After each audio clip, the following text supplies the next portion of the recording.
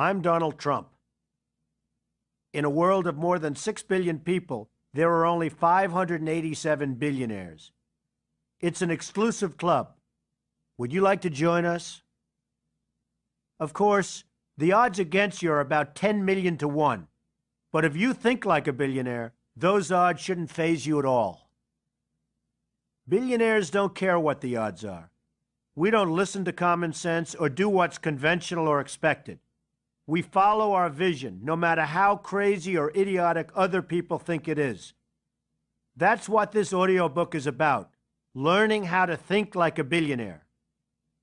Even if you absorb only 10% of the wisdom you're about to hear, you'll still have a good shot at becoming a millionaire. And a millionaire's not so bad, is it? In my previous audiobook, How to Get Rich, I shared some of my favorite techniques for running a profitable business and becoming a TV megastar. Consider this the second part of an ongoing conversation between you and the Donald, the billionaire's equivalent of those best-selling works of inspiration, Conversations with God and Conversations with God, Book 2. I'm only kidding. Actually, I'm sure some wise guy in the media is going to accuse me of comparing myself to God. So for the record, I definitely do not think I'm God. I believe in God. If God ever wanted an apartment in Trump Tower, I would immediately offer my best luxury suite at a very, very special price. I believe God is everywhere and in all of us, and I want every decision I make to reflect well on me when it's time for me to go to that big boardroom in the sky. When I get permanently fired by the ultimate boss, I want the elevator to heaven to go up, not down. Some of you may think it's wrong to talk about God and business in the same breath, but God has always been central to our way of thinking about capitalism. The Protestant work ethic has thrived for centuries. The pursuit of prosperity is ingrained in our religious culture. The more you have, the more you can give. Here's something else about God that any billionaire knows. He's in the details, and you need to be there too. I couldn't run a business any other way. When I'm talking to a contractor or examining a site or planning a new development, no detail is too small to consider. I even try to sign as many checks as possible. For me, there's nothing worse than a computer signing checks. When you sign a check yourself, you're seeing what's really going on inside your business. And if people see your signature at the bottom of the check, they know you're watching them, and they screw you less because they have proof that you care about the details. I learned how to think like a billionaire by watching my father, Fred Trump. He was the greatest man I'll ever know and the biggest influence on my life. He was the best.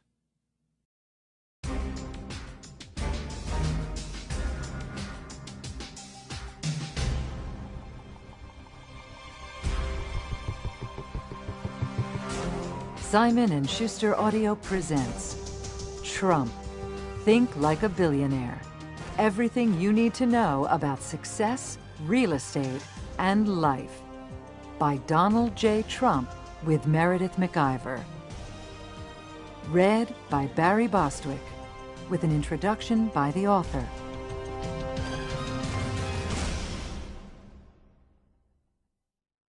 A lot has been written about my family. A writer named Gwenda Blair spent 12 years on her thorough history, The Trumps, 3 generations that built an empire. She even traced our lineage back to 1608, when a German lawyer named Hans Drumpf settled in the town of Karlstadt, 40 miles west of the Rhine River. According to Blair, one of my ancestors, a wine grower, changed the family name to Trump at the end of the 1600s. A good move, I think, since Trump Tower doesn't sound nearly as catchy. My grandfather Friedrich was the first Trump to come to America. Like many entrepreneurs, he ran away from home because he didn't want to work in the family wine business. One of my fellow billionaires, John R. Simplot, left his family farm because he didn't want to spend the rest of his days milking cows. Instead, he became a potato grower and one of the largest suppliers to McDonald's. He earned his billions in French fries. One way to think like a billionaire is to question your surroundings. Don't assume you have to accept the hand you were dealt. My grandfather was a barber and the owner of several businesses, including a hotel and a restaurant. He moved from New York City to Seattle and eventually to Alaska during the gold rush, where he fed miners at the biggest joint in town, the Arctic Restaurant. Unfortunately, he caught pneumonia and died when my father was just a boy. My father never said much to me about him or about other Trump family history. Fred C. Trump wasn't the kind of dad who took us to the movies or played catch with us in Central Park. He was better than those fathers. Instead, he'd take me to his building sites in Brooklyn and Queens. He'd say, "Let's make the rounds," and we'd be on our way. He never yelled at me or had to punish me, but he was always strong and a little remote until I joined his business. That's when I really got to know him. I saw how he dealt with contractors and unions, and how he made the most out of every space. My father believed in adding the extra element to his properties. He was among the first to build garages into homes in Brooklyn. He could be a showman, too. His deals were front-page news in the Brooklyn newspapers. He advertised regularly and had big openings for his developments. His gift for promotion rubbed off on me, but it was never something we talked about. And to this day, I don't think promotion had much to do with either his success or mine. We succeeded because we learned how to create the best buildings at the best locations with the best zoning. My father showed me how to fight the unions and the politicians in order to get the building done under budget and ahead of schedule. And then after the building is up and it's a great success, everyone says, "Boy, Donald, that was a great promotion," when promotion had nothing to do with it. My father always trusted me. He'd been in business for 50 years, but he'd never let anyone else in the company sign his checks until I came to work. He had absolutely no doubt about my ability.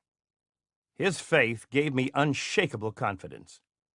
Even when I was at my lowest in the early 1990s, when the real estate market tanked and I was billions in debt, and Ivana and her lawyers and 100 banks were ready to sue my ass off, my father told me he had absolutely no doubt that my business would be fine. He'd say, "You are a killer. You are a king." My father never wanted to build in Manhattan. He thought it was too expensive. He'd say, "If I can buy a piece of land for $1 a square foot in Brooklyn, why should I pay $1,000 a square foot in Manhattan?" It was a different philosophy, but it worked for him. I'd been working in the family business for 5 years when I made the move into Manhattan.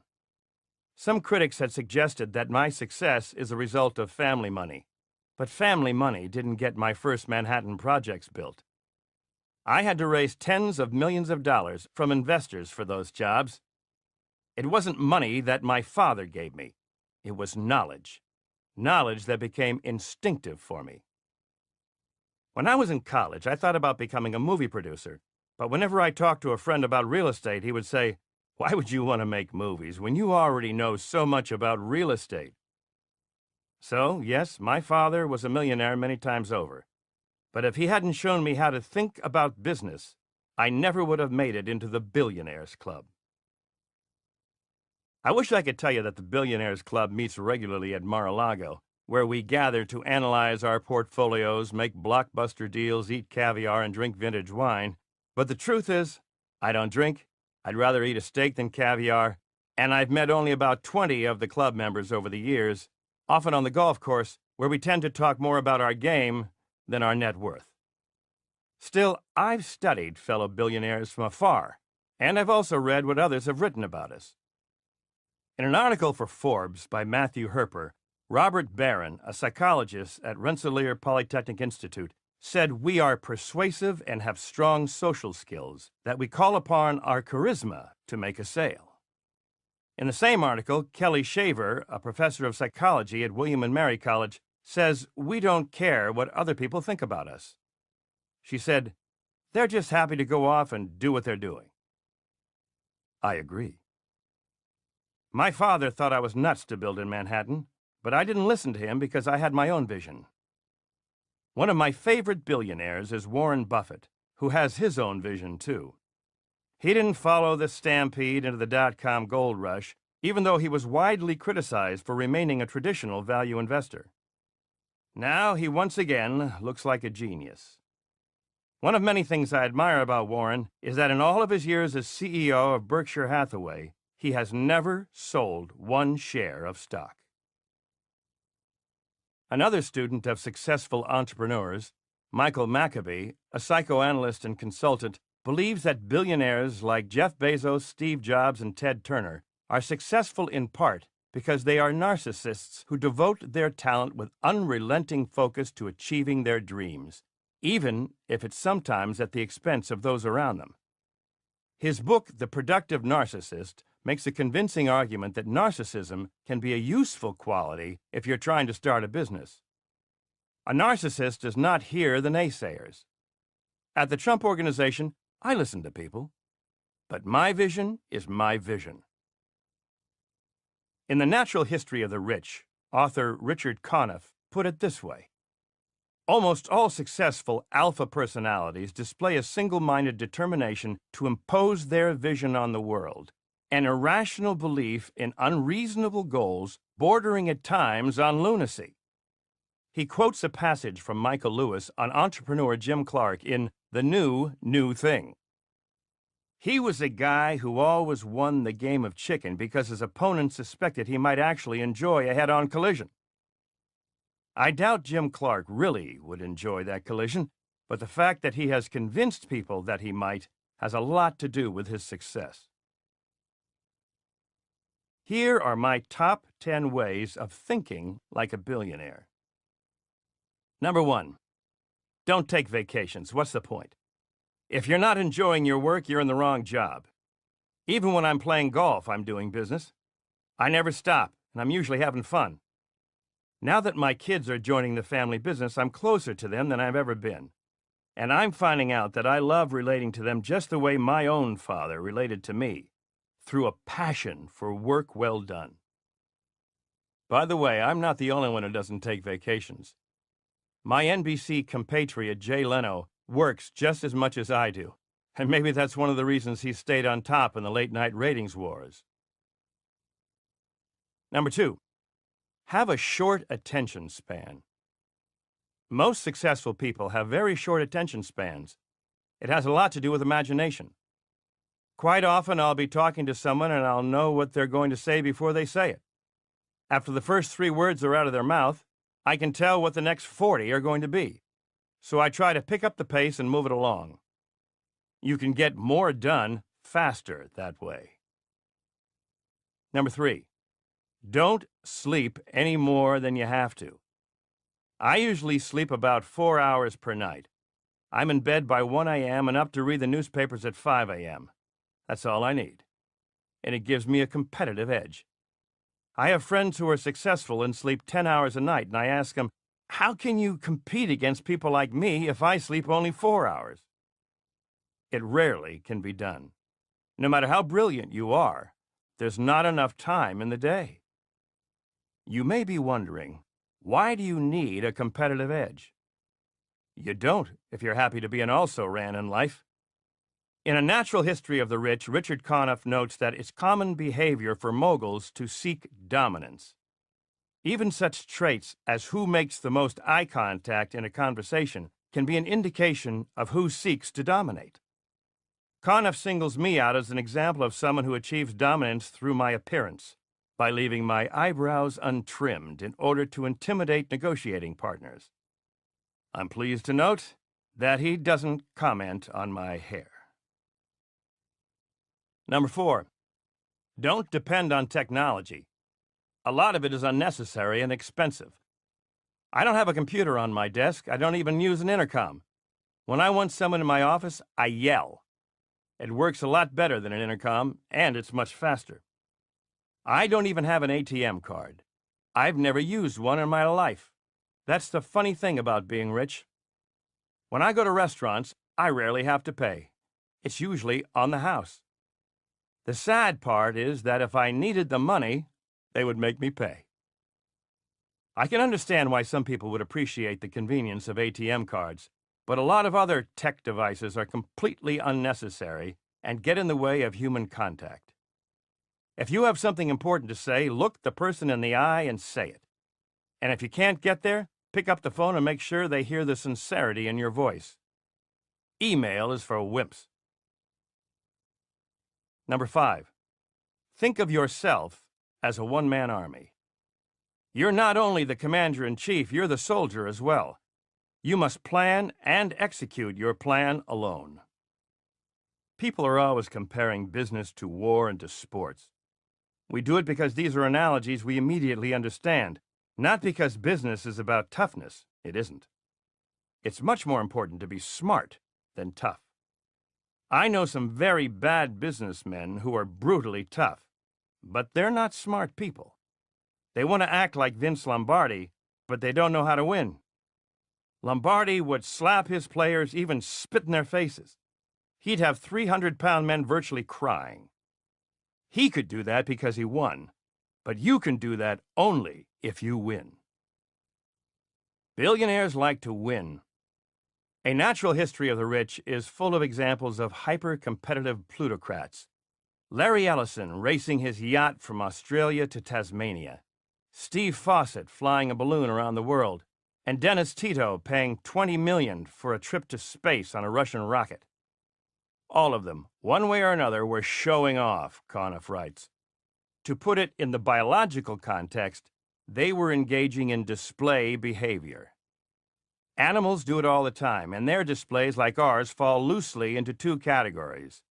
They show off with fine feathers, and they show off with risky behavior. I have my own theory, but it's not as scientific. We do it because it's fun. Work hard, play hard, and live to the hilt. Number 6, it's often to your advantage to be underestimated. You never want people to think you're a loser or a schlepper, but it's not a good idea if they think you're the smartest guy in the room either. Because I wrote The Art of the Deal, everyone is always on guard whenever I negotiate with them. One of the reasons President Reagan was such a successful candidate for office was because rival politicians consistently misjudged him. They assumed an actor wouldn't be able to compete. Through years of insults about his lack of intelligence and political experience, Reagan would smile and remain genial, and in the end, he always exceeded expectations. Because I'm too famous to be underestimated, I know that sounds egotistical, but it's true. I'm always impressed by ultra-successful people who live great lives in a low-key manner. For example, one of my neighbors in Trump Tower is a man named Joel Anderson. For years, I'd see him in the elevator and say hello, but I didn't know anything about him. One day, he called my office and said, "Do you think it would be possible for Mr. Trump to attend my party?" He seemed like a nice guy with a terrific wife, so I figured I'd pop in for a few minutes. When I got to the party, I was amazed to find myself surrounded by some of the most influential people in New York, including S.I. Newhouse and Anna Wintour. I soon discovered that mild-mannered Joel Anderson is the chairman and CEO of Anderson News, one of the country's largest distributors of newspapers and magazines. He's one of the most powerful and generous people I know. I'd been riding in the elevator with him for years, and I never knew who he was. In How to Get Rich, I discussed how important it is to let people know about your accomplishments. I'll always believe that, but there are times when it's even more impressive if people discover your accomplishments without you telling them directly. A few weeks after Joel Anderson's party, I noticed a long and highly positive profile of him in the business section of the New York Times. So I want to amend my advice from the previous book. It's often necessary to boast, but it's even better if others do it for you. Number 7, success breeds success. The best way to impress people is through results. It's easier for me to do deals now because I've had so many triumphs. You have to create success to impress people in the world of business. If you're young and you haven't had any successes yet, then you have to create the impression of success. It doesn't matter whether the success is a small one or a big one. You have to start with something and build on it. Number 8. Friends are good, but family is better. It's better to trust your family than your friends. When I was young, I said to someone who had a fairly big business, "Do you see your brothers and sisters?" The person looked at me and said, "Yes, I do, Donald. I see them in court." That had a big impact on me, and I've always tried to stay close to my brothers and sisters, my children, and my former wives. Number 9. Treat each decision like a lover. Vast fortunes are accumulated through dozens of decisions a day, thousands a month, and hundreds of thousands in a career. Yet each decision is different and special in its own way. Sometimes you decide immediately, love at first sight. Sometimes you go slowly, the long engagement. Sometimes you gather people in a room and consider various opinions, the equivalent of asking your friends what they think of the person you've been dating. If you treat each decision like a lover, faithfully, respectfully, appropriately, you won't be locked into a rigid system. You'll adapt to the needs of that particular decision. Sometimes you'll think with your head. Other times, you'll think with other parts of your body. And that's good. Some of the best business decisions are made out of passion. People are sometimes surprised by how quickly I make big decisions, but I've learned to trust my instincts and not to overthink things. I like to compare a decision to a lover because it reminds me to keep in touch with my basic impulses, the drives that excite us, attract us, give us inspiration and energy. We are all drawn to beauty, whether it's the allure of a person or the elegance of a home. Whenever I'm making a creative choice, I try to step back and remember my first shallow reaction. The day I realized it's sometimes smart to be shallow was, for me, a deep experience. Number 10. Be curious. A successful person is always going to be curious. I don't know why this is true, but it's always the case. You have to be alive to your surroundings and hungry to understand your immediate world. Otherwise, you'll lack the perspective to see beyond yourself. One of the great aspects of working on The Apprentice has been learning about how network TV works. I recently found out that one of the reasons Thursday nights are so crucial to the networks is because that's when lucrative movie advertisements for the weekend releases are aired.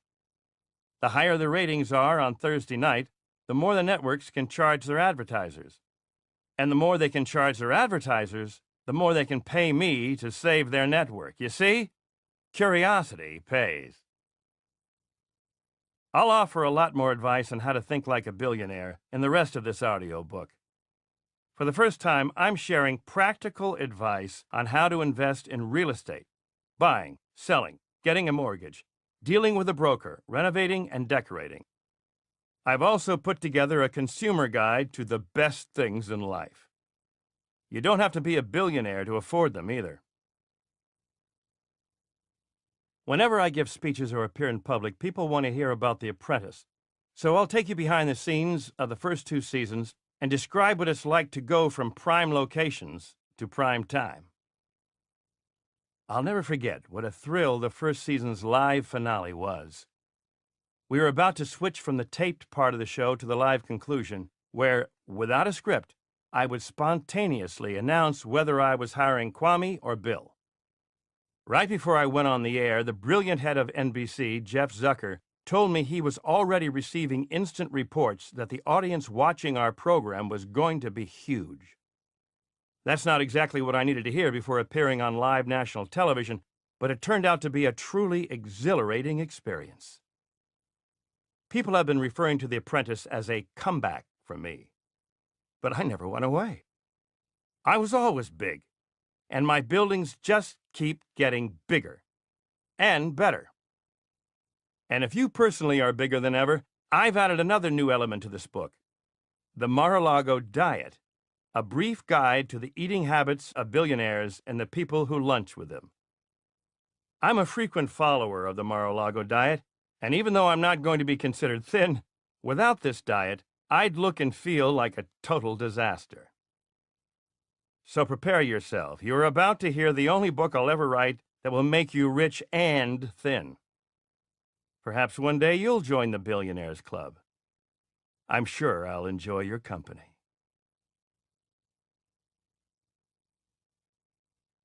Part 1. Real Estate. When people hear the name Trump, they think of two things: wealth and real estate. So while this entire audiobook's dedicated to the creation and enjoyment of wealth, I need to start with the basics. The basics for me are all about property. Real estate is at the core of almost every business, and it's certainly at the core of most people's wealth. In order to build your wealth and improve your business smarts, you need to know about real estate. What follows is some great advice. There are some helpful tips here for first-time apartment renters as well as for multiple home owners. So, listen closely. How to pick a location. I hate the phrase location, location, location because I've seen a lot of idiots ruin good locations and a lot of geniuses make incredible investments out of horrible locations. You could hand over the location for Trump Tower, by far the best location in New York City, and a moron could run the site into the ground. I guarantee it. But when it comes to your home, you should always pick a good spot. Spending more on a good location is far smarter than getting a bargain in a bad area. Is it close to work? Is the neighborhood safe? Or will you fear for your life as you come and go? Is it close to conveniences such as restaurants, grocery stores, shops, and banks? Do you feel like you belong in the neighborhood? Or do you feel out of place? I'm the first to admit that location should be considered seriously when investing in real estate. A lot of picking a location comes down to instinct. You have to believe in the location. Otherwise, you'll be making a rotten investment. Be honest with yourself about the location's proximity to the rest of your life. If you find an apartment or a house or an office that you like that puts hours of additional travel into your day, or requires expensive deliveries and services, or prevents people from visiting you, you might as well find somewhere else. I realize that not everyone can live and work in Trump Tower, which certainly works for me, but given the choice, you should find the location that works best for you. Walk around the neighborhood. Spend time there. What's the pattern of the day? When does the neighborhood wake up and when does it go to bed? What sort of people are living there and working there? Also, make sure to check out the neighborhood on the weekends. Some neighborhoods in Manhattan are insanely busy all week and then dead all weekend, and vice versa. What happens if you move into an apartment and realize that there's a nightclub across the street blasting music each and every night, or the garbage trucks congregate there after making the rounds in the early morning? You'll either go crazy or move out, neither of which are good options. The view is important. I don't know anyone who wants to spend their life looking into an air shaft or a brick wall. If you have the option, go for the view. But you have to be careful with a view, particularly if you're paying for it. The current view might look out over a parking facility or an empty lot, but that could change in a week. In cities like New York, buildings seem to be going up at the rate of 1 per day, so make sure you have a good idea that the view that's there today will be there tomorrow. When you're speculating or investing in real estate that will not necessarily serve as your primary home or office, I often recommend finding space in a marginal neighborhood, buying or renting at a lower price, and then waiting for the neighborhood to improve. You'll save in taxes, make a meaningful contribution to the redevelopment of that area, and stand to make more money in the long run. If you have the time, the patience, and the fortitude, I recommend it. After all, when I bought up the West Side Yards, people thought I was insane. But I proved them wrong, as my development there can attest. Today, that area is one of the most desirable and valuable areas in all of Manhattan. How to rent an apartment. A lot of people don't take renting an apartment as seriously as they should. I don't understand those people. While renting an apartment is not buying, the place will serve as your home and should be considered carefully. Not only is your home a big part of the way you feel about yourself, it's also a reflection of how others see you. Billionaires, even those who rent their homes, take time when finding places to live, and so should you. In New York City, an apartment market I know all too well, people often feel lucky to find anything. There's enormous demand, and sometimes hundreds of people will charge through the streets to look at exorbitantly expensive shoe boxes that they all saw listed in the New York Times. Most of these people will be prepared with letters of reference, with bank statements, credit card bills, and with a sense of competition that can be fierce. To play in this apartment market, or any other real estate market, you have to have done your homework. Have a clear idea of your financial needs and your living requirements. Going blindly from apartment to apartment will be a waste of everyone's time, particularly your own. I feel strongly that an apartment should be rented with the help of a good broker. It can be done without one, but to me, that's like taking pills without consulting a doctor or filing a lawsuit without a lawyer. It's possible, but it's stupid. Brokers know the neighborhoods and the specific markets inside and out. They know property values, the pros and cons of certain buildings, the rules and regulations of pricing and rents, and the ins and outs of the actual lease. Brokers are educated and licensed, and there's good reason for that.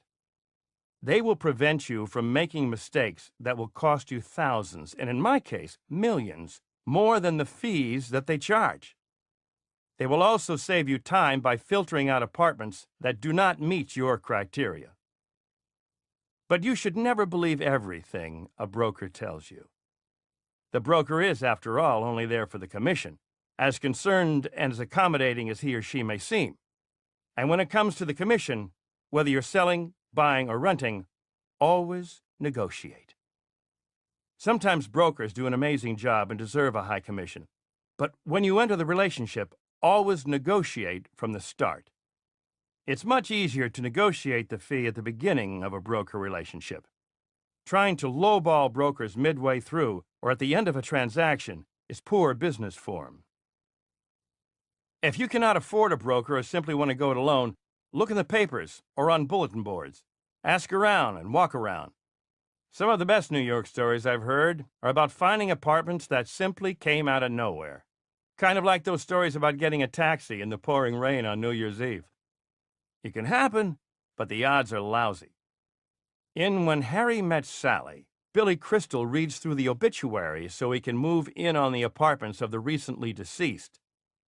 If you want to go without a broker, maybe try that approach, as morbid as it might be. Whether or not you use a broker, find somewhere where you'll be happy for a long time. Moving around every couple of years is disruptive and expensive. And most important, figure out what you can afford.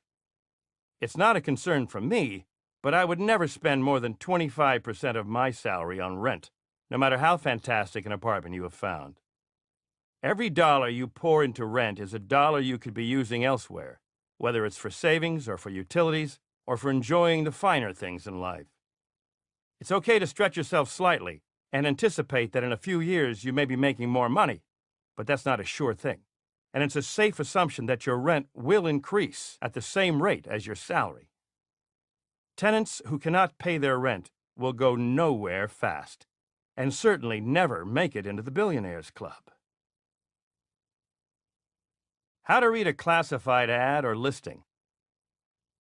Often people resort to the classified ads or other listings to find apartments and houses for rent. Don't be a fool.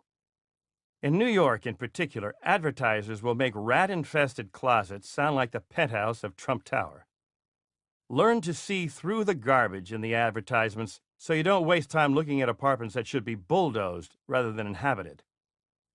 The advertisers should all write novels since they're clearly so talented at writing fiction. Pay attention to the words like funky and charming, which you can translate as unlivable and run down. Ads that brag newly renovated usually mean that the landlord has simply slapped new knobs on the bathroom cabinets. Other phrases that should make you nervous include old world appeal, read dilapidated.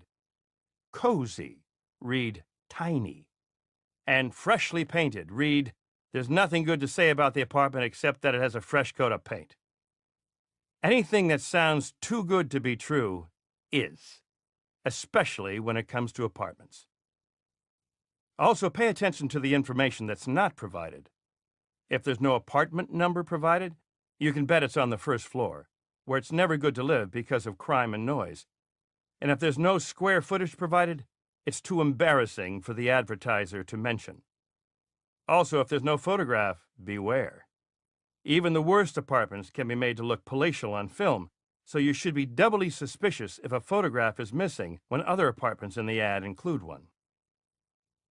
Houses, apartments, and offices need to be touched and seen before you rent or buy them.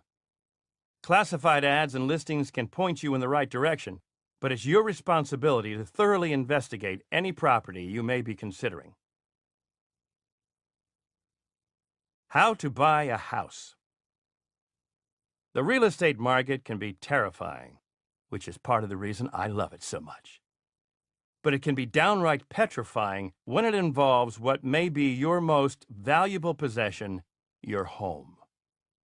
The market changes every day, sometimes every minute. For home buyers, some of whom will buy one house in a lifetime, trying to time the market perfectly can be a ridiculous waste of time. In 10, 20, or 40 years, any small variations in the price of your house will have amortized into a blip on your financial radar screen. You have to go with your gut. And if you love a house and you can afford it, and your broker assures you that you're paying a fair market price, you're paying the best price. It's as simple as that. When it comes to your home, don't be concerned about spending more than it's worth if you know that you will be there forever and you'll be happy there. Sometimes the emotional price you put on a house may exceed the market price. Buying a home is different from the pure economics of investing in real estate. If you simply cannot afford a house that you love, don't be shy about underbidding. Sometimes the seller will surprise you. Before you start looking for a house or even figuring out what you can afford to buy, make sure you have money socked away. Brokers and sellers will take you seriously, and you will increase your bargaining power as you're able to increase the size of your down payment. Buying a house is a serious investment, and banks and lenders will be there to help you make that investment. A typical home buyer will not have access to 100% financing, and you have to be as invested as your lender. The down payment should be your own personal gauge for your commitment to the house. Don't lose sight of the checks and balances, because ultimately it will all come down to your checks and balances. While it's good to be mindful of costs when buying a house, don't go overboard. Don't try to save money on necessary items, such as not getting a survey where it might be of value, or relying on people who are not well recommended or not known. Do not attempt to save small amounts of money on items that are important parts of the process. People often stupidly try to save money at a real estate closing, since some adjustments will probably still be made, and the negotiations will not have ended. But don't be hard-headed and cheap when it comes to buying a house. It's counterproductive. Simply put aside some money before you begin the house buying process. Call it your reserve budget. And then legal and financial situations that arise will not be skipped to cut costs. Undermining the purchase of your home from the beginning will only end up haunting you down the line. How to get an appraisal and a building inspection. Let's say you find your dream home. A perfect location, perfect architecture, perfect price. Be careful. Always know what you're mortgaging. Don't let your guts trick your brain. And don't rush yourself or allow your broker, who will always be telling you about the other buyers, to rush you either. It is better to have researched the opportunity and lose it than to make a mistake by jumping into something you'll come to regret. The best reality check is the appraisal. The lender will have an appraiser, and in most situations, you will be responsible for paying for the appraisal. The appraisal should not be seen as an annoying expense that will only benefit the lender. The appraisal benefits you as well. Appraisers are professionals, and they will be able to see things that may elude the eye of most home buyers. Ask questions and do your own homework, but at the end of the day, defer to your appraiser. Some of his or her findings might be insulting or surprising, and the truth can hurt, but the appraiser's job is to be objective. A fair appraisal will only help you in the end. Any number of things, some of which are regulated by the government, such as flood control, can affect the location. Other factors, such as proximity to high-tension wires, may or may not be so apparent. You're probably not going to wind up buying the Amityville Horror, but you shouldn't expect that every seller will tell you everything unfavorable about the property to be sold. You're better off assuming that some things will not be divulged out of ignorance, forgetfulness, or evasion. If you're confused by what I'm telling you, rent the movie The Money Pit to familiarize yourself with the pains of ignoring or foregoing the appraisal. In the event that a structure is being purchased with mortgage funds, most probably you should also have a building inspector examine the premises. A building inspection is often required, but you should always require it for yourself. A knowledgeable licensed inspector engineer can detect whether the heating unit is functioning properly, whether the air conditioning is sufficient, whether a sump pump is needed, and so on. Think of a building inspection as an X-ray. The inspector will be able to see through the entire house and identify any systemic problems. For instance, what sort of materials were used for a house's piping? Galvanized, brass, copper, synthetic? Galvanized pipes rust and don't last as long as brass pipes, which don't last as long as copper pipes, which don't last as long as synthetic pipes. Only a building inspector will be able to see this level of detail within a house or apartment. If the inspector makes you nervous, or you sense that he or she is working too quickly, find someone else. The inspection is too important to be careless about it. Sometimes the problems inspectors find are fixable at a reasonable cost, but sometimes they find things that cannot be fixed without major renovations or even a teardown. The inspector will provide an objective, independent report that may or may not affect the value of the home, but either way, you can request price adjustments based on the inspection. Another quick tip. Some investors make the dumb mistake of assuming that new constructions do not require building inspections. Wrong. New constructions often have the largest problems, particularly if the build-out and contracting were sloppy. In addition to structural, plumbing, and electrical woes, new constructions can be vexed by mold infestation and other problems typically associated with longer-standing buildings. How to sell a house. If you're selling your home and there is no or little activity, or activity but no offers, you should revisit the price. The real estate market is volatile and prices change daily. I always keep the saying, old listings like old soldiers never die, they just fade away in mind when it comes to pricing. Also, don't worry about competition. Count on it. You will save yourself a lot of time. Competition may even help you by drawing in prospective buyers within the same market. If you know your property is valuable, remain patient. As long as you're realistic about your property's value, there will always be a buyer eventually. Mar-a-Lago was sitting there a long time before I saw it and decided to move on that magnificent site. I had the right vision for it, and the timing was right for me, and ultimately for the seller as well. Just make sure what you have to offer is the best, and you need not worry. If you have a broker, make sure he or she understands what the value of the property is to you.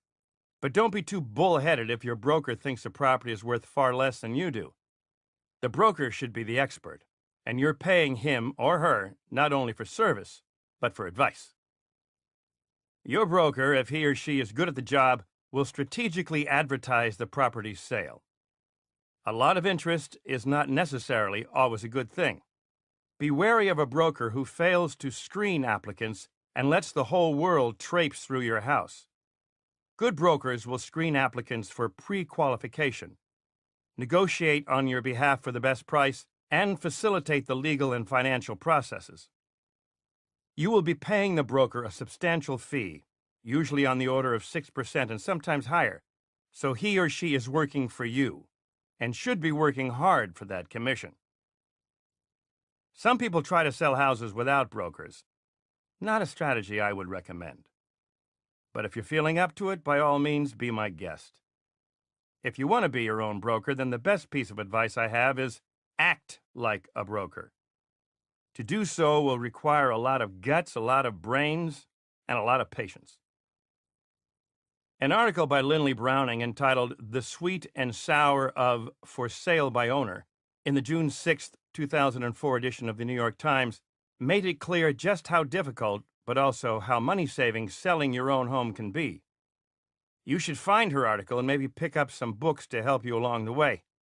You will have to educate yourself on title searches, legal forms, and the pricing market. You will also have to learn your state's disclosure laws to avoid being sued if the ceiling caves in or mold takes over after you have left.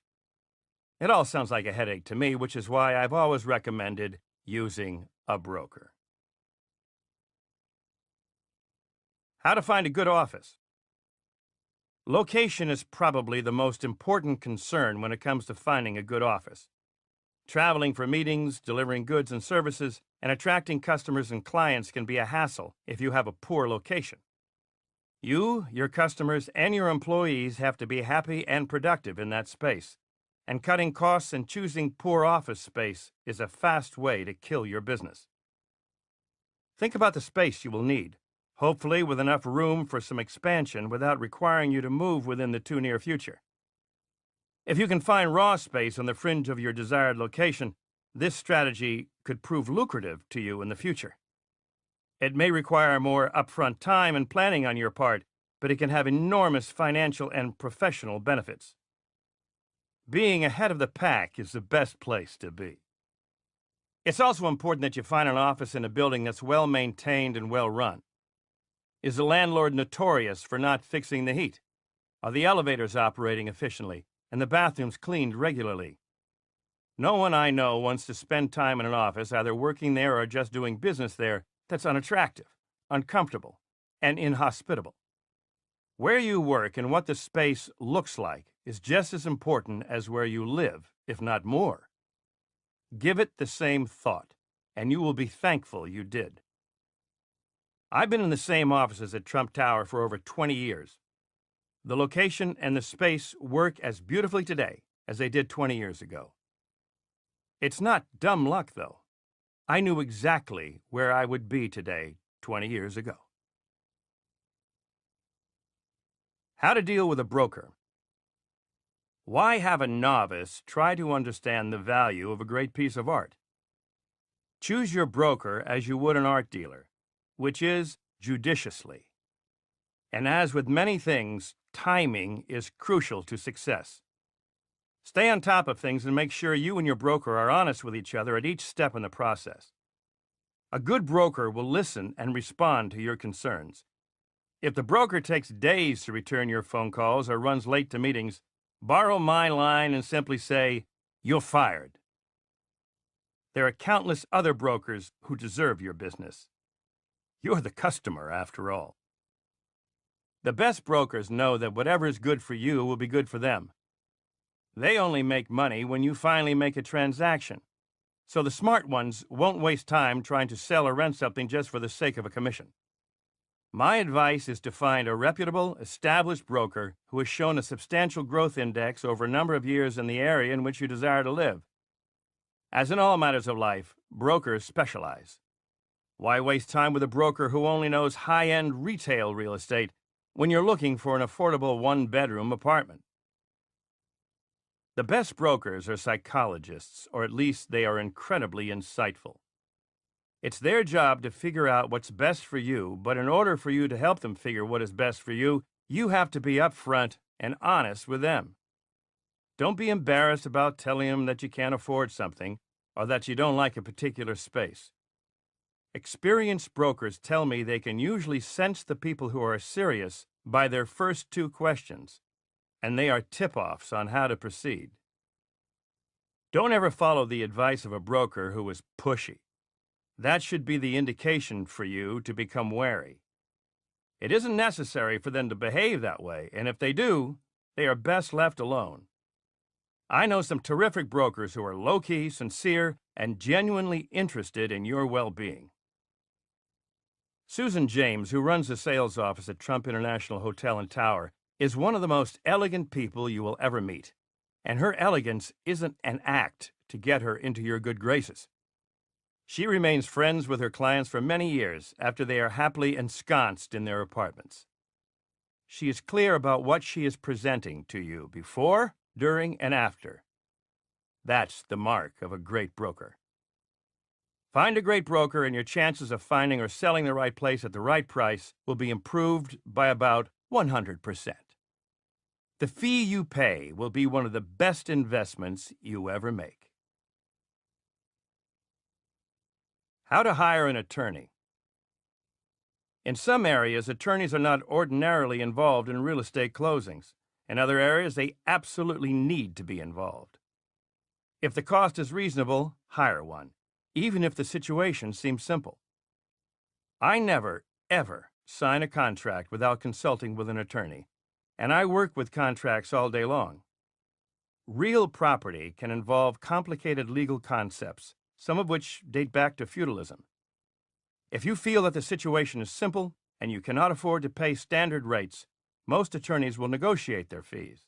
And if the situation turns complicated and a larger fee materializes, you shouldn't complain. You should consider yourself lucky, since you have probably avoided some problems not otherwise foreseen. How do you get a good attorney if you do not already know one you can trust? Call any bar association, as they usually have referral services. Do not ask your mortgage broker to refer an attorney. Though brokers always know many attorneys, there can be a built-in conflict of interest if the sale should deserve to be aborted. The lawyer might be reluctant to recommend terminating the deal, since the person who recommended him or her will then lose a commission. You're better off getting an independent recommendation for a lawyer who practices primarily in the area of the kind of real estate in discussion, someone who has a good reputation in the eyes of people you know and trust. How to get the best mortgage. Even billionaires need to borrow money now and then, and I've learned a lot about mortgages over the years. The first step, obviously, is to know what you're mortgaging. I know that sounds obvious, but it's amazing to me how often people will seek a mortgage for something they clearly don't know the value of. Numerous books have been written on how to get the best mortgage. Much of the advice is good, and much of it is common sense, and much of it is never properly acted upon. You can probably find a dozen books in your public library on mortgages, but what you really need to understand is how officers at banks and insurance companies think about loans, property, and you. Lenders can often make the most money off of idiots, so be sure to educate yourself before you see them. Like buying a property, applying for a mortgage works best when you have options. Shop around, ask questions, and always bargain. There are countless choices in the mortgage market. The trick is finding the mortgage that works best for you, for your bank account, for your salary, and for your future plans. A mortgage is a product, like the house or the car that you're buying with it, so you should know its ins and outs before purchasing it. Drive a hard bargain, and don't be afraid to walk away. Loan officers can be schizophrenic, offering different rates and deals from one minute to the next. Never, ever accept a first offer, and always ask for better terms. Negotiate or be eaten alive. If you receive a better deal from lender A, always go back to lender B and see if they can match it. After all, each lender is peddling the same product, money, so it doesn't matter where it's coming from. Mortgages are designed to be haggled over, and not to do so is the equivalent of burning money in the street. If you are buying or mortgaging a house or a multifamily dwelling, you have to know what the financials are. Certainly the mortgage company will have to know. Here are some recommendations. Number 1, seek accounting advice. Your lawyer and mortgage broker can be of help too. Number 2, know the tax history of the property and also any foreseeable tax hikes. Good indicators of an impending tax increase include the need for a new school, a pending reassessment, a busted sewage system, or unpaid liabilities. Once you have taken on the burden of a mortgage, The last thing you'll need is a huge tax bill. Number 3, look for hidden costs. There always are some, and they can sink you if you're not careful. Sound, comprehensive cost analysis is crucial. For instance, what if the building cannot be insured at ordinary rates? How do costs for heating, water, and extermination change throughout the year? Try to anticipate any scenarios that will put you in the thick of financial jeopardy. At the end of the day, your mortgage company will want to know what you know. The mortgage company is there to help you. If the mortgage company isn't happy with a certain situation attached to the property, you should not be happy with it either. Most likely, they have more experience than you and have seen other properties turn into nightmares once mortgaged. Also remember that mortgage companies often sell their mortgages to other corporations, banks, insurance companies, or Fannie Mae. The people who are dealing with you initially may not be the same people you will be sending your monthly check to. For that matter, you may very well get notices to send your monthly check to different parties over a number of years. Ordinarily, you will be personally responsible for any home mortgage, and there's a good chance that you will be required to place a personal guarantee on any investment mortgages. If you guarantee a mortgage, you could find yourself paying on a guarantee, even if you have prepared yourself thoroughly. Guarantees can be called upon due to the ups and downs of the market, weather-related catastrophes, and all sorts of insurance-related issues. The subject of title insurance, which you should have to protect yourself against such frauds as forgery in a previous deed and other malfeasance, is also one you should discuss carefully with your attorney. Don't get caught unaware. Real estate can afford great opportunities through mortgaging, leverage, and possibly even absentee management, but don't bet on it. Like anything else, it requires caution, devotion, hard work, and some luck. In truth, there is nothing complicated about mortgaging properties, but care and study are required. Anyone who has seen those commercials on TV in the middle of the night where individuals claim to have retired to Hawaii on the basis of real estate purchased, sold, or rented should realize that the people who sell these courses make more money from selling the courses than they do from selling any real estate or mortgaging.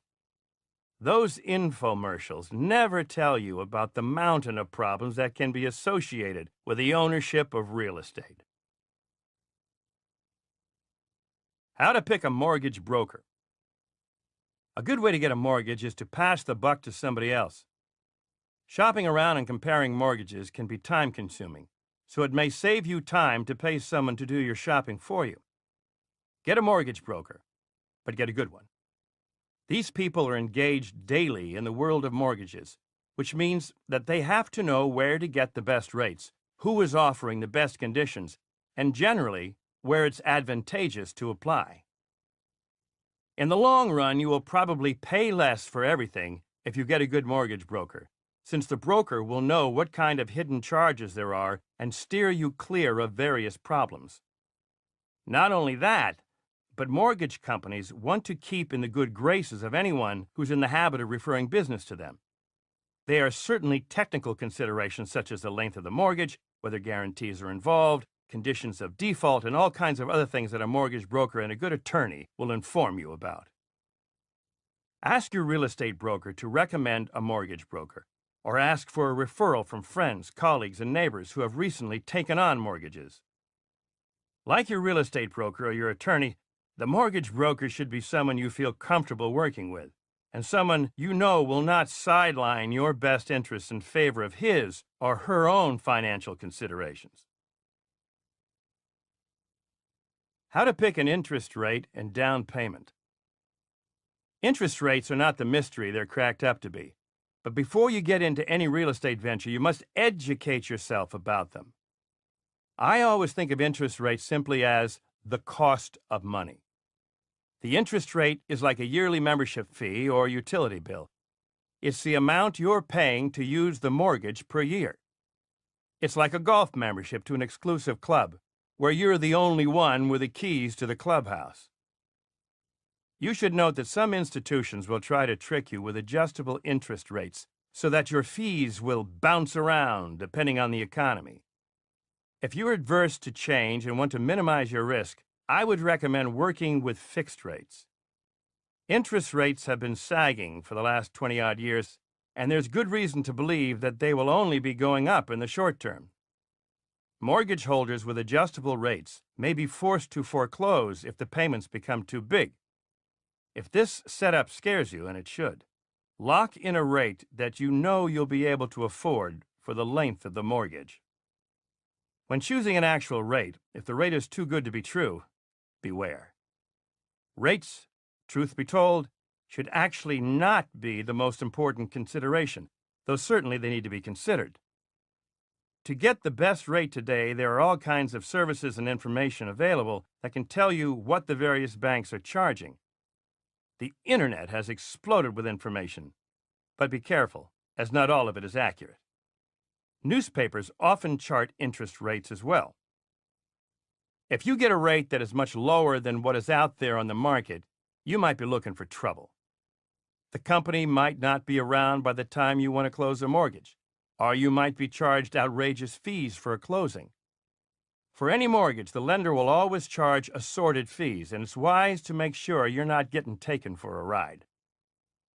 A good rule to remember: the lower the interest rate, the higher the possible fees. Read the fine print. Look for a low rate, but remember that the lowest rate may end up costing you the most. When it comes to a down payment, it should be determined in large part by your budget. A lower down payment will result in higher mortgage payments, and vice versa. Depending on where you live, the down payment will hover around 20% of the total loan. In New York City, where the competition for real estate is fierce, the percentages tend to be a lot higher.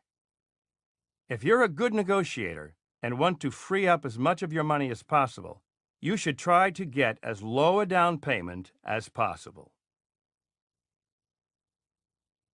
How and when to renovate. If you're going to mortgage a property that you already own, make sure that it is in good condition. For a multifamily building, attention should be given to all kinds of things, such as the condition of the roof, stairways, elevators, storage areas, boiler room, and everything else. Suffice it to say, if the building is not in good condition, an experienced mortgage officer is not going to want to lend money on it.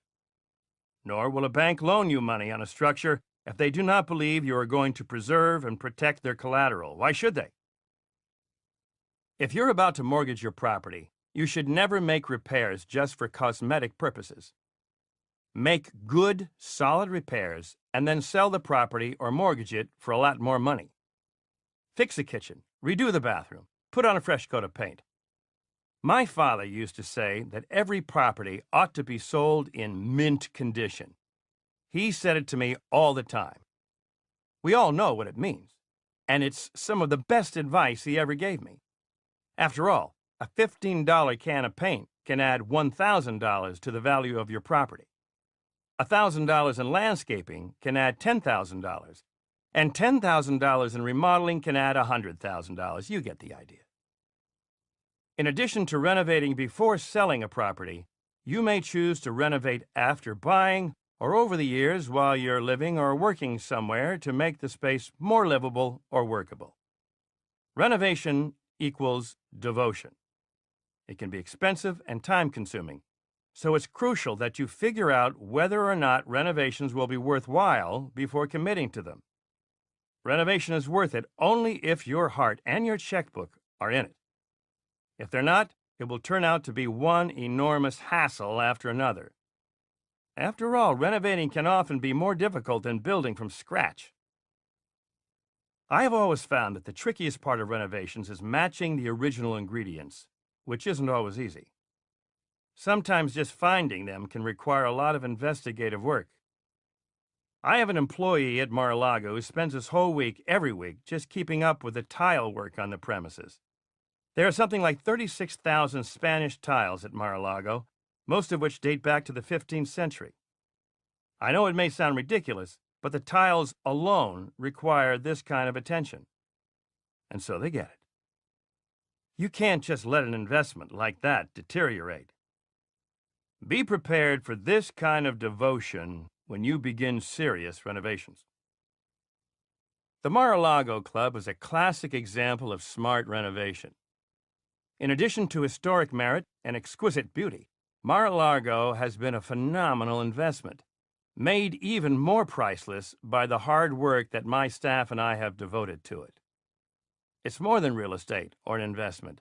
It's a piece of art that requires endless, painstaking work that's not only financially rewarding, but somehow spiritually uplifting as well. I make sure everything done there is top-notch, because Mar-a-Lago is up there with Venetian palaces in terms of craftsmanship and beauty. It deserves the best. The ceiling, the flooring, the walls, the chandeliers, the mirrors, you have to be insane about the details, or the whole enterprise will fail. For instance, I spent a good 8 months choosing the right chairs for the ballroom being built at Mar-a-Lago. The ballroom is 17,000 square feet in area, so the chairs will be a big part of the room. I have probably seen hundreds of them by now. They have to be just right, or the effect will be lessened, if not spoiled. The gilt on them has to be compatible with the entire room, and their shape and comfort must be considered as well. You should be as attentive to details as I am, no matter what the scale of your project. This point should be obvious, but I'll state it anyway. Never, never do serious renovations on a property that you're renting, or begin negotiating for renovations on a property before your mortgage closes. To do so is financially destructive and an absolute waste of time. How to landscape. Once you've found your home or your office, hire a reputable landscape firm to help you. It will add incredible value to your property. Trump Tower is one of the most visited buildings in New York City, and part of the attraction is the trees that decorate the building. If you've never been to New York, Trump Tower should be your first stop. It's breathtaking. It's amazing. Trees, bushes, rocks, and flowers can turn the most mundane buildings into works of art. Landscaping can add value to a building far above the cost of labor and materials. If you can't afford a landscaper, do it yourself. I always joke that landscaping on your own is a win-win. It's cheap and good for your health.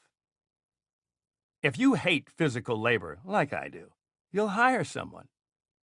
The trick is finding someone with your taste who can work within your budget and within your schedule.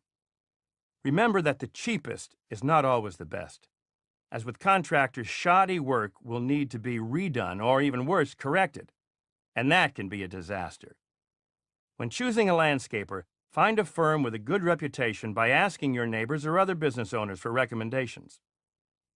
Also, try to visit some sites where the landscaper has previously done work.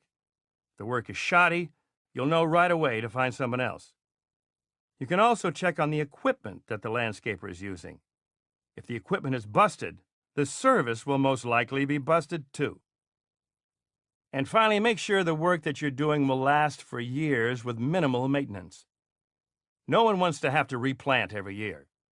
A landscaper can do incredible work, but if it looks worn and dead within 6 months, you will have thrown your money away. Of course, it helps to have a lot of money and clout. When I'm building and landscaping golf courses, I love to buy beautiful trees. Sometimes, though, those trees aren't in nurseries. Sometimes they're in a person's backyard. I'll be driving down the highway, see a great tree, and ask my limo driver to pull over. I'll knock on the door.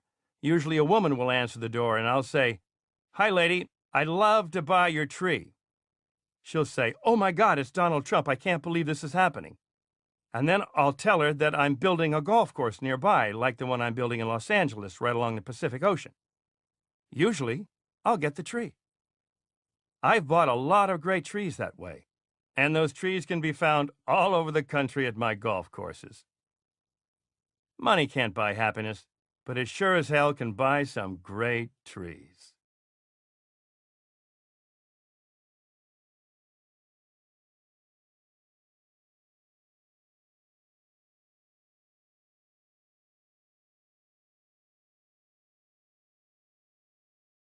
How to decorate interiors.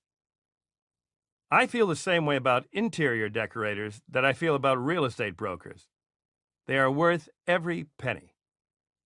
If you know your tastes, hire a professional who can help you fine-tune those tastes and work with you to create the perfect environment for your work or for your home. If you see a space you like, whether it's a living space or a restaurant or an office, ask questions. Who was the architect? Who decorated it? Like hiring a broker or a contractor, hiring the right decorator works by word of mouth and by finding someone with your sensibilities. Make sure the designer has your best interests in mind, not merely their own. It's their job to know your tastes, whether innately or otherwise, and to find the best way to display them.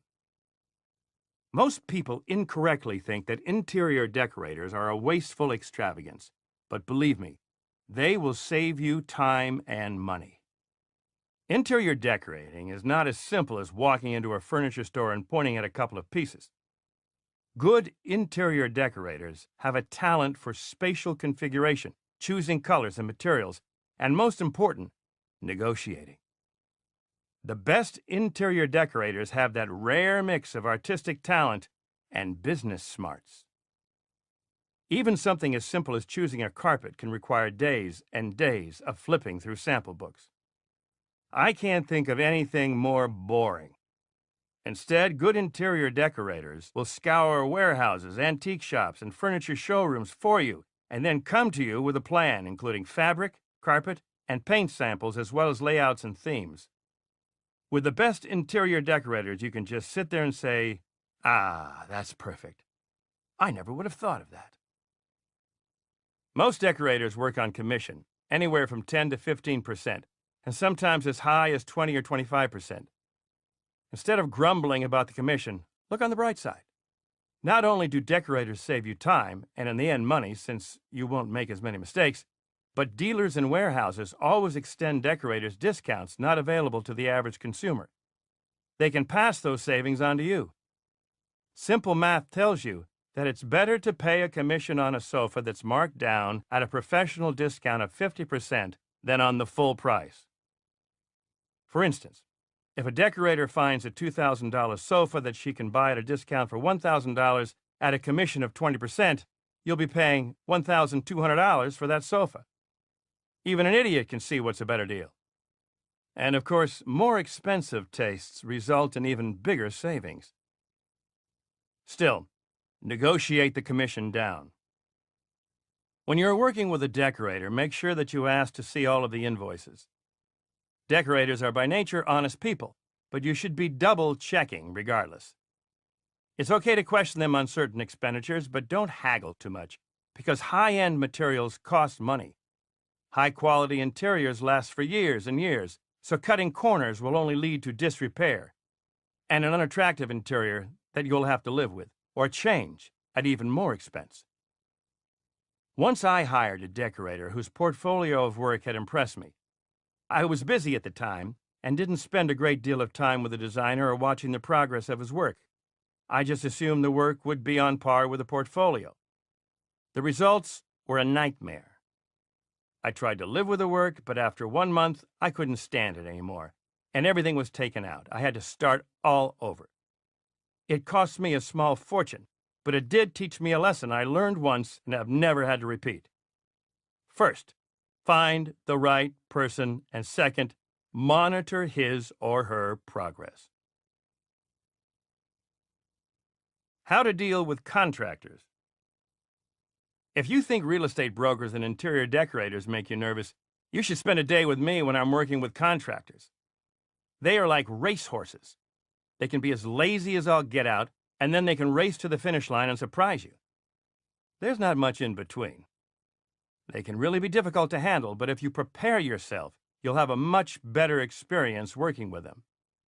Always remember that they will try to get away with as much as they possibly can. If you call them on it, they'll shape up. They're a strange bunch, and I won't be offending anyone by saying that because they know it as well as I do. Some of them can work wonders, and will do so eventually. Some of them won't work wonders ever, which you will also find out. eventually. That's why it's good to pick contractors you already know or who have a good record on their past jobs. If you're new to the business of hiring contractors, ask neighbors, friends, and colleagues about contractors they've worked with. 9 out of 10 will tell you horror stories. And if they don't, get the contractor's name and put it to use. Always get references from contractors. Ask the contractor to give you 10 names of other jobs they have done within the last year. Jobs that they did 4 or 5 years ago are not good measures. The jobs need to be recent. And don't ask for just 2 names, ask for the full 10. It's easy to make 2 parties happy, but only a great contractor can make 10 parties happy. Once you've hired a contractor and negotiated a budget, my best advice for you is to be tough on them. If you're not, they'll think you're soft and a pushover. You have to make your expectations clear. Be clear and upfront about timing and the inflexibility of your budget. If you need the job finished by a certain time, hold the contractors to that date.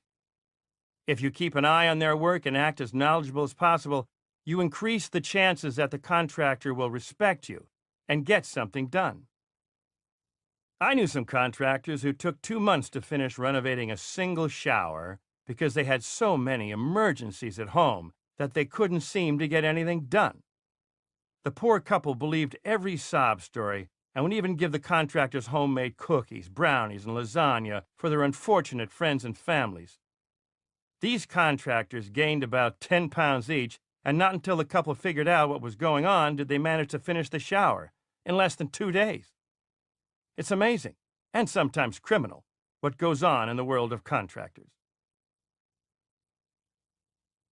How to make sure your property appreciates in value. Appreciate your property, and your property will appreciate for you. If I visit one of my buildings and I see something out of place, something that only the most discerning of eyes would be able to spot, I make sure that it's fixed immediately. Chipped paint, an upholstery stain, a missing light bulb.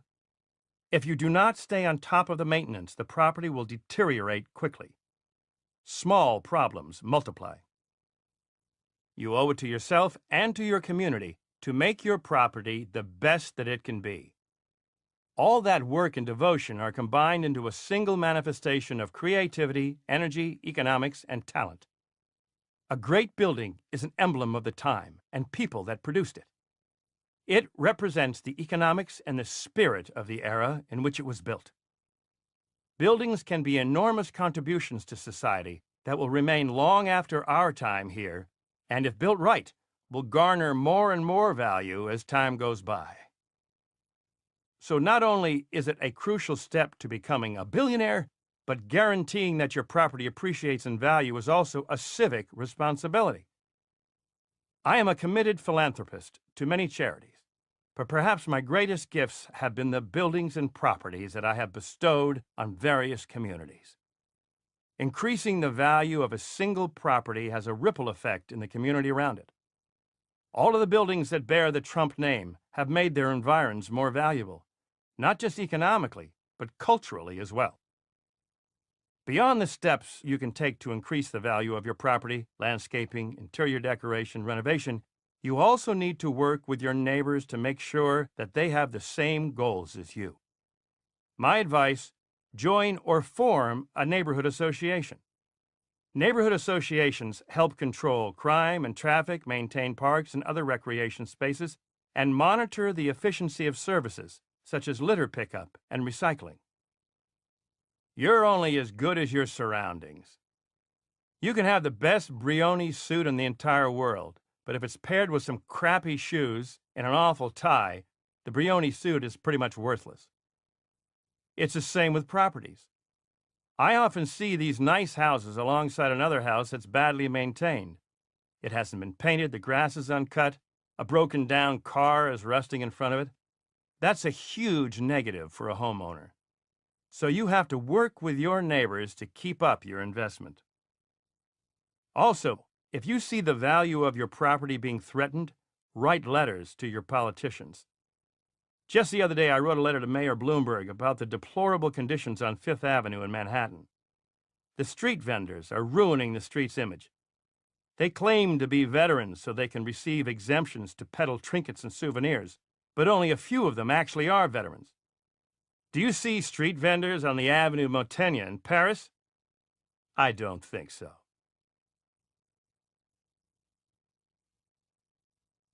Part 2. Money. When you have a lot of money, it can cause misery. But I'd rather have that kind of misery than the misery without it. Money may not grow from trees, but it does grow from talent, hard work, and brains. I have a talent for making money. Some people don't. But part of my talent is my drive and my work ethic. So even if you don't have the genetic makeup to be a billionaire, you can still work hard, and maybe if you're lucky and smart, you can be a millionaire. Maybe you can even be a billionaire. I won't deny that some people are luckier than others. That's a simple fact of life. But you can create luck. I remember one night when I was billions of dollars in debt, and the media that had at one point called me brilliant was now making me out to be a total dope. I had to be at a dinner party that I wanted to skip in the worst way. I just didn't feel up to it. But something inside me made me get up and go. At the dinner that night, I ended up sitting next to one of my many bankers. It was one of the luckiest nights of my life. He gave me some great advice and pointed me in a new direction. The rest is history. So when it comes to money, even if you're broke or in debt, your luck can change. You have to work hard to make that luck change. So keep listening to learn how to do just that. How to be a good investor. Good investing requires financial intelligence. Billionaires are often blessed with a high financial IQ. Most of them could be considered financial geniuses. But your financial IQ is not a fixed number, and you can improve it each and every day. My financial IQ is constantly improving as I watch over my many businesses and my staff. I work hard to make sure that they remain assets, not liabilities, and you should look at your holdings in the same way. Having a degree from Wharton and a lifetime of investing experience, I will explain a few things for those who haven't been blessed with such advantages. Finance and business are a complex mix of components that embrace a large spectrum of enterprises. I think of it the way an artist thinks about technique. You have to have a basic technique before you can apply it to different media, such as drawing or sculpture or painting. As a builder, I use my financial technique as a basic blueprint for increasingly complex transactions. Over the years, those blueprints have become larger and more complicated, and also more profitable. Good investors are good students. It's as simple as that. I spend hours of each day reading the financial media, the Wall Street Journal, Forbes, Businessweek, Fortune, the New York Times, Financial Times. I also read a lot of books and other magazines. You never know where your next great idea is going to come from. You should be on top of all the news within your industry, and beyond that, all local, national, and global news as well.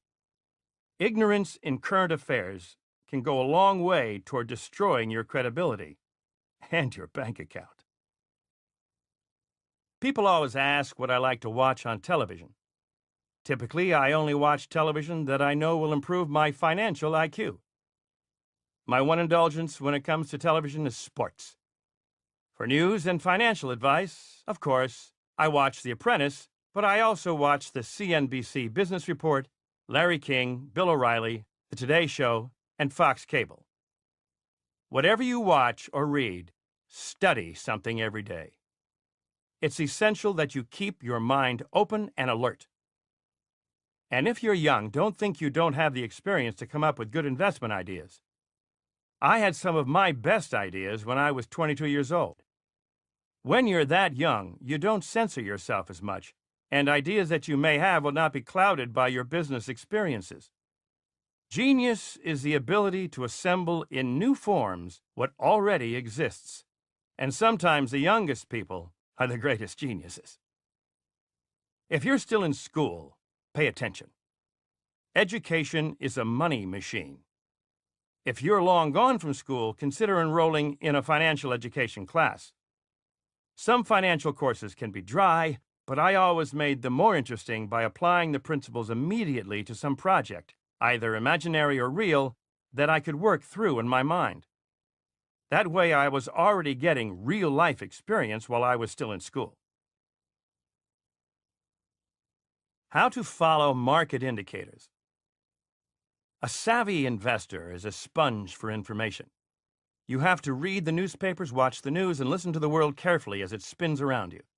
You have to follow the market each and every day, and not just your own holdings, but globally. It's a huge task, and it takes years of practice to be able to synthesize information in the way the best investors do. Though recent events in finance have given us business people a bad name, most of us are highly educated and hardworking. Most of us are not money grubbers, as the media would have you believe. Good investors use market indicators for 2 reasons. Number 1, to evaluate how they have done in the past, and number 2, to make better predictions about how the market will perform in the future.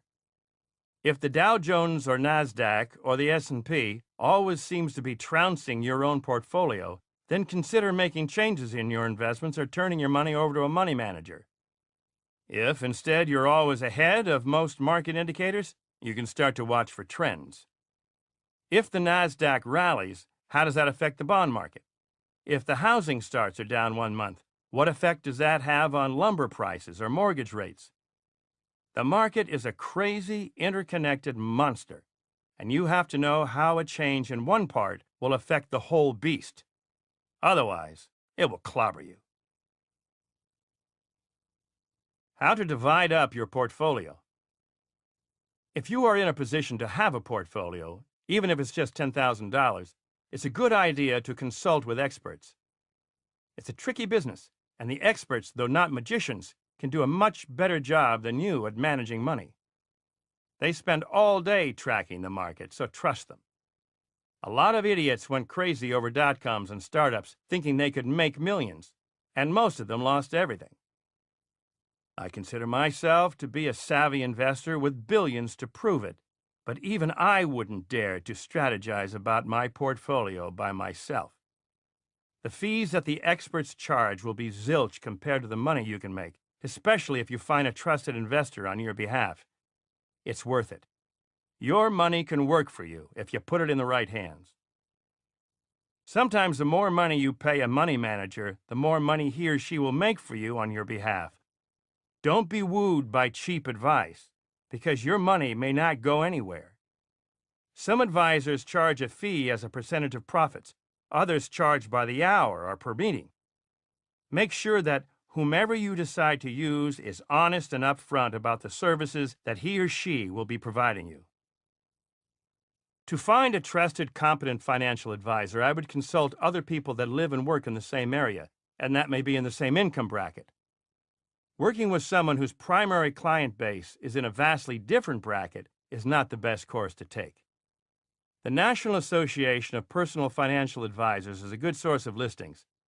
They can be reached by phone at 800-366-2732 or online at www.napfa.org. If you feel nervous about an advisor, you should check to see whether others have complained, or make a complaint yourself with the Certified Financial Planner Board of Standards, CFPBS. You can contact the CFPBS through its website at www.cfp.net or by calling 888-237-6275. If you're stubborn and refuse to hire someone to work with your money, go for it. But work to minimize your risk with a bunch of different investments. If you put all your money into one stock or one building or one venture and then it crashes, you're broke. Plain and simple. I'm probably guilty of not having a diverse enough portfolio. After all, it's almost all real estate. But I have teams of people working for me, and I know from years of experience how to protect myself when the markets get rough. Determining the right mix of cash, bonds, and stocks for your portfolio does not have to be tricky if you follow the formula that Eric Sacher, a financial guru within my organization, recommends. Start with 100% of your assets. Most likely, you will be devoting this pot to a mixture of cash, bonds, and stocks. Take the 100% as the number 100 and then subtract your age. Eric recommends that you devote your age as a percentage to cash and bonds and the remaining amount to stocks. That way, as you age, you minimize your exposure to stocks, which can be a lot riskier and a lot more volatile than bonds. For example, let's say you're 30 years old and you have $100,000 to invest. By Eric's formula, you should subtract 30 from 100 to arrive at the following allocation: $70,000, or 70% to stocks, and $30,000, or 30% to bonds and cash. Each year, as you grow older, make changes to minimize your vulnerability to stocks by moving money into cash and bonds. Obviously, you will need to consider other factors as well, such as market conditions and interest rates. In a hot stock market, you can consider elevating your stock allocation, and in a high-interest environment, I would recommend raising your bond and cash allocation. With this basic guideline to follow, an individual looking to invest some cash should be able to do so in a reasonable and hopefully lucrative manner.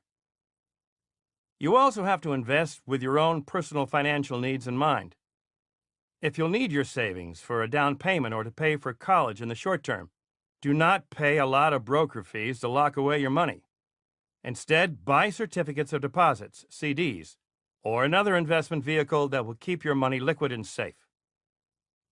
The worst thing you can do is be timid and let your money just sit in your savings account. It's pure waste. Your money should be at work at all times. You should think of your money as your staff.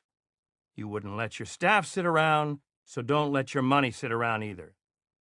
Even in the worst economy, there is no excuse for putting money under the bed. How to buy stocks and bonds. I am a firm believer that unless you have the inside scoop or have a great investment advisor, the average investor is usually at a disadvantage. Therefore, 3 points of advice. Number 1, do your homework before you invest. A dumb investor is a dead investor. Number 2, hire an advisor if you can afford one, and always research what you are buying. Don't go for the hot tip or quick hit. Those types of investments usually end up in the trash can. Number 3, only buy companies when you understand what they do. It is always easy to go with the herd and buy what everyone else is buying. But remember what happened to most of the dot-coms you bought. Stick to what you know. Stocks and bonds are a dangerous game, so if you're in the market for them, my advice would be to be judicious. They are the gambler's gamble. You'll win sometimes, and you'll lose sometimes. Remember that the house has the advantage, and I would be more comfortable gambling in one of my casinos than I would on Wall Street. After all, if a company falls apart, the stockholders and the bondholders are typically last in line at the junkyard. In my casinos, you'll be a lot more comfortable, and you'll probably win a bit more as well.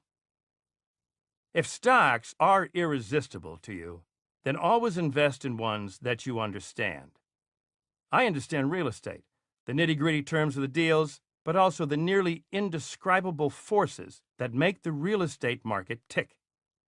I don't understand biotechnology or computers or lumber, so I'm not going to throw my money at those industries.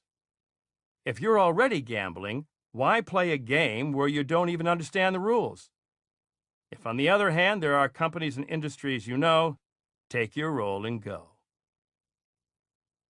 When picking stocks and bonds, the bottom line should be the people involved. There are some great companies with some great products, but if a klutz comes on to run the show, the company is doomed. If a pharmaceutical company develops a pill that extends life by 100 years and everyone goes nuts, the company will still fail if a loser is in charge. So pick your stocks like you would pick your surgeon. You're not going to have an incompetent operating on you, so don't have an incompetent tending to your money. And then look closely at the numbers. The company should be growing by leaps and bounds each year. If a company's profits have been growing by only a small amount per year, or even losing money, ditch the stock or bond and invest in something else. Since the risks of the stock and bond markets are so enormous, you should be playing only if the rewards outweigh the risk. And always remember that the proof is in the pudding. CEOs will make promise after promise about future performance, but if the results haven't been delivered before, don't expect them to be delivered next time. Sell the stock or bond and move on. How to spot a fraud. There's a simple rule here. If it seems too good to be true, it is. That rule should weed out a lot of opportunities immediately. The world is filled with scoundrels looking to make a dishonest buck, and when it comes to your money, you have to protect it from them. When making investments, particularly with unknown parties or in untested industries, make sure you do your homework. If you're prudent and cautious, you won't be swindled.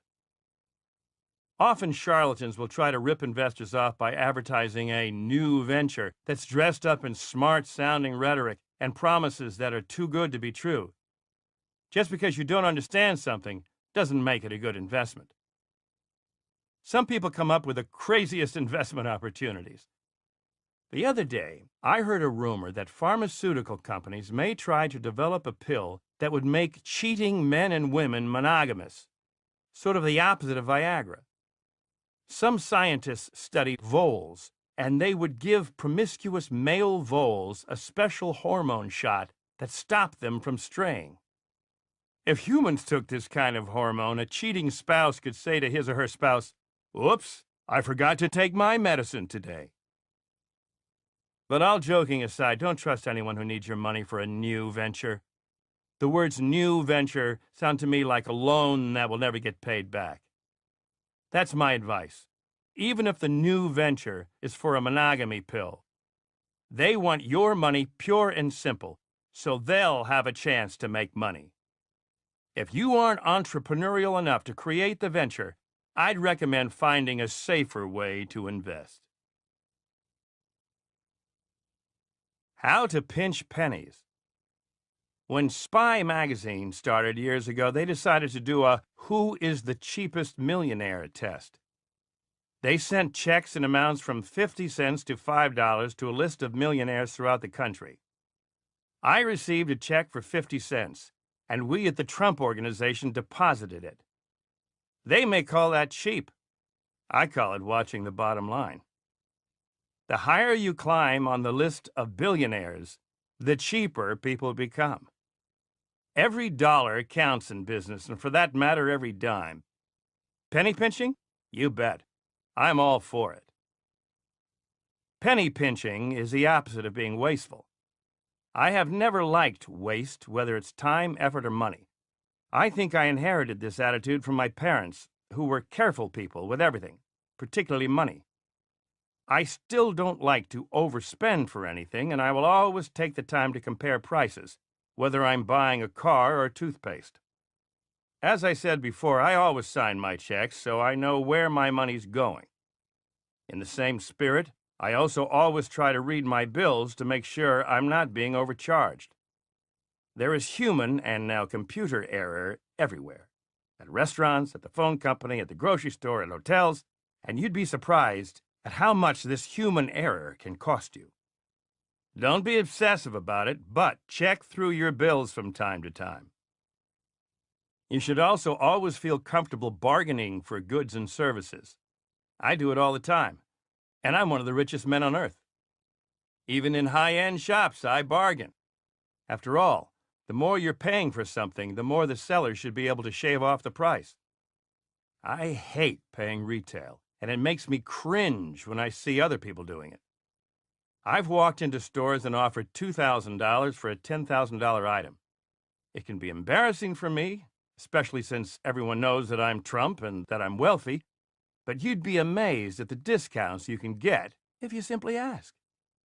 You do have to be willing to walk away. But after you've walked away a few times, the price will come down. It's moronic to be too proud to save money. Another way to pinch pennies is to avoid the brand names when it's necessary. I obviously buy brand names when the brand is tied to a product's quality. Golf equipment, jewelry, and clothing are good examples of brand as a signifier of quality. But aspirin is aspirin, shampoo is shampoo, and cereal is cereal. So don't throw your money away on packaging and advertising. I understand that penny pinching can have a negative connotation, as in miserly. But when you calculate how much 10 cents on a price can matter if you multiply it by 100,000 or 1,000,000, the value of 10 cents becomes clear. For instance, let's say I have to buy 100,000 light bulbs for all the buildings that I own and maintain each year. If I manage to save 10 cents on each light bulb, that's a savings of $10,000 per year. That's $10,000 I can put toward another building or another investment, or donate to a cause that needs the money more than I do. Pay attention to the small numbers in your finances, such as percentages and cents. Numbers that seem trivial add up and have enormous implications. My parents hammered frugality into me at an early age, and it's the most important money management skill a person can use. Call it penny pinching if you want to. I call it financial smarts. How to decide how much risk to assume when investing. It all comes down to one simple question. How much money can you stand to lose? That's how much risk you should assume. If you can't afford to lose it, play it safe. It's common sense, and it doesn't require a degree in finance to figure out. You should never fall in love with your investments. If you do, you're in big trouble. Even if I think one of my buildings or resorts is absolutely the most spectacular place in the world, and most of the time they are, I still know when it's smart for me to move on to something else or keep it within my portfolio. It all comes down to your guts and your brains. You need to watch the bottom line. Alan Weisselberg, my chief financial officer, has got to be one of the toughest people in business when it comes to money. When I was having some financial problems in the early 1990s, I called Alan into my office and told him there would be tough times ahead. The banks were about to cut off our funding. Alan said, "No problem," and went back to his office, where he proceeded to renegotiate almost every payment from that point going forward. He did whatever was necessary to protect the bottom line and refused to succumb to the pressures of risk. Now he's negotiating with bankers on deals worth hundreds of millions of dollars, and he's so tough that most banks would rather I negotiate the deal than him. He's a loyal employee, and he's the ultimate master at playing the cards of business. To be a visionary and to be a billionaire, you have to chase impossibilities. Few ever get rich easily. So if you find yourself in a situation that you think is nearly impossible, ask yourself once more whether bailing is really the right decision. You never want to walk away and then see someone else less deserving walk off with the pot. For instance, I recently announced that my building at 40 Wall Street is up for sale for $400 million. That's an enormous price, and it's been a brilliant deal. I bought it in 1995 for only $1 million. It's a 72-story 1929 landmark building, and now, sadly, the tallest building in the financial district. When I bought the building, it was completely empty, and I took on some enormous risk. People had given up on the financial district, and many said that my investment would be a failure.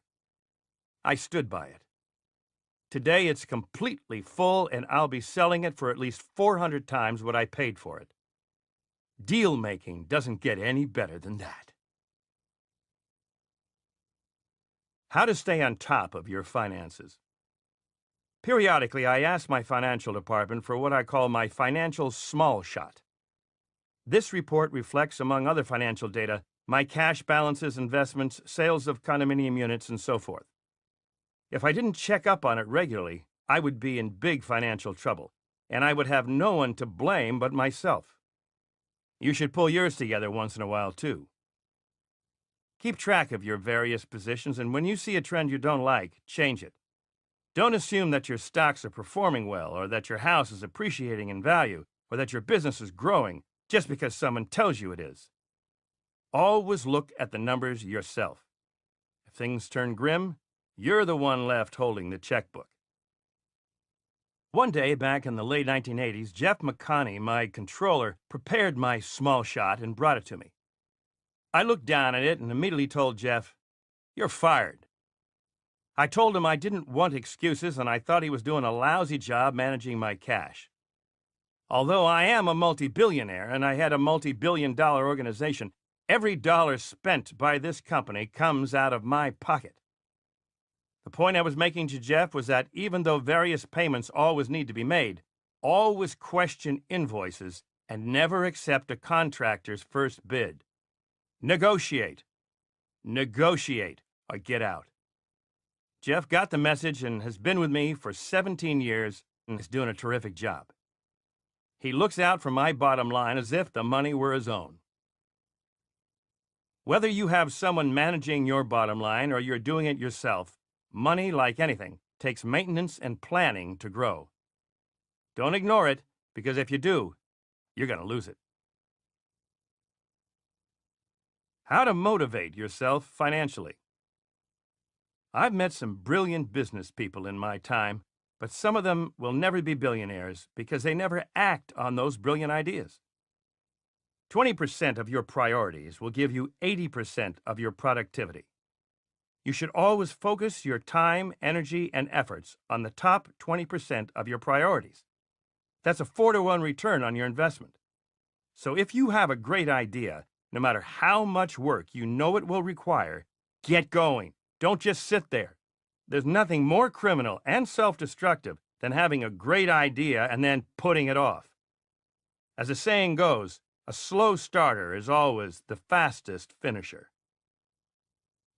I once knew a guy who had terrific ideas, could talk them up at hurricane force and go off and putter away at something else.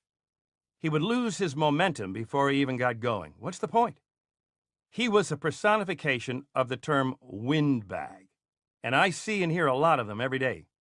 Maybe they're just entertaining themselves, and in that case, they should be charging admission because it's the only way they'll ever make a cent. Get a move on. Being rich isn't a passive state.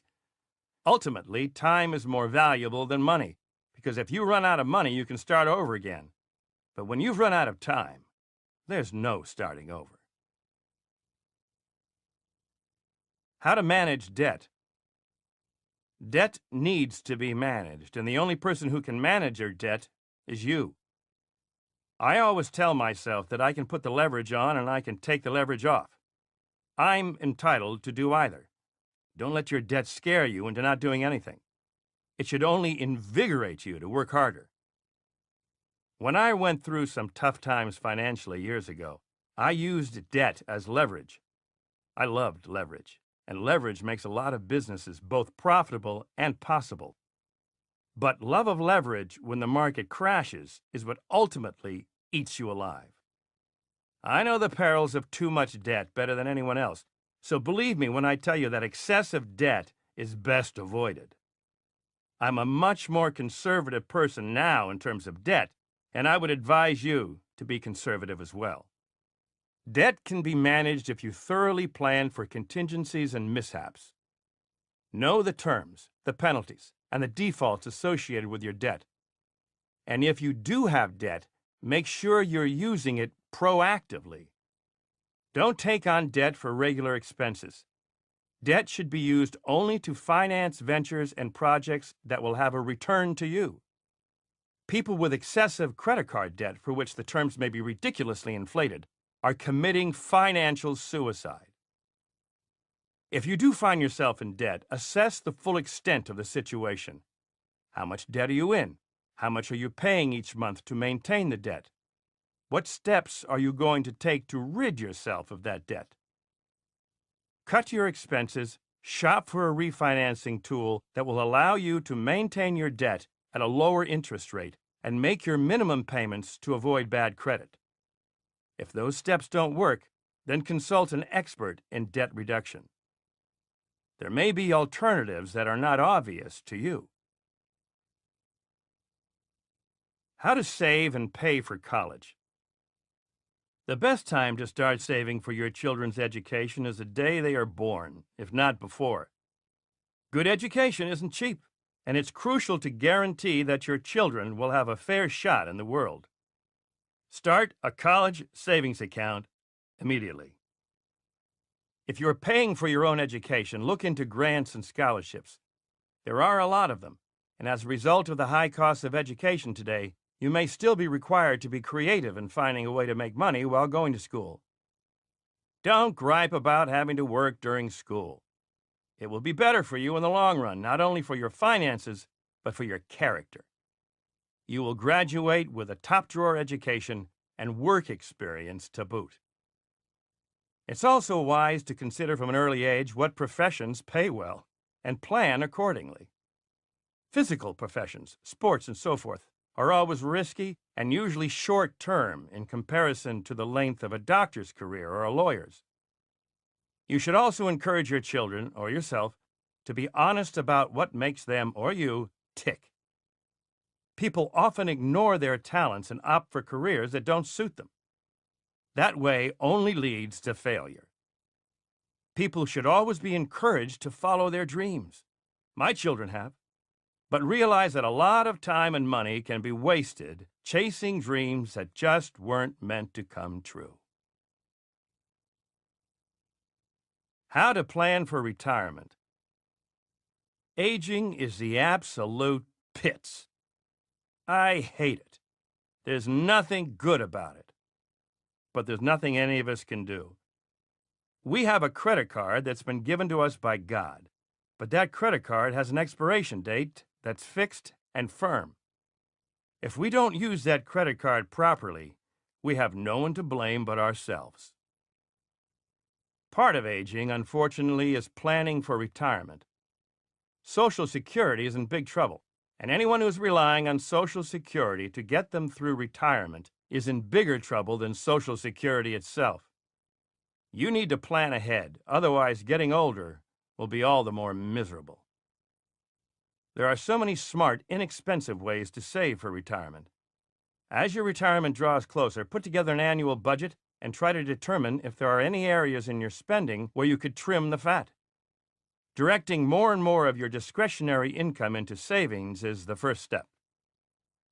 If you're still working, make sure to take advantage of your employer's retirement planning options. Every worker should have a 401k plan, and if your company does not provide one, demand it. The 401k allows you to take a portion of your pre-tax income, up to $13,000 in deferrals per year for most employees, and set it aside in a retirement account.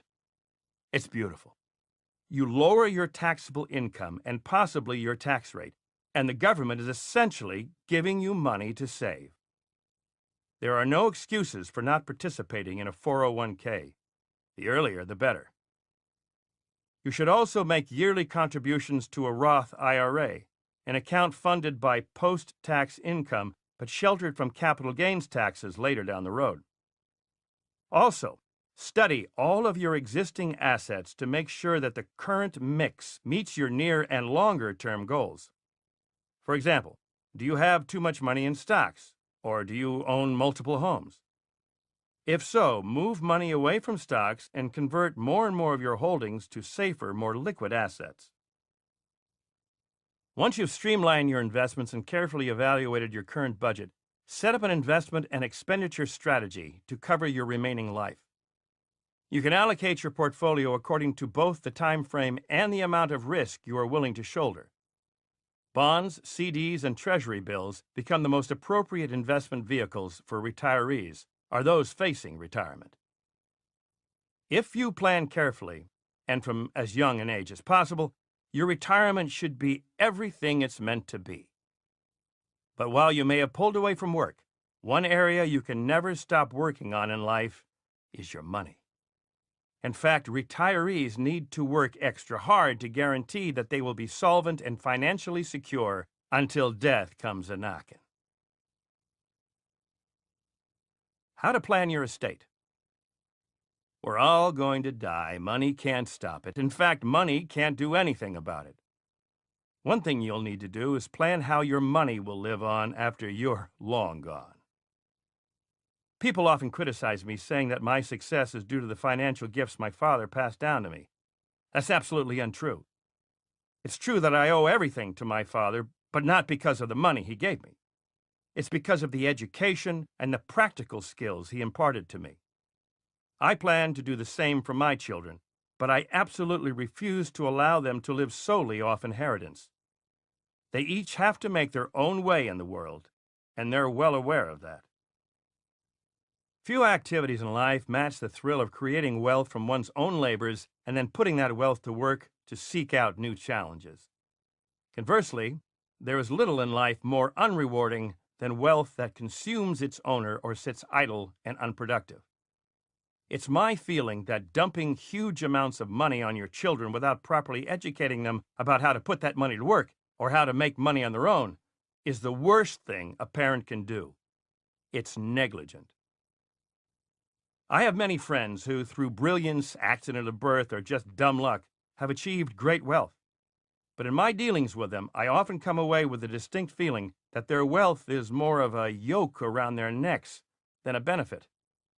They often seem to lack the courage, determination, and perhaps a talent to, on the one hand, put their wealth to work for them, and, on the other hand, use the money they have actively and responsibly.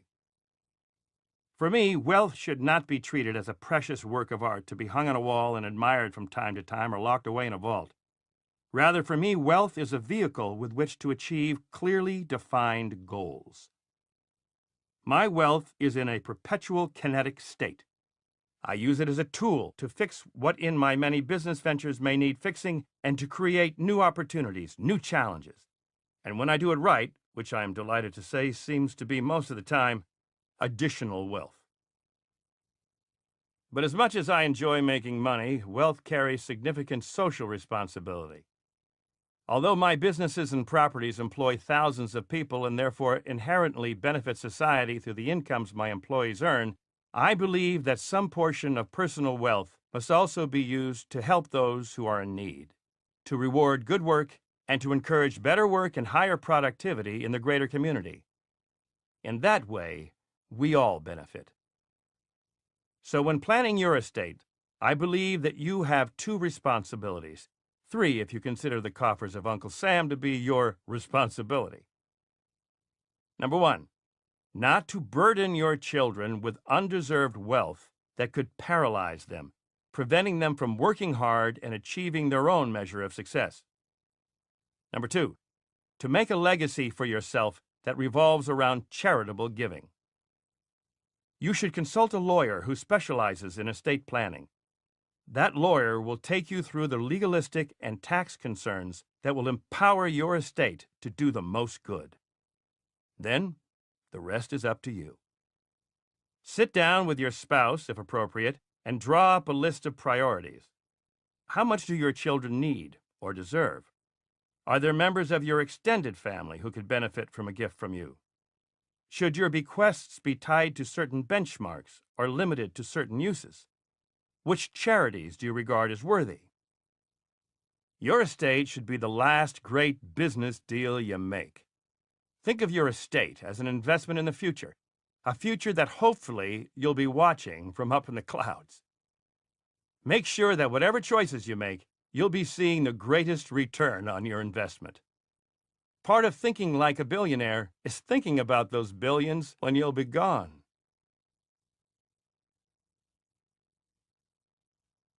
Part 3.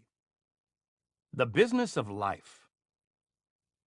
Whether you're a homemaker or a school teacher, a lawyer or a doctor, a news anchor or an aerobics instructor, you are conducting business each and every day. There's no such thing as personal and work business. It's simply your business, 24 hours per day. You are your own storefront, your own manager, and your own brand. So don't screw it up by making bad business decisions in life. Don't ask other people questions you should be asking yourself. Billionaires think for themselves, stopping to review themselves and to check their motivations at each step of the way. We've all seen on The Apprentice that the 16 contestants wanted to learn something. They wanted a mentor. There's nothing wrong with that. But a mentor's job is to teach someone to be independent and to learn to think that way as well. Sometimes getting the boot can be both the lesson and a boost in the right direction.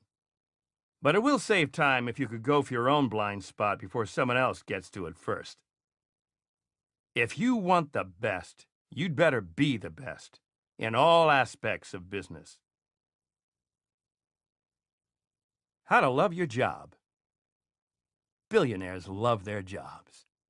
Not because their jobs make them wealthy, but because they wouldn't have become so wealthy doing something that they hated. You have to love what you're doing because then it won't seem like work to you, and you will bring the necessary energy to profit from it. That passion alone will take care of 90% of any problems with any job. Here's another trick. Always pretend that you're working for yourself. You'll do a wonderful job in that case. It's simple, but it works. If you're finding that you don't love your job or that you're not doing a good job, demand a meeting with your boss immediately. If the situation doesn't improve, fire yourself and your boss and go do something else. I never want someone working for me who doesn't want to be there. And in the same way, you shouldn't want to be there either. Life's too short and work's too important to stick around in a situation that isn't working. While you should strive to love your job, you should always expect the shit to hit the fan every day. It will prepare you in the best way to face every business day, and it will also keep you on your game. Once you know you love your job, never stop and never give up. If you have a concrete wall in front of you, you must go through it. Life is difficult no matter what, but hard work and perseverance make it a lot easier. How to promote yourself. I'm always amazed when people tell me I'm a master promoter. I've never thought of myself as a good promoter.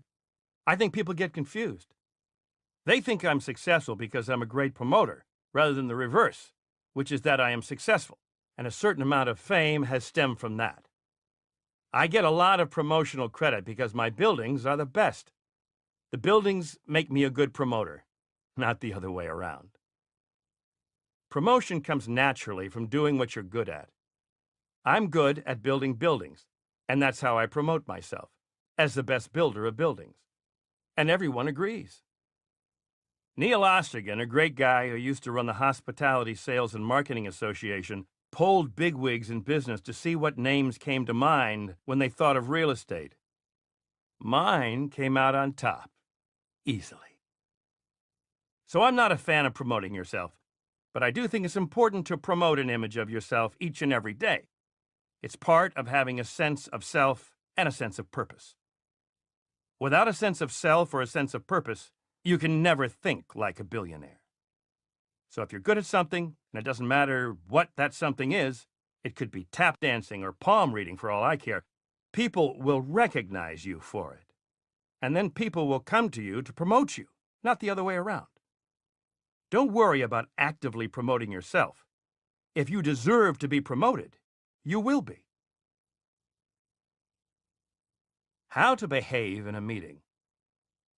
In meetings, you have to be innovative and break things up. Otherwise, meetings will slowly kill you with time. I can't stand long, pointless meetings. I need people to be concise, because I always have about 1,000 better things I could be doing with my time. Nothing stifles creativity more, and thus good business more, than long agendas and endless rigmarole. Meetings, like all other business matters, require a certain sense of hustle. In the 1990s, I remember a meeting in the big boardroom with bankers, lawyers, and members of my team, and it was late at night. We were trying to work some things out, and things weren't exactly great for me financially at that time. I looked around the room and saw a group of tired guys with their ties loosened and their sleeves rolled up, drinking coffee and trying to keep going. Instead of letting the meeting drag on into the night, I decided to jump ahead a few years. I started talking about the new deals I would soon be involved in. At first, I received bewildered looks from everyone, but then the heaviness dissipated, and we all got a fresh start with the meeting. That's an example of looking at the solution not the problem, and it works. Whether you're in a meeting, taking notes, or running it, your behavior should be at all times attuned to the matter at hand. Grandstanding or talking just to hear yourself talk are counterproductive and bound to get you fired. You should have an agenda, even if it's just in the back of your own head, and be prepared to gather and spread the necessary information in as short a time as possible. Idle chatter and banter are appropriate during the first few minutes, but after that, you're just wasting everyone's time.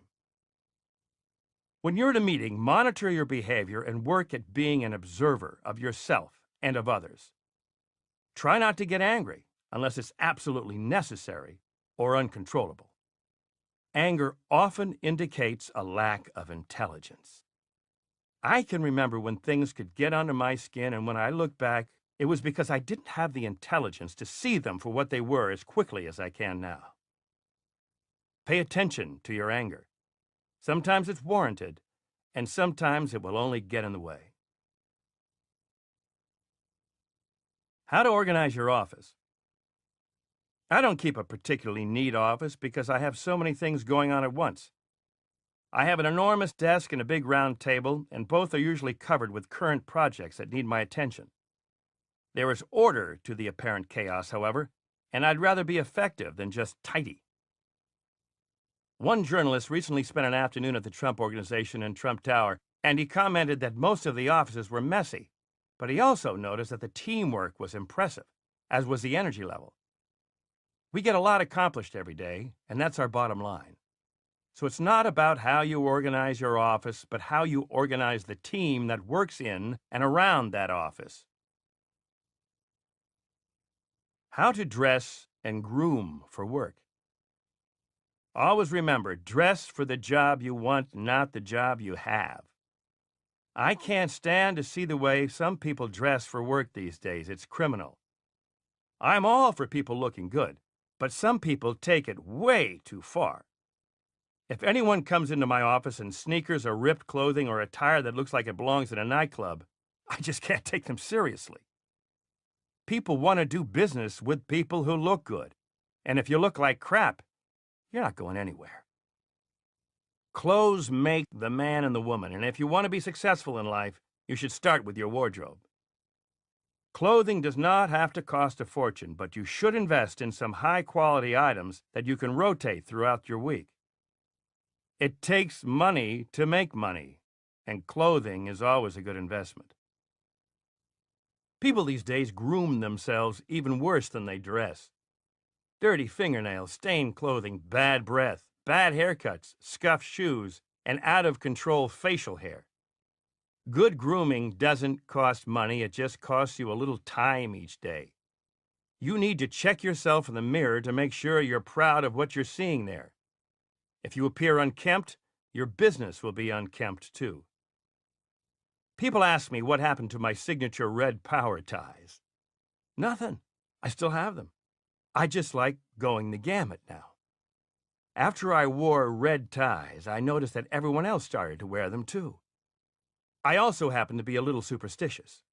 For example, I had been thinking that red ties brought me luck, so I kept wearing them. Then one day, when I was wearing a big, bright red tie, I got creamed in a court decision. After that, I decided no more red ties for a while. I've joined the color spectrum, and I'm glad I did. How to balance work and pleasure.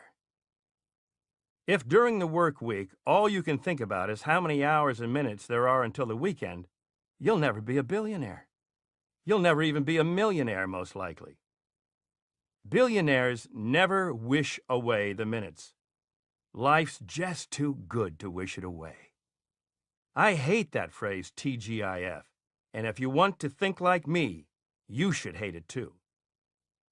Sometimes my weekends are even busier than my Monday to Friday routine. I often get some of my best work done during the weekends when the phones die down and the fax machine stops whirring. For instance, a couple of weekends ago, I carried the Olympic torch in New York City for a portion of its route as it traveled to Athens. It was an incredible honor to be part of such an amazing tradition, And I'm proud of all the work New York City is doing currently to bring the Olympics here in 2012. That same day, I also had to do 3 shoots for The Apprentice and attend a black tie event, all on a Saturday. In between all of that activity, I managed to review some updates on my properties and make several important phone calls. I know some of those things sound like good fun, and they were, but they're also work, and I remain as committed to my job on the weekend as I do on a weekday. Success requires work 7 days per week. If you're interested in balancing work and pleasure, stop trying to balance them. Instead, make your work more pleasurable. For billionaires, work and pleasure are one and the same. Even when I'm golfing, a hobby that gives me immeasurable pleasure, I'm studying the course. If it's my own course, I'm looking for ways to improve it. And if I'm playing as a guest on another course, I'm looking for ideas and inspiration that I can adopt and use as my own. How to balance work and romance. Believe it or not, I'm a romantic guy.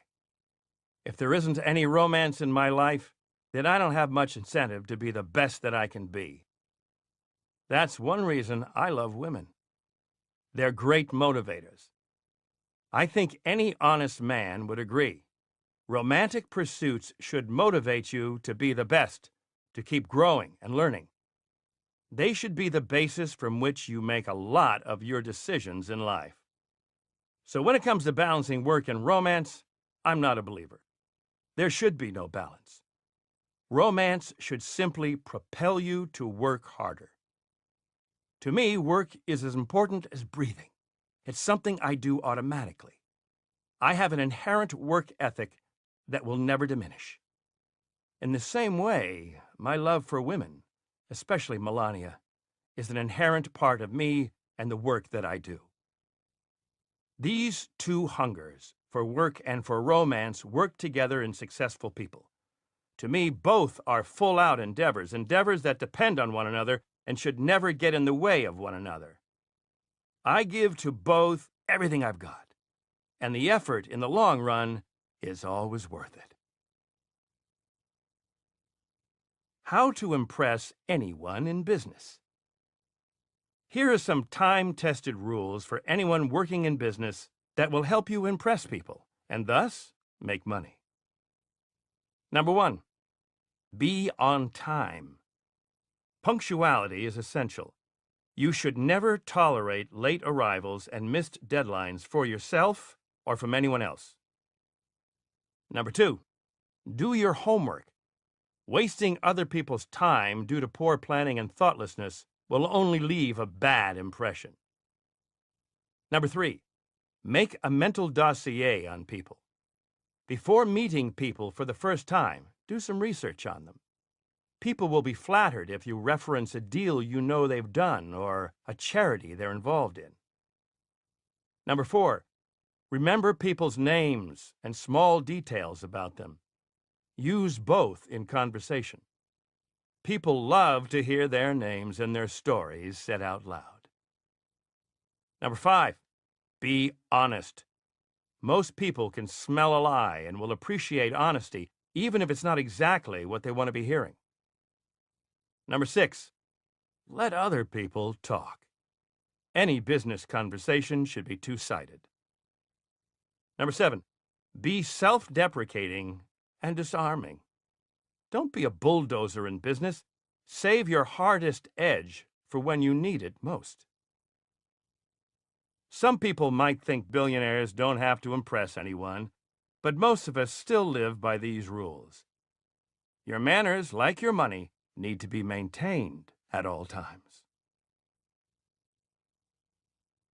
How to balance money and marriage. Don't let anyone do major surgery on your wallet. In other words, get a prenup. M may be for money, but DJT is for prenuptial agreements. Oftentimes, lawyers will recommend against it because they'll be able to get a lot more money later on if you don't have one. Everyone goes into a marriage thinking that it will last forever. But more than 50% of the time, marriages just don't work out. And when there's money and real estate and stocks and lots of personal possessions involved, it can get messy, fast. Tremendous bitter battles. A lot of my friends have gone through terrible divorces, and they always say that divorce can be the worst business deal imaginable. And I'm not just talking about men. Women can be equally ruined financially without a prenup. There's nothing romantic or beautiful about a prenup, but it's better than having a sleazy lawyer do it for you or dealing with endless court proceedings. I've had 2 prenups, and without them today, I probably wouldn't be writing a book about thinking like a billionaire. Business is complicated, and so are relationships. So the best way to avoid chaos is to have a prenuptial agreement. It's common sense. You should never ignore the power that money has to destroy relationships. It is often the glue that brings people together, and likewise the wedge that can drive them apart. Work with a lawyer to draft a prenup that will protect both you and your spouse-to-be. People who don't agree with me should take a close look at the dynamics of a couple who experiences a shift in power due to money. Both men and women, but men in particular, often struggle to adjust to a situation where a woman earns more than he does. It might be about pride or control or ego. It can be a difficult adjustment, even with couples who proclaim to be equals in all aspects of life. Many relationships crumble in this scenario. Talking about money in a relationship is important because taking care of finances is equal to taking care of your health. It has to do with your well-being as people and as a couple. I've heard people say, "Oh, we don't talk about money," as if it's a swear word or something. This stigma is asinine. It's like enjoying being illiterate. Your financial statement is your report card. If you've worked hard for an A, don't let anyone downgrade your mark to a D for dumbbell. That's my advice. How to be married. A good marriage is like negotiating an important deal. You have to consider all the factors thoughtfully and thoroughly.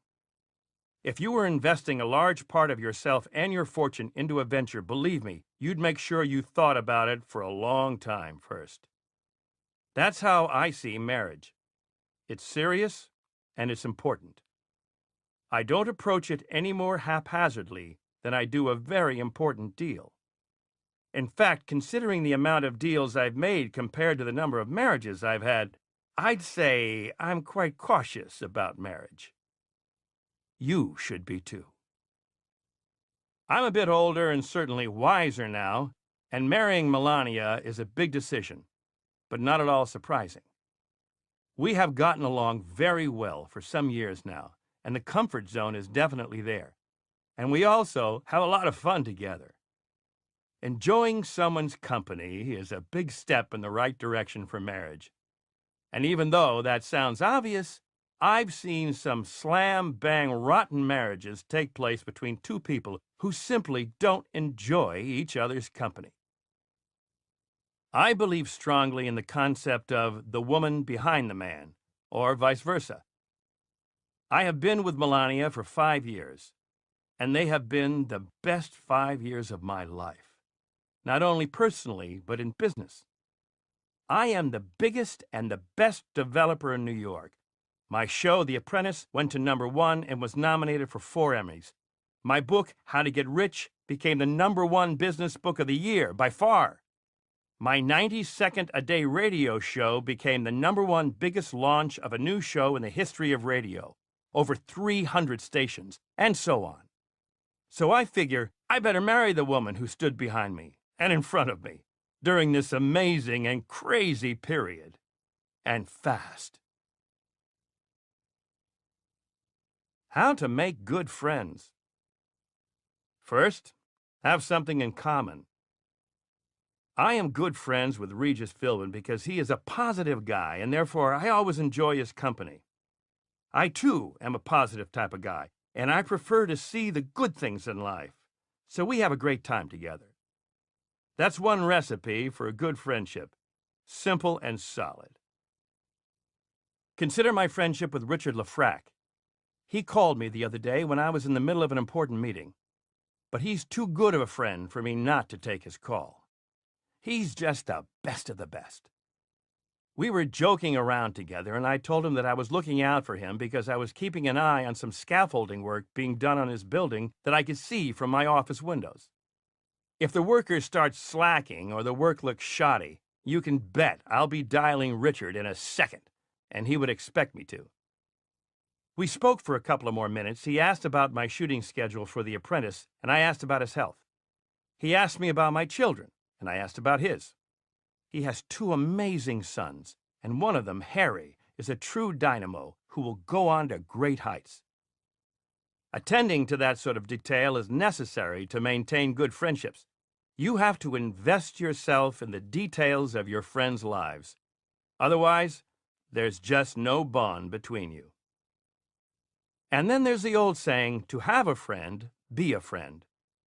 Well, sometimes. I've been around some selfish people, and their idea of a friend is for you to be everything they want you to be. The minute you step out of that role they've designed for you, watch out. You're a bad friend. It helps if your friends have a level of confidence equal to yours, which will eradicate any envy or jealousy they might otherwise have. I'm a successful man, and I've seen a lot of ill-concealed envy toward me because of my accomplishments. I quickly have to assess those who are sincere and those who aren't because I've met so many of the latter. It's not a condemnation, but a part of human nature that I'm well aware of by now.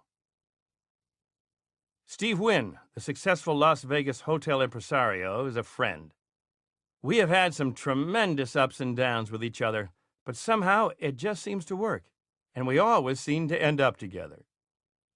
Steve called me when he was thinking of changing the name of his hotel in Las Vegas, which will be a great success, by the way, from Le Rêve to Wynn. I told him to do it.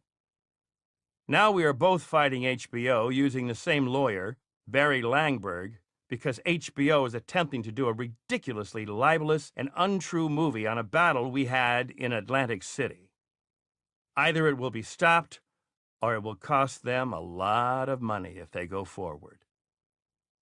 I know many successful people who only want to be with people who are not successful. It makes them feel better about themselves. I have one very successful and well-known friend who boasts loudly that he will only hang out with losers. How would you like to be one of them? I, on the other hand, don't discriminate. I like and dislike all sorts of people, winners, losers, and those in the middle.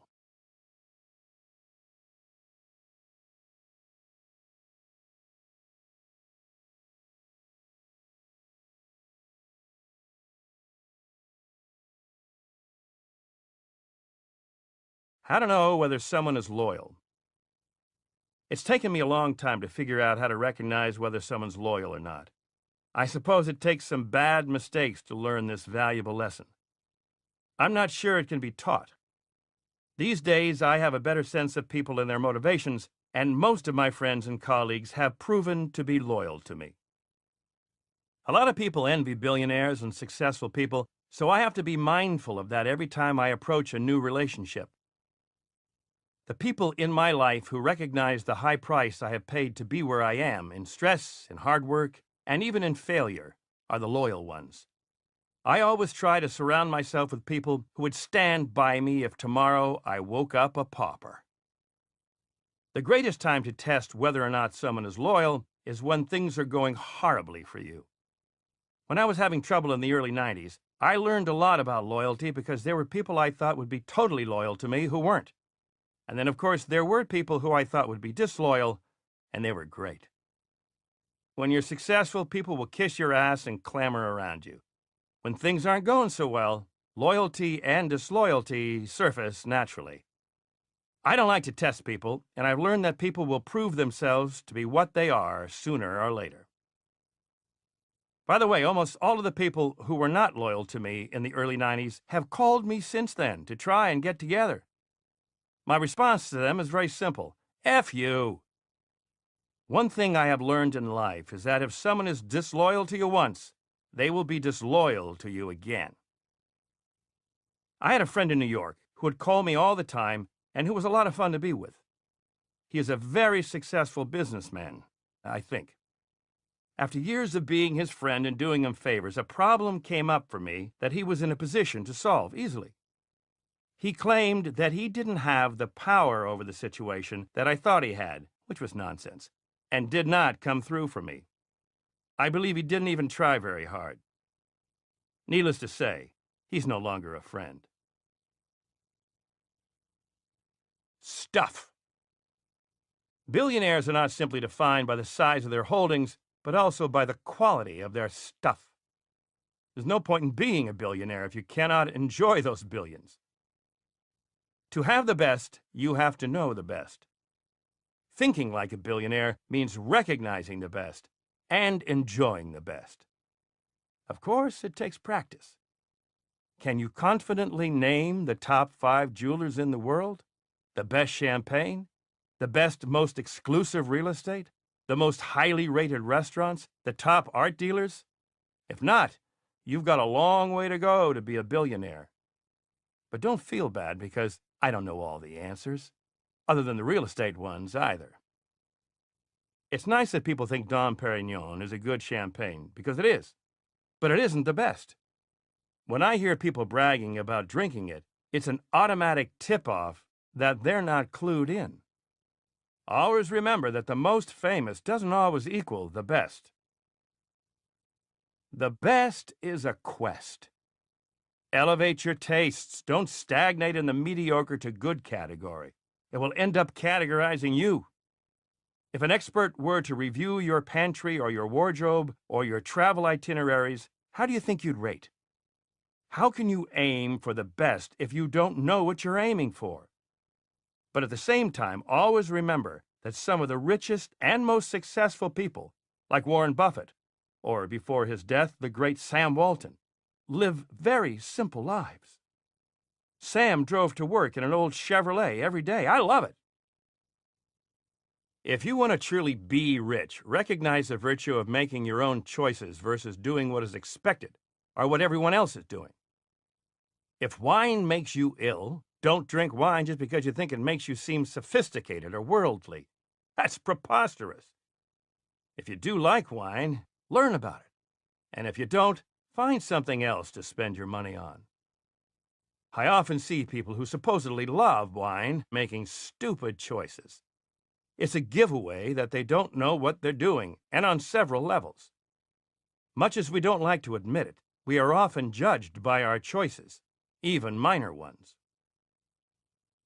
Luxury is what takes us from the ordinary to the extraordinary. Here's a Donald Trump consumer guide for the best luxuries around.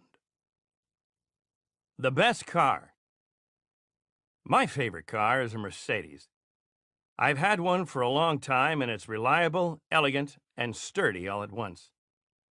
I have no complaints about my Mercedes. It's never disappointed me.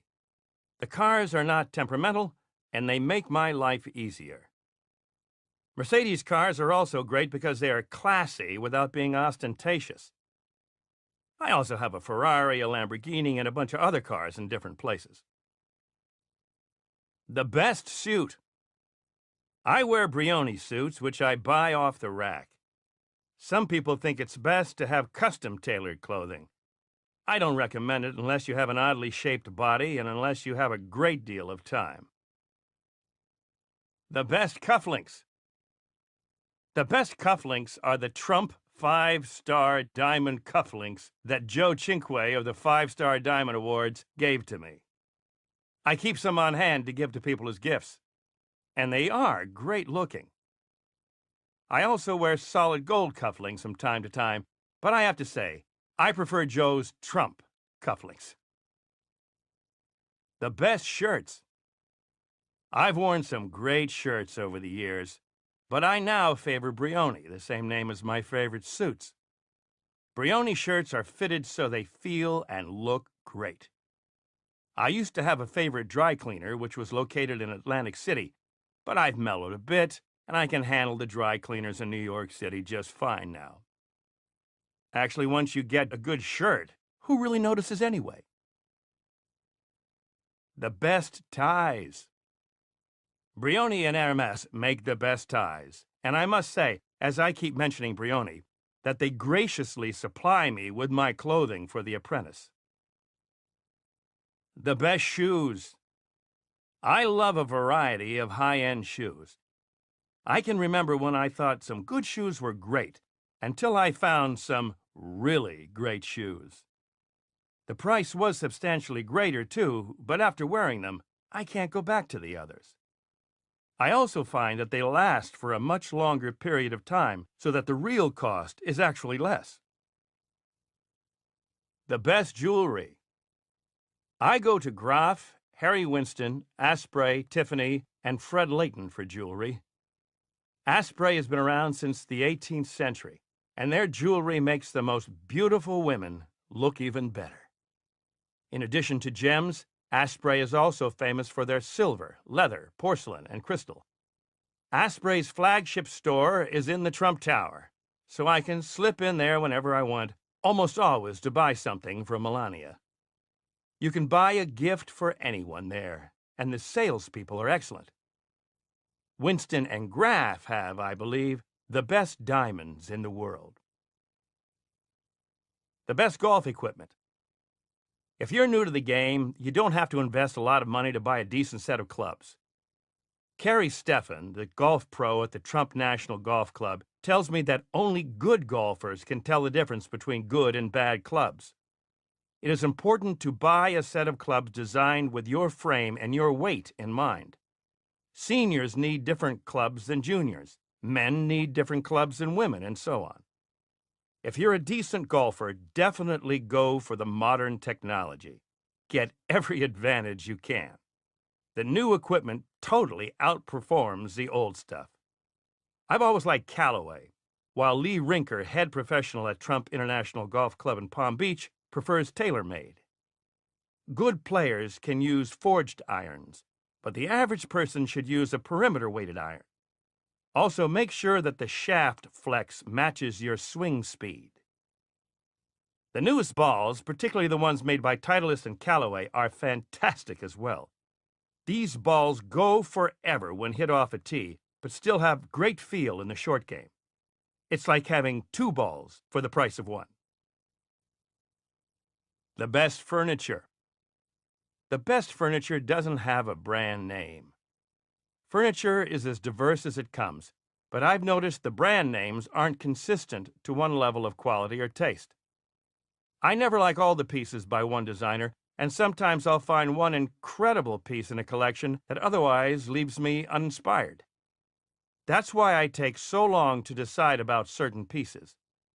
One badly chosen item can ruin an entire room. Furniture is as important as lighting to a room, about which I'm equally demanding.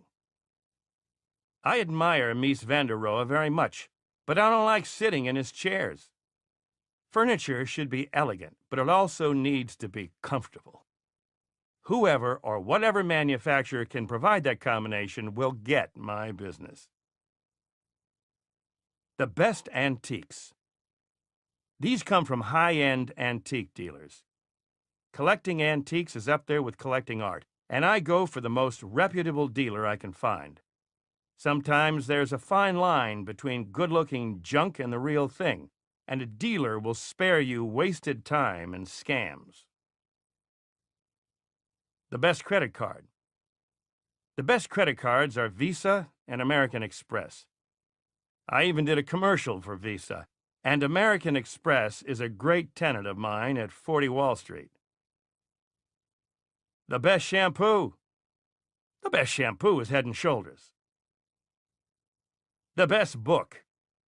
I have two.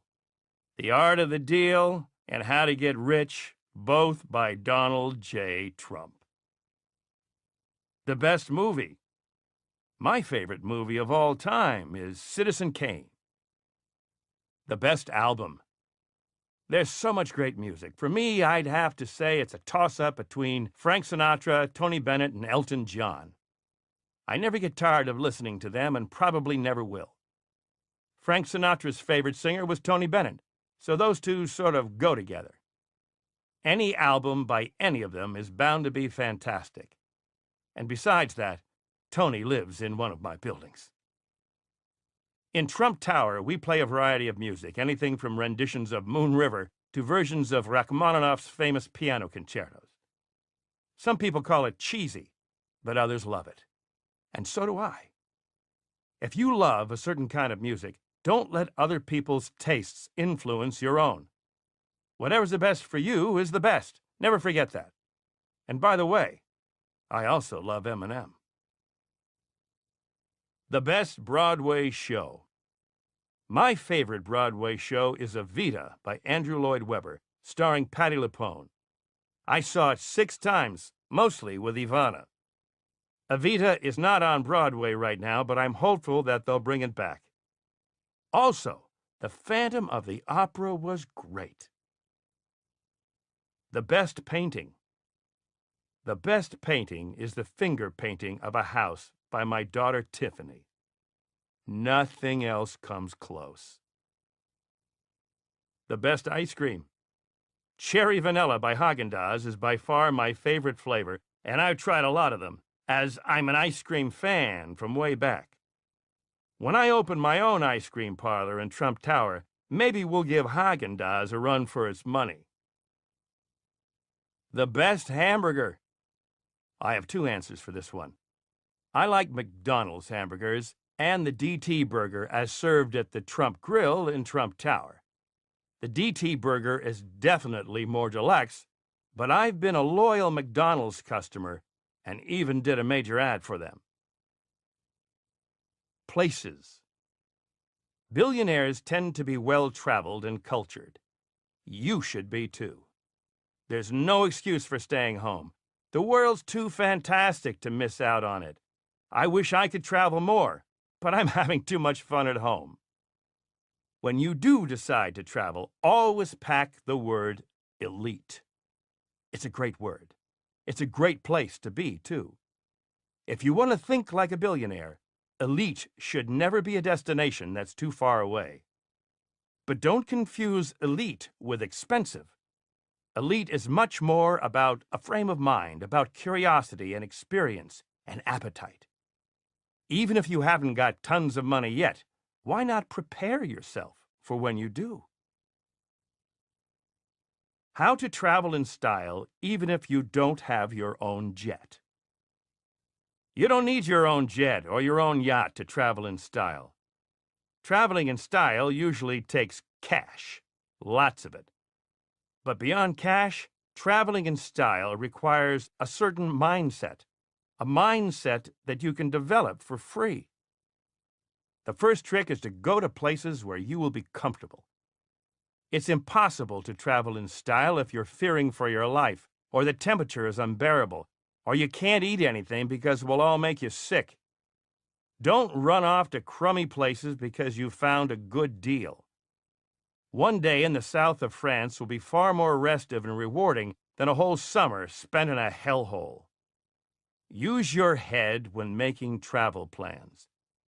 It's okay to look for a good deal, but you sometimes have to spend money to enjoy yourself. Not to do so is a waste of money and can be dangerous. I make a habit of only traveling to places with running water and good amenities. I don't have a calling to the great outdoors, unlike both of my sons. I've never felt I needed to climb mountains or ride rapids down a river. Why try to climb Mount Everest when you can see Mount Everest perfectly well on television or in a book? I always say, don't challenge nature because ultimately nature will win. You're far better off in a hotel. So while I'm not an expert in off-road rugged travel, I know what I'm talking about when it comes to hotels and resorts. Here are some tips for when you travel, and when you want to travel like I do. Number 1, never check your luggage. That's a cardinal rule. Checked luggage is lost luggage. If you have an important meeting, you will not have time to shop for a new set of clothing. Number 2, stay in a nice hotel. People's perception of you is influenced by the quality of the hotel you're staying in. If you're trying to sell yourself or your business, others will not perceive you as a deal maker if you're staying at the Flea Bag Inn. Number 3, get your suits pressed. It should be one of the first things you do after you arrive at your hotel. Most hotels will offer complimentary pressing, and there's no excuse for leaving a hotel looking like your suit's been crumpled in the bottom of a suitcase for days.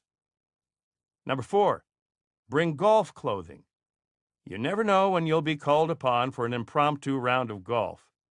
You can rent clubs, but clothing and shoes that fit are harder to come by. Number 5, always arrange your transportation from the airport to your hotel before your plane takes off. You can waste a lot of time and money stuck at the airport with a beat-up taxi as your only option. Plan ahead. Number 6, have your assistant call the hotel in advance to let the manager know of your arrival. Good managers at good hotels know the comings and goings of each guest, and if they are alerted to your arrival, you're bound to get better service. How to be treated like royalty in a hotel. The best way to be treated like royalty in a hotel is to tip well. Tip the bellhop who brings up your luggage. Tip the concierge when he or she makes your restaurant reservation. And tip the waitstaff when they deliver your room service. If you tip liberally, the hotel workers will watch your back. When you need a reservation at the best restaurant to impress a client or you need a car 5 minutes ago, hotel workers will absolutely bend over backward for you if they know that you'll take care of them. The best way to judge a hotel is on cleanliness. That's huge. If you walk into a hotel room and it's dirty, check out. Run, actually. A hotel's rooms should be immaculate. If you've taken my good advice and opted for a top-notch hotel, you're paying top dollar for what should be top service. So never tolerate mess or filth. Veterans of hotels always know to ask for an upgrade and always know to negotiate their rates. You might get one or the other, and there's no shame in trying. There's only shame in not doing so. If you're staying multiple nights or over a weekend, your chances of an upgrade or a rate reduction are even greater. If you get to your room and you hate what you find, complain. Don't be shy. Ask for the manager. Don't complain directly to the bellhop, and I assure you that he or she will try his or her best to help you. You could get a new room or an upgrade. If the hotel's booked, you might be able to get the price reduced. Too many people are too shy to complain. Neither you nor the hotel staff members want your stay to be unpleasant. And finally, expect the staff to be pleasant, smiling, and aggressively hospitable. You can be grumpy and tired, especially if you've just come off a red-eye flight or out of a long meeting, but the staff should be as accommodating and as polite as possible. If not, you're at the wrong hotel. How to get the best service at a restaurant. Get to know the restaurant's owner, the maitre d', the waiters, and anyone else associated with a restaurant. Some of my favorite people in New York are restaurateurs. Jean-Georges Vongerichten, who's a genius behind Jean-Georges in the Trump International Hotel. Sirio Macchioni, who runs Le Cirque, and Giuseppe Cipriani. I know how demanding they are of themselves as far as quality and innovation go. They're artists and craftsmen when it comes to cooking and hospitality. There are only a few people in the world in their league, and they never let a customer down. There are a lot of traditional businessmen in New York who could learn a lot about business from watching Sirio, Jean-Georges, and Giuseppe. If you can't afford the best restaurants, the same advice works anywhere. I'm building a golf course in Bedminster, New Jersey, and whenever I'm there, I always try to visit Bedminster Pizza. It's about 3 minutes away from the golf club, and it's the best pizza I've ever had. The men who work there barely speak English, but they treat me like a king. Great service is available at every level of the food chain. You just need to know how to find it. Another trick is to treat the waiters and the restaurant owners as you would treat the host of a dinner or a party. Always remember that even though you may be paying for your meal, you're still a guest of the restaurant. If you act like a guest, you'll be treated like one, sometimes like the guest of honor. How to improve your golf game. If you play a lot of golf, your game will improve with time. Carrie Steffen, the golf pro at the Trump National Golf Club in Briarcliff Manor, New York, feels that good golfers need to put in 2 to 3 hours per week of practice, whether it's on the putting green or playing rounds or the driving range. Serious golfers looking to improve their game should also devote an hour a week to instruction. Golf, like everything else in life, requires dedication. The rest is pure talent. I recently played golf with Annika Sorenstam, the Swedish golf champion, at the Trump National Golf Club at Briarcliff Manor. Hard as I try to be fair about the fairer sex, I still don't like being outdriven by a woman. After playing with Annika, I have to say that I'm happy I'm in the real estate business. I did, however, ask her how she does what she does so well. Her answer reminded me of Babe Ruth's. I just do it. Basically, she works hard, but she's got great talent. I was recently asked whether I see golf as a business or as a pleasure. I had to say that I find even more pleasure in building great golf courses than in playing the game. There is something so aesthetically pleasing about bringing a golf course to life. In fact, I feel guilty now if I'm playing golf at Winged Foot, which is a great course because if I'm playing there, it's for pleasure only, not business. On my own courses, I can play and work at the same time as I'm scouting the course for any problems I might see or possible improvements to make. I'm doing 2 things at once that way.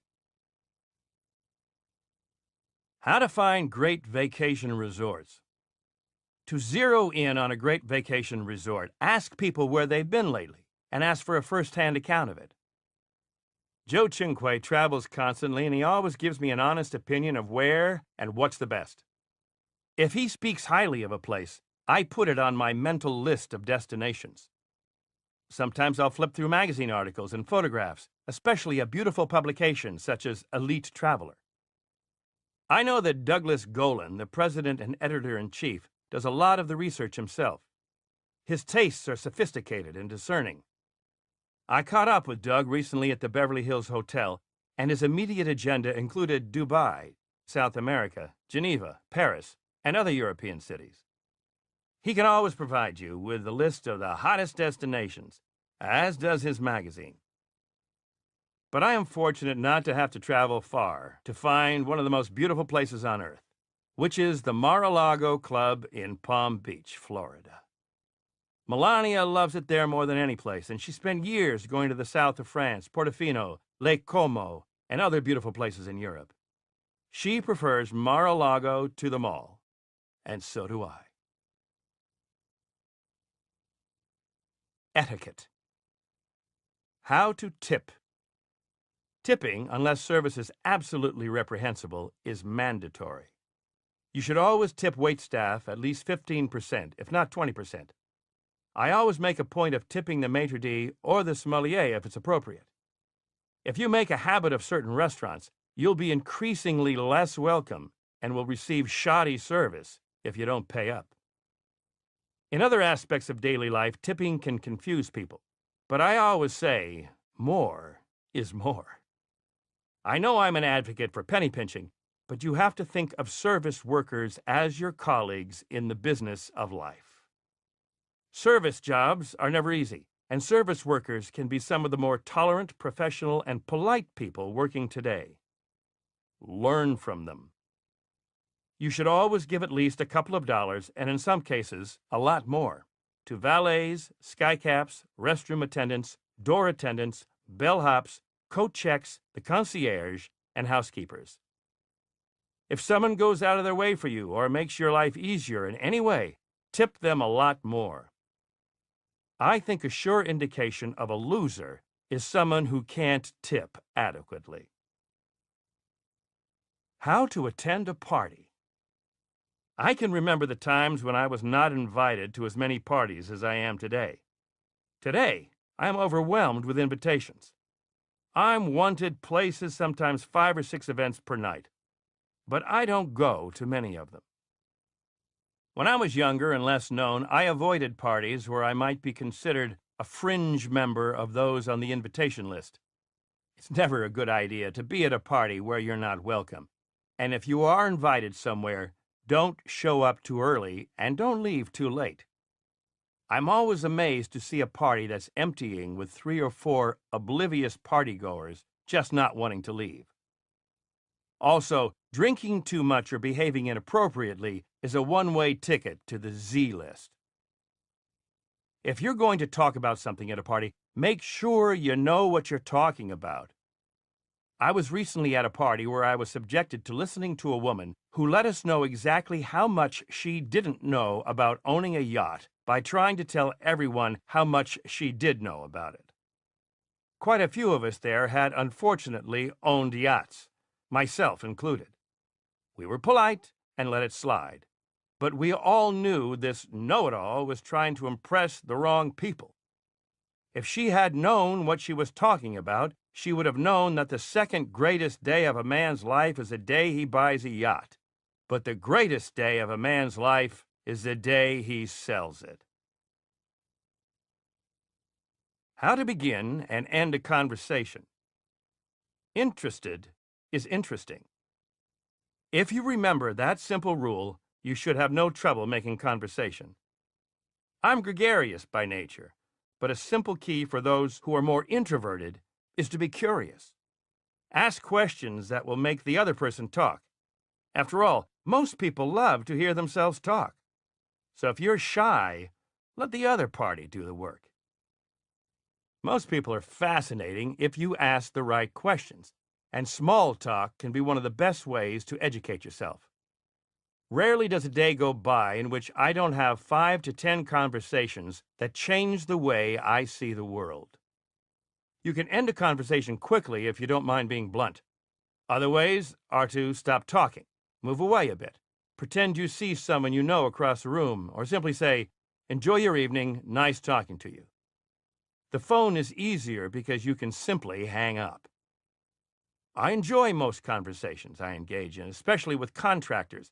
And since I usually have a lot of people to talk to, most people are considerate and don't bog me down. Those who do will get the message, and if they don't, I just tell them I have to move on. No one enjoys being rude, but on occasion you need to be. Otherwise, you'll spend your entire life trapped in pointless conversations and small talk.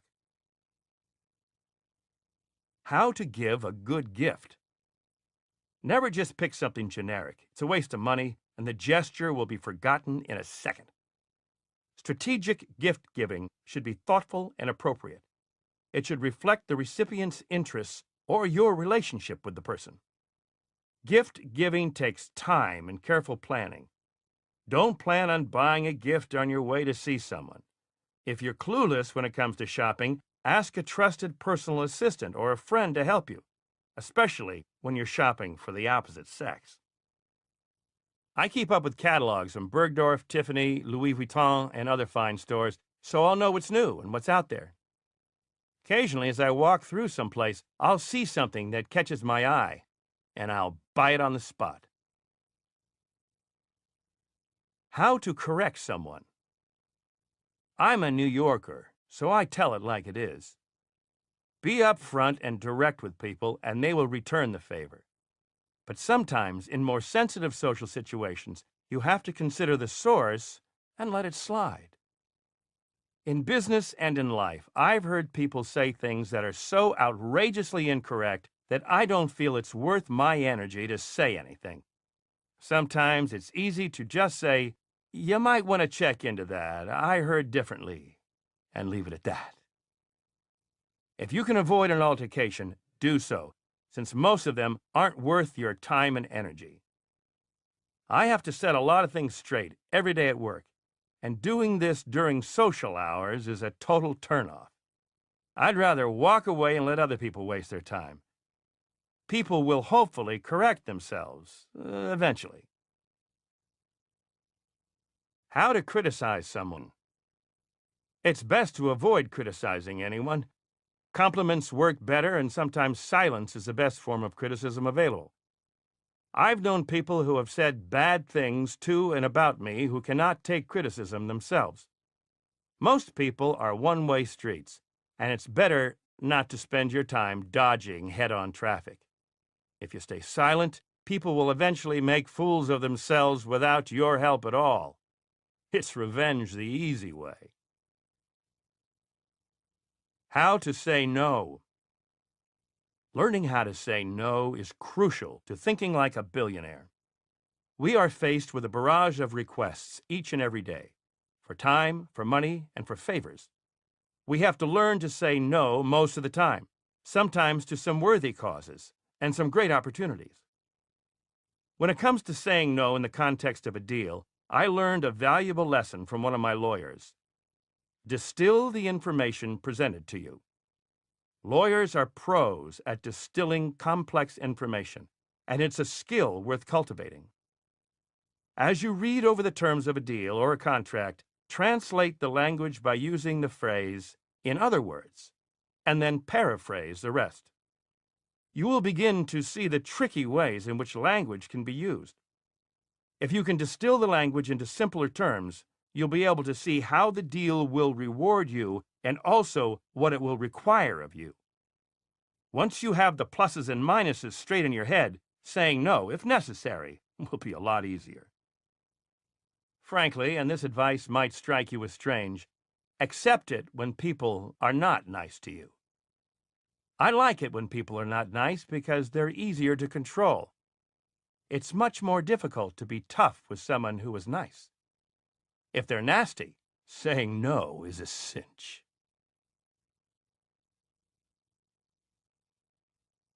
Part 4. Slices of the Billionaire's Life. I could continue giving you advice about how to think like a billionaire, but I've always felt that the best way to teach someone is by example. Following are some excellent examples of a billionaire's mind at work. Columbia University. Last year, I wrote a critical letter to Lee Bollinger, the president of Columbia University and the former president of the University of Michigan. As a committed real estate developer in New York City, I feel that it's my responsibility to look out for some of the cultural institutions in town, and Columbia University is one of New York City's greatest treasures. Part of Bollinger's mission is to expand the size of the university, not just its academic offerings, but also its campus, and I couldn't agree with that mission more. But it came to the attention of the real estate community that Bollinger was interested in buying up land in Harlem, the university's neighborhood. To my shock, Bollinger at that time controlled approximately 40% of the 17 acres he was looking for. Take a lesson from Bollinger's mistake. Never, never publicly announce your desire to own something, particularly real estate, before you make a deal. You'll only end up paying through the nose. Bollinger will have to pay a premium on the remaining 60% of the property because the owners now know how much he wants it. That's simply bad business practice. And if I were on Columbia's Board of Trustees, I would tell Bollinger, "You're fired." Not only is this scenario an example of bad negotiating, but Bollinger is also buying in the wrong location. Al Lerner, a close friend of mine who, sadly, passed away from cancer, was on Columbia's board for some time, and he had a fantastic vision.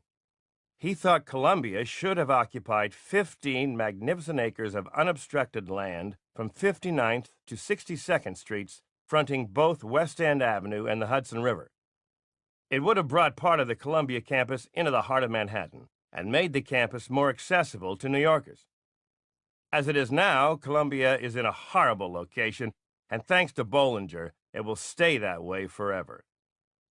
Columbia deserves the best location, not the worst. By the way, I own the land that Columbia should be buying. The United Nations mess.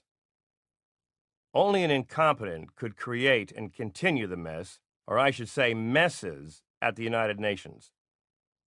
Kofi Annan, the Secretary General of the United Nations, has created a fiasco out of one of the world's most valuable institutions. Let me give you some background on what's going on at the UN.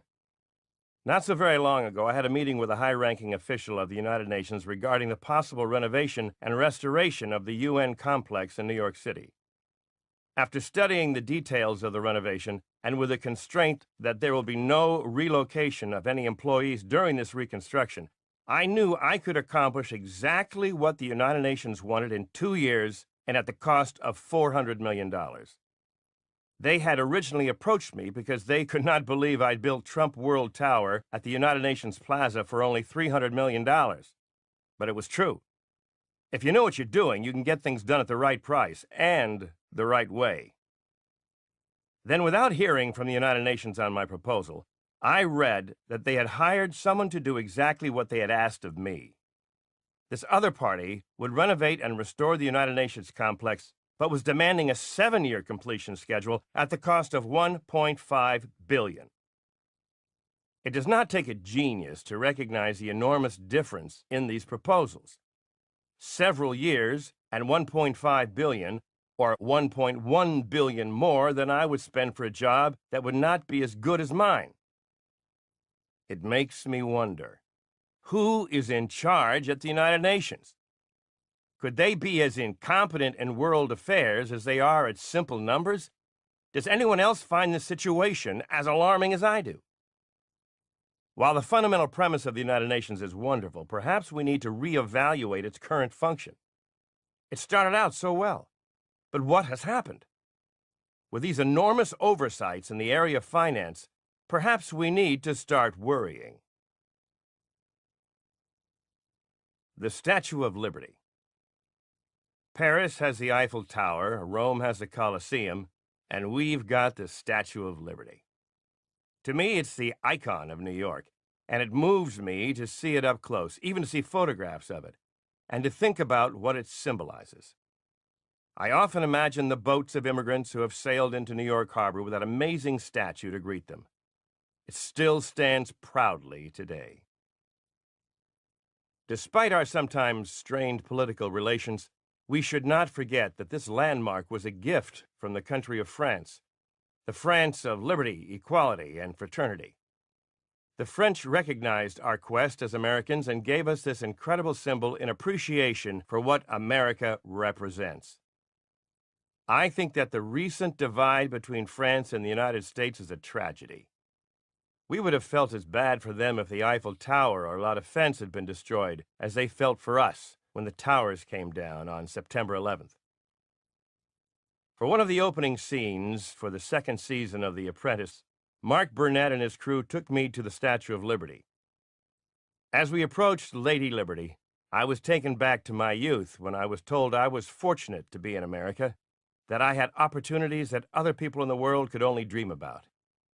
And here I am, a major player in the greatest city of this incredible country, and I realize once again how amazingly lucky I have been. With the parents that I had and this country as my backbone, anything was possible. I operated on that premise of possibility, and I'm walking, talking proof of the American dream. For me, the American dream is not just a dream, it's a reality. Breakfast at the Waldorf. I like going to the Waldorf, especially when I'm receiving an award. Recently, the IRTS, the International Radio and Television Society, had a breakfast for me. The casts from Queer Eye for the Straight Guy and Sex and the City, producer Michael Patrick King, Bob Schieffer of Face the Nation, and Herb Scannell of Nickelodeon Networks. Jeff Zucker of NBC was also there to announce that while it took 5 guys to save Bravo, it only took one, me, to save NBC. Then Bob Wright, chairman and CEO of NBC, took the stage to introduce me. It was an honor to receive the award because, as Bob Schieffer mentioned, we have a responsibility in the television and radio industry to try to make media intelligent. That's our approach with The Apprentice, and to be recognized for my contribution feels great.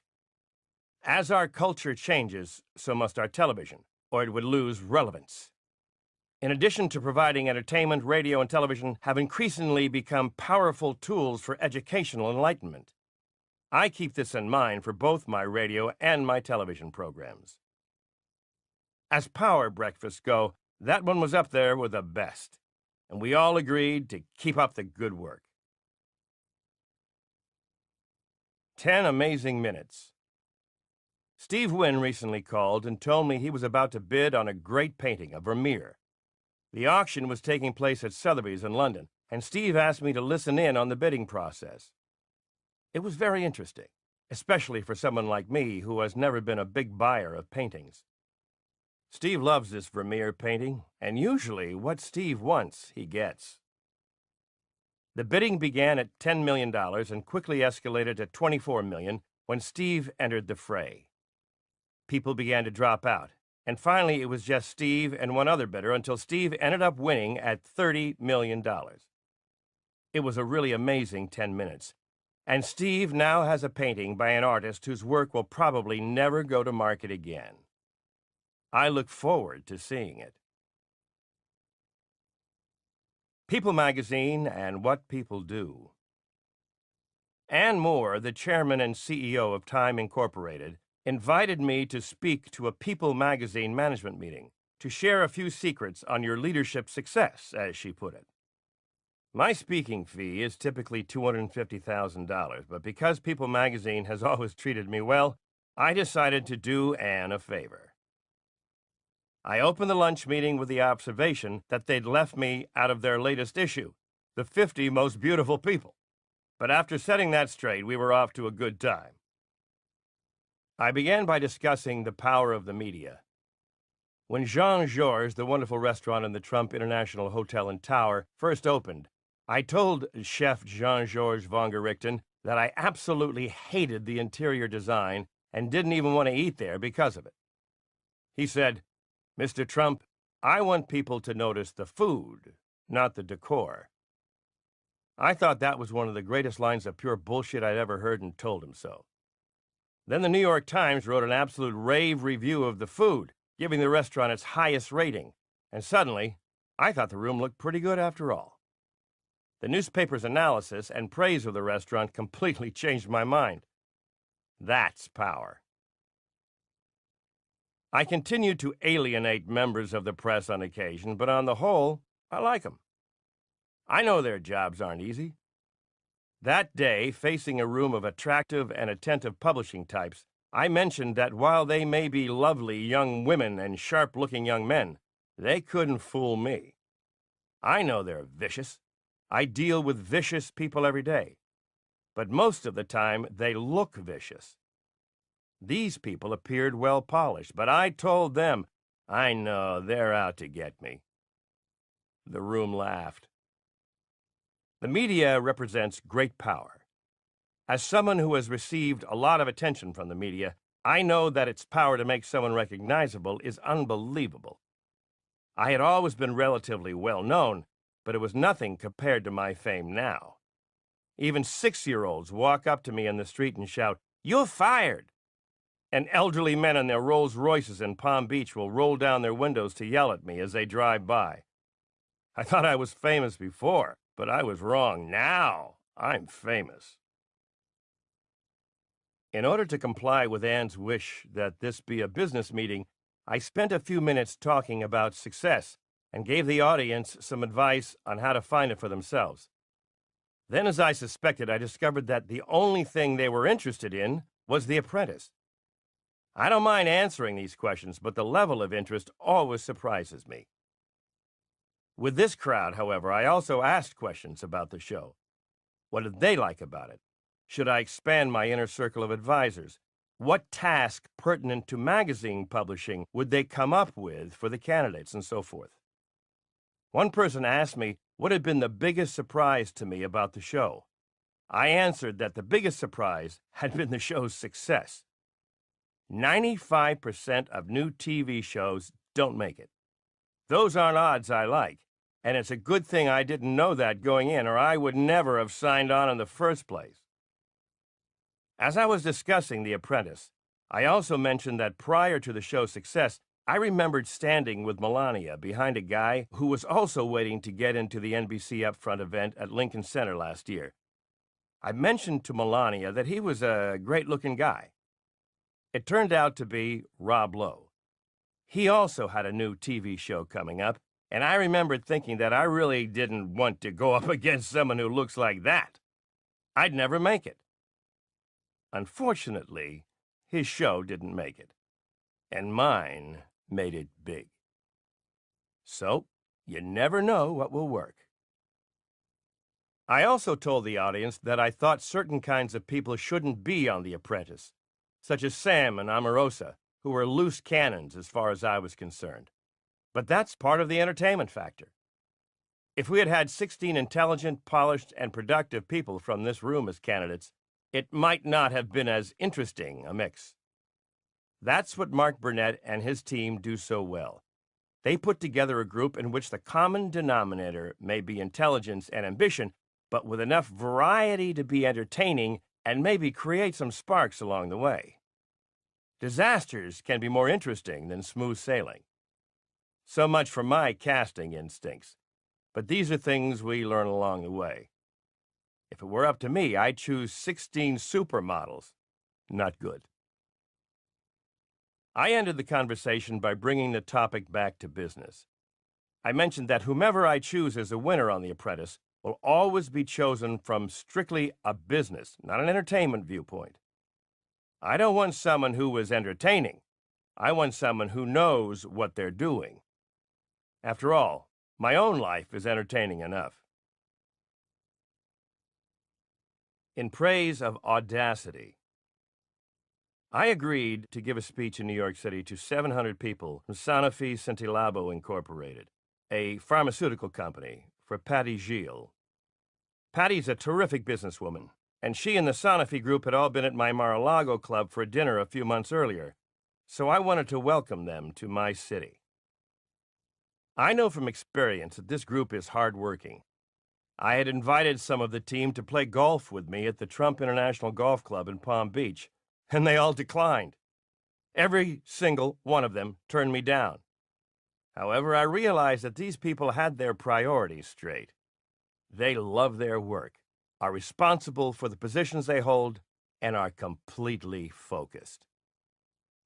Over the course of my speech, I told them that if you can't dream about new products, they will never happen.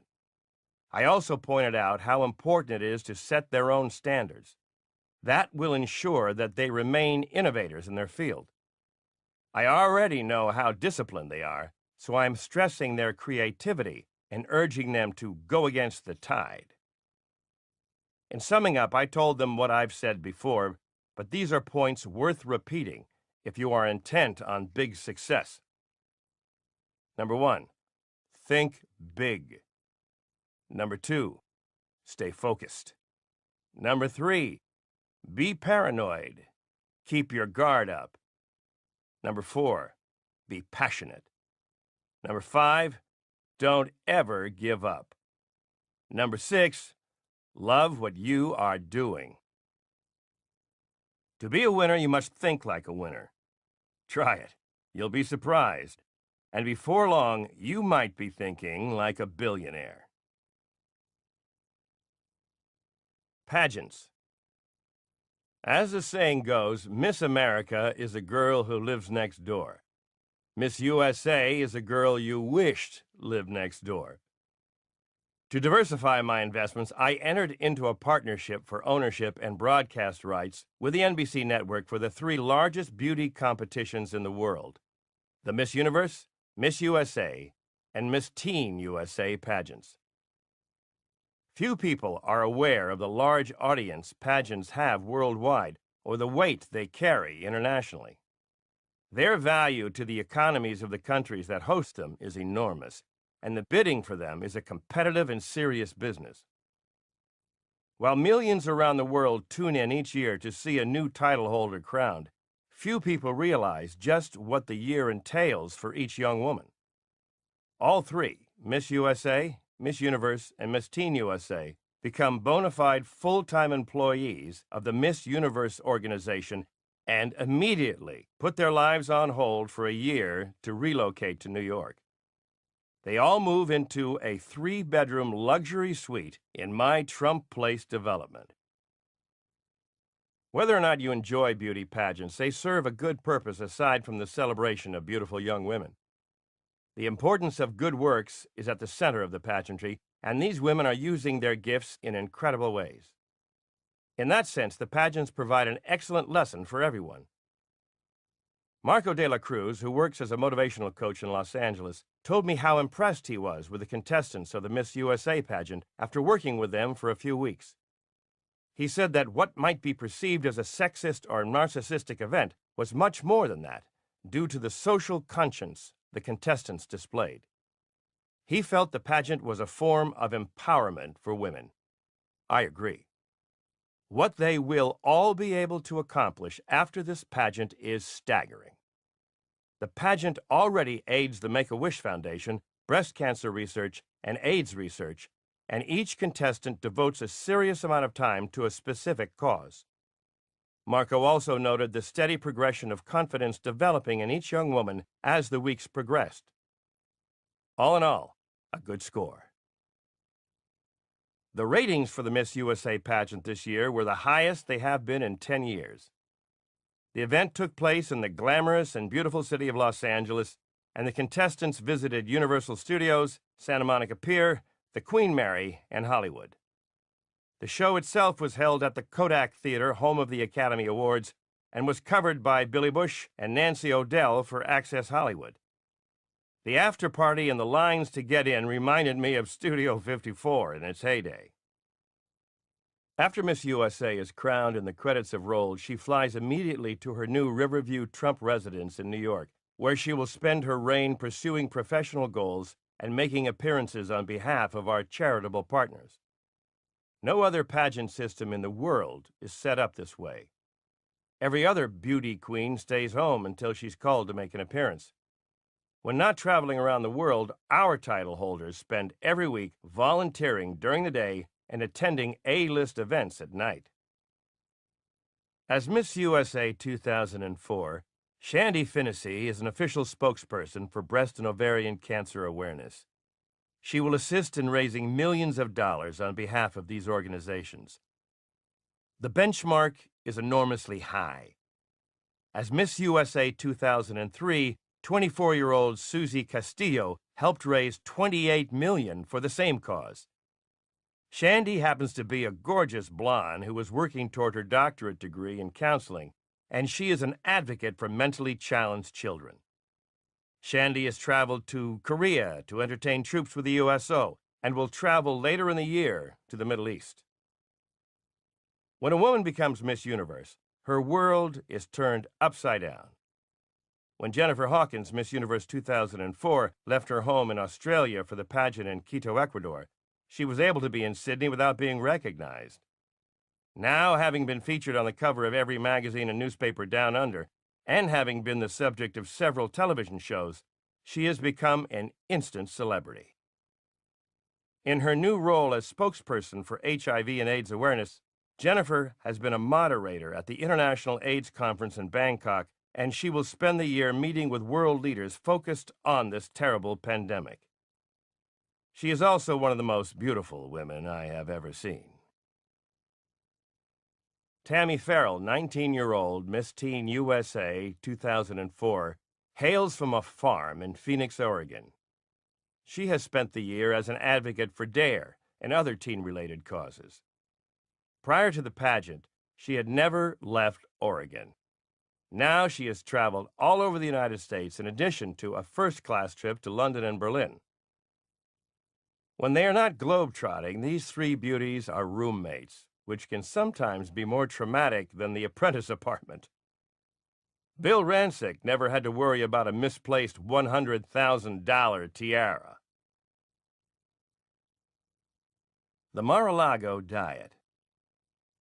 You can't just think like a billionaire. You have to eat like one, too. Whether you have a world-class chef preparing all your meals or just a simple hot plate, always remember, you are what you eat. Gary Gregson, the executive chef of the Mar-a-Lago Club and the Trump International Golf Course, has worked for me for 9 years, and he's one of the top chefs in the world. His job is to make sure that all of our guests eat well during their stay. The guests include national and local politicians, television personalities, movie stars, musicians, and the wealthiest of the wealthy. Gary's job is demanding, but he's an absolute pro. Gary used to keep a list of all the notables that have been entertained at the Mar-a-Lago Club, but the list just got too long. There are just too many people who want to experience Mar-a-Lago. What keeps them coming back? Gary tells me that it's his food, and I'm inclined to believe him. You may not believe me, but I keep to a somewhat strict diet, a diet that Gary invented for me. We call it the Mar-a-Lago diet, and if I didn't adhere to it from time to time, my waistline would be an absolute disaster. I'll admit that I go for the occasional DT burger or ice cream or pizza, but for the most part, I watch what I eat. How do you go about getting started on the Mar-a-Lago diet? Visiting the Mar-a-Lago Club is a good start, but you can also try it at home. Gary developed the Mar-a-Lago diet with me in mind. He tells me that it has a lot in common with some other popular diets out there right now, but the Mar-a-Lago diet is more sustainable and far more realistic than the others. And it works. A former Miss Universe who had gained some weight stayed at Mar-a-Lago, and after a couple of weeks, she was back in pageant shape. Gary believes that it's ridiculous to think that you can enjoy life without carbohydrates and sugar. Everyone's avoiding bread, pasta, rice, and potatoes these days. Next month, people will probably be swearing off fruits and vegetables. You have to satisfy your appetite and stay balanced. It's as simple as that. The Mar-a-Lago diet is not what you can't eat, but what you can and should eat to stay thin. Part of the Mar-a-Lago diet is always fulfilling your cravings as they develop, as ridiculous as those cravings may be. Gary's motto may as well be, want caviar on your Dover sole? No worries. What about caviar on your scrambled eggs? Even better. Breakfast might consist of an egg white omelet with spinach, tomatoes, and a little feta cheese, a small cup of tropical fruit, and a mimosa made with freshly squeezed orange juice. Lunch could be a small portion of tilapia and steamed vegetables with fresh herbs and extra virgin olive oil, served with yogurt sauce on the side, iced tea with lemon, and fresh blueberries for dessert. Dinner depends on whom you're dining with. If you're eating alone or with your spouse, you can cut back a bit. When you're dining with guests and friends, you should indulge a bit more. One of my favorite meals at Mar-a-Lago is lemongrass-infused salmon with scallion pancakes. I also enjoy the yellow heirloom tomato gazpacho with summer squash and lingonberry sorbet, which is out of this world. I tend to be a little more partial to meals that include Caesar salad, meatloaf, strip steak, or roast chicken, and you should adjust your diet based upon your own tastes. With immediate family and close friends, there tend to be larger portions and multiple courses. Pan-seared foie gras with spiced pumpkin bread and wild Maine blueberries, followed by mango soup with shallot flan, is one of Gary's classics. He also serves Parmesan-crusted sea bass with celeriac potatoes, bok choy, and sauce beurre blanc. To finish the meal, even if you're on the Mar-a-Lago diet, Gary often provides a selection of minuscule desserts or an incredible Grand Marnier soufflé. If you're a drinker, which I'm not, enjoy a glass of fine wine, but don't overindulge in alcohol. It can be a high-calorie and dangerous habit. I once asked Gary to tally up the food orders during the busiest part of Mar-a-Lago's season. Apparently, it's not unusual for the club to purchase 100 pounds of Florida stone crab, 40 pounds of fresh grade A foie gras, 12 points of high-grade caviar, Osetra beluga or sevruga, and 400 pounds of sea bass each week. And of course, all these foods work within the Mar-a-Lago diet. To summarize the Mar-a-Lago diet.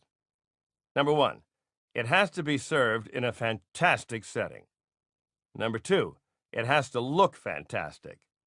Number 3, it has to taste incredible. Number 4, it cannot make you gain weight. If you eat the best foods and watch your waistline, you'll begin to look and feel great in no time. Saturday Night Live. One day in late March of 2004, Jeff Zucker, the brilliant president of NBC, called to make an appointment to see me at my office. I knew something big must be up for him to pay a personal visit. He said, "I'd like to see you." So he arrived at my office and said, "Donald, do me a favor. Host Saturday Night Live." I like and respect Jeff a great deal, and we'd been experiencing a tremendous success with The Apprentice, so I couldn't say no. I'd like to say that I showed up a few hours before the show on Saturday, April 3rd, tried on some costumes, learned a few lines, and then did the show live with the help of the hilarious Saturday Night Live regulars. As with The Apprentice, that wasn't the case. It took up a few days of my time. A few days well worth it, as experiences go. Saturday Night Live is a legendary show, and being asked to be the host was a great honor. Considering its 29-year history, I was walking into something big and something new to me. Comedy skits, a monologue, a face-to-face with someone who imitates me for a living. A chicken number. Were they joking? Yes, and quite well. Here's how the show came together that week. Preparation. On Tuesday, I met with Lorne Michaels' terrific team of 17 writers, led by Tina Fey. They pitched ideas and asked questions. We chatted for about 1 hour. How much could they get in 1 hour? Plenty, as it turned out. On Wednesday, the writers had 35 sketches completed, which they presented to me in a series of read-throughs. Some of these writers had been at SNL for over a decade. 5 are new this year, and 1 was new that week. The job of an SNL writer is tough. There's no fooling around. Lorne Michaels and Marcy Klein certainly know what they're doing. After the 35 sketches were finished, they narrowed them down to approximately 12 skits considered viable for the show. This process took about 3 hours, and then I was free to go back to my office. On Thursday, we read through the chosen sketches, where I interacted with members of the SNL team and got a feel for the format of the show. On Friday, we had our first full day, which started at 1:30 p.m. and ended at 10:30 p.m. We blocked and did run-throughs of the skits on undressed sets on the SNL stage. Originally Toscanini's recording studio and built on springs to avoid the rumble of the subways underneath the NBC building, that space is historic. It has about 7,000 square feet of workable space, which isn't a lot, considering what the show accomplishes every week. In the first skit, I played a hippie in a business meeting about the worldwide marketing of bongs. After 3 quick run-throughs, I realized that I was dreading having to wear the long blonde wig they'd picked out for me. Luckily, this skit would be cut during dress rehearsal. I hate messing up my hair for any reason, even for SNL. On the way to the next skit, I stopped and chatted with Greg Tull, who had worked at SNL as head of props for 25 years. He's also a fellow graduate of the New York Military Academy. He reassured me when he told me I was doing a great job so far, a vote of confidence I trusted, as he's watched countless rehearsals over the years. The second skit involved my so-called latest romance novel, Erotic Moonlight Confessions. The protagonist, Ronald Strump, lives in a famous skyscraper in the penthouse apartment with city-wide views. Convinced it will be a bestseller, I happen to be the narrator. As it turned out, this favored sketch of mine, short and easy, would also be cut after dress rehearsal. We took a short break, so I returned to my dressing room, passing the pretzel and potato chip bins, and made a few phone calls and checked in with the office. The very talented Jim Dowd of NBC showed up to give me a tour of the control room. I got to know Jim while working on The Apprentice. He doesn't stop. Saturday Night Live is a big operation, and everyone involved is a pro. Back on the set, Stone Phillips of Dateline stopped by to visit. He had been down at my Mar-a-Lago club in Florida over the past weekend doing a story. Then Lorne Michaels came in to say hello. The set was buzzing with activity, and through the windows above the audience bleachers we could see the NBC tour participants watching us. They waved and gave me the "you're fired" gesture. Just what I needed, some votes of confidence. Fortunately, they hadn't seen enough yet to pass judgment, so I waved back. Then I had some rehearsals, one with Finesse Mitchell, for a lawyer-client skit that included the Harlem Globetrotters, and another with Darrell Hammond, the brilliant impersonator who can nail just about everyone from Bill Clinton to Regis Philbin to me. The skit was titled The Prince and the Pauper, and it required a costume change mid-scene that the writers were still trying to nail down. By then it was 6 p.m. and we were on a dinner break. Jeff Richmond came in with a keyboard to go over some lyrics with me for the boardroom band scene. It only took about 5 minutes. Andrew, an accommodating page at SNL, brought in a steak for me from the Palm. It arrived with plastic utensils. I made a stab at it, but Andrew ran up to Lorne Michaels' office to find some silver for me. I found some golf to watch on TV and relaxed for a while. A bit later, I signed a $1 bill for the Friday raffle, an SNL tradition. This raffle is a big event announced by drum rolls on the set, and the crew tried to pull one over on me by announcing my name as the winner. However, I already knew the buzz around there.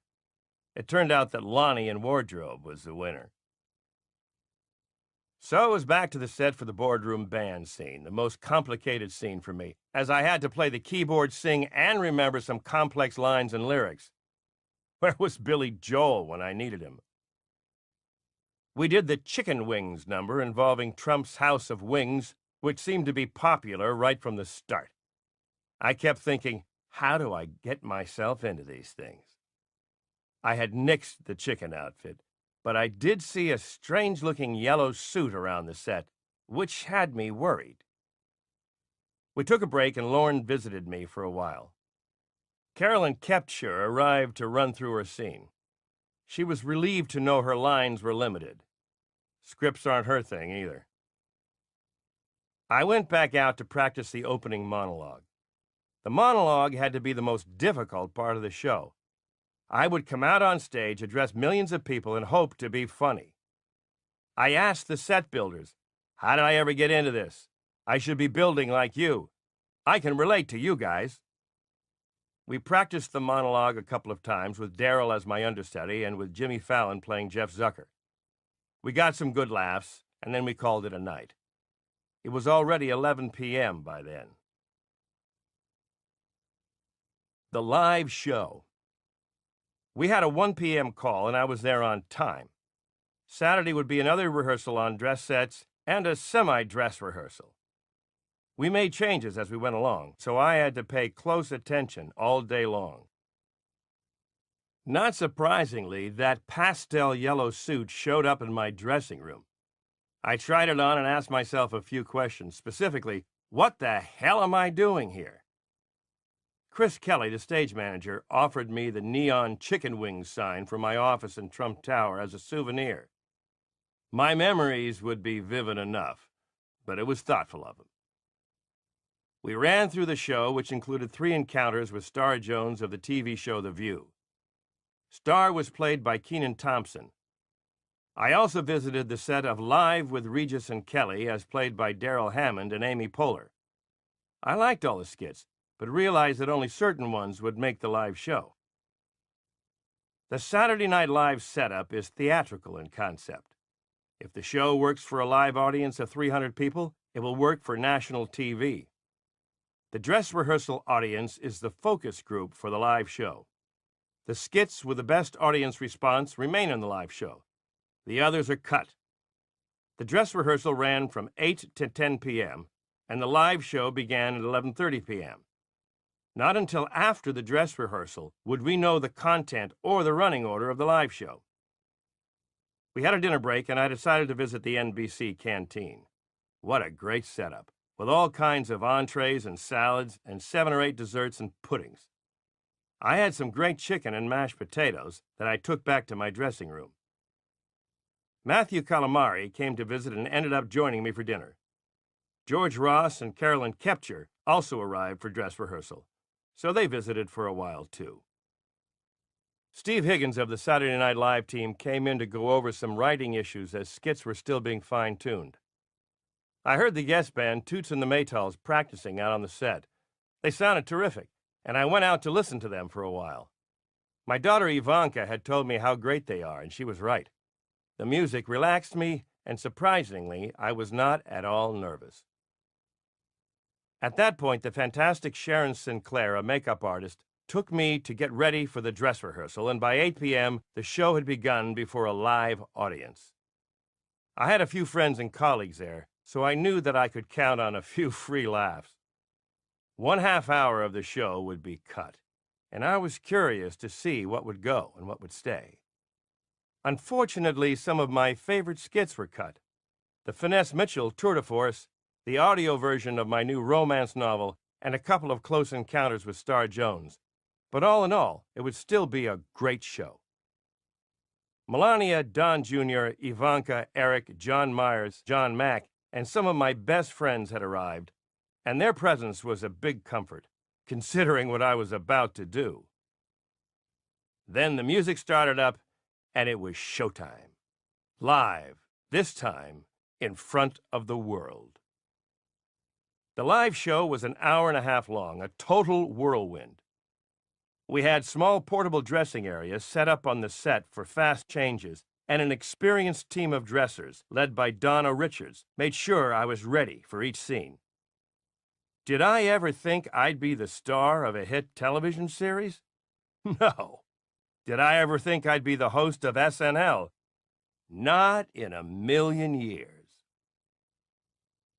After the show, I signed some photos for the crew, including one that will hang in the hallowed halls of Saturday Night Live for all time. It was a night to remember.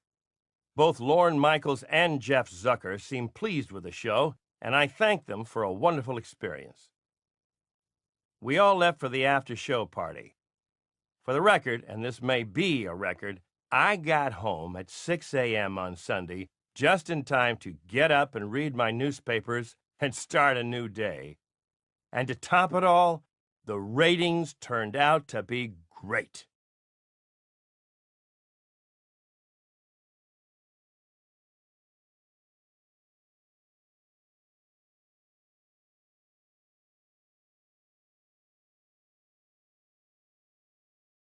A week in the life. It's become a tradition for me to include a chapter in my books about a typical week in my life. Readers always tell me they like these sections the best, and I don't want to disappoint anyone. Here's a snapshot of this spring before the second season of The Apprentice took over my life. There are some good examples buried within about how I think about my time, my business, and the people that surround me. Monday, 8:30 a.m.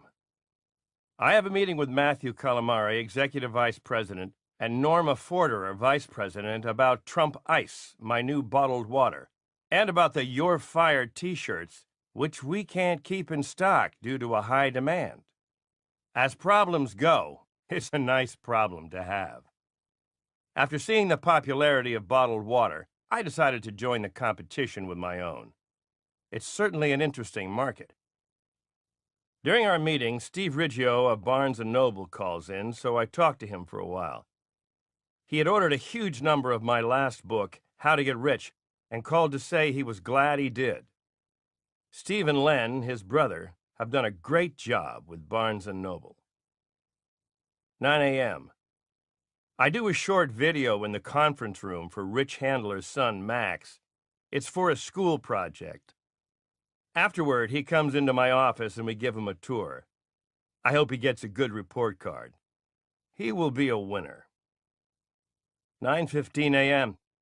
We have a Trump Tower board meeting in the large conference room. Larry Twill is present, as is Sonia Telesnik from my staff, among others. These meetings are important to me, and I never neglect them. That's lesson number 1 in property management. We cover a lot of territory at these meetings, the operations of the buildings, personnel, security, maintenance, construction, as well as the ongoing sales and leasing status of the units. Eric Sacher of my accounting department prepares a financial status report of the building, and we discuss improvements and upgrades, such as the renovations of hallways and anything that will provide our tenants with the best surroundings. 10 a.m. I call Paul Spengler of Pebble Beach to talk about stone walls. Paul's a great guy and full of good advice. 10:15 a.m. Rona comes in to tell me that Chris Matthews is ready for our scheduled interview. We're both on time and it's done quickly and efficiently. Chris is the kind of guy I like playing hardball with. 10:45 a.m. We all watch Don Jr. on CNN Finance. He mentions how he's the original apprentice and how his interest in our business and working with me have been a natural progression for him. He comes across as focused and intelligent, which he is, and mentions how much he's enjoyed overseeing the redevelopment of Trump Park Avenue. He's done a great job, I might add. This building is a former Delmonico Hotel, a famed hotel that once hosted Ed Sullivan and the Beatles. It's not only beautiful, but historic as well. 11 a.m. I make and take calls from Scott Butera, John Tutelo of Trump Model Management, and Ashley Cooper of Trump National Golf Club in Bedminster, New Jersey. They have positive updates for me, so it's smooth sailing so far. I also take calls from Tony Veneziano, Ray Royce, Jay Neveloff, and Phil Ruffin. These guys all get to the point quickly. It's a pleasure doing business with them. 11:45 a.m. My development team comes in for a meeting which includes Charlie Reese, Don Jr., Russell Flicker, and Jill Kremer. We spend a few moments congratulating Russell on the birth of his daughter Molly over the weekend.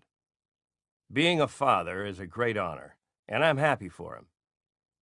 My team is on target on their projects, and Canouan Island is going to be a piece of paradise in no time.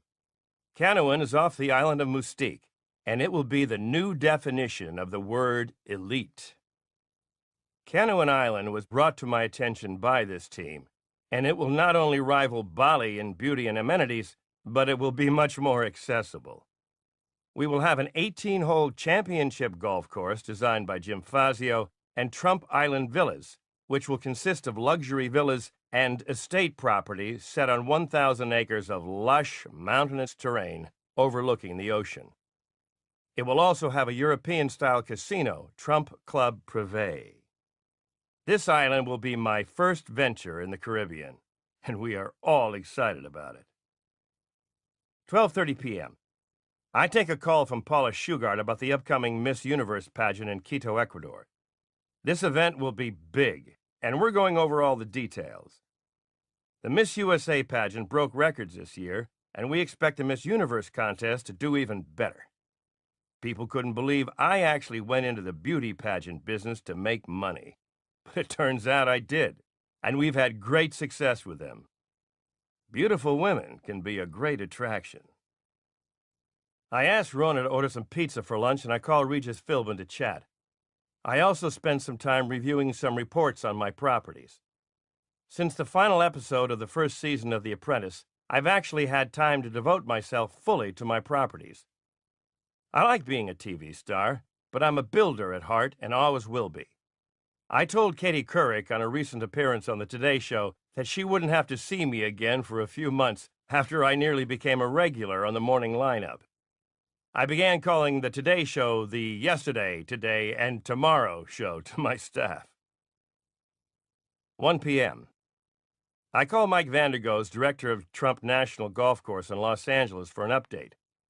This course is becoming an unbelievable beauty, thanks to Pete Dye's expertise and Mike's daily care.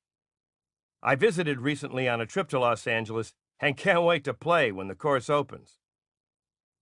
A friend calls in who had recently visited Paris and went to the Lido.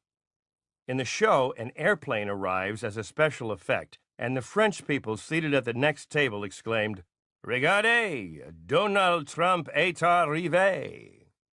and then proceeded to discuss The Apprentice. Apparently, they received tapes of the episodes from American friends. Guess I'm world famous.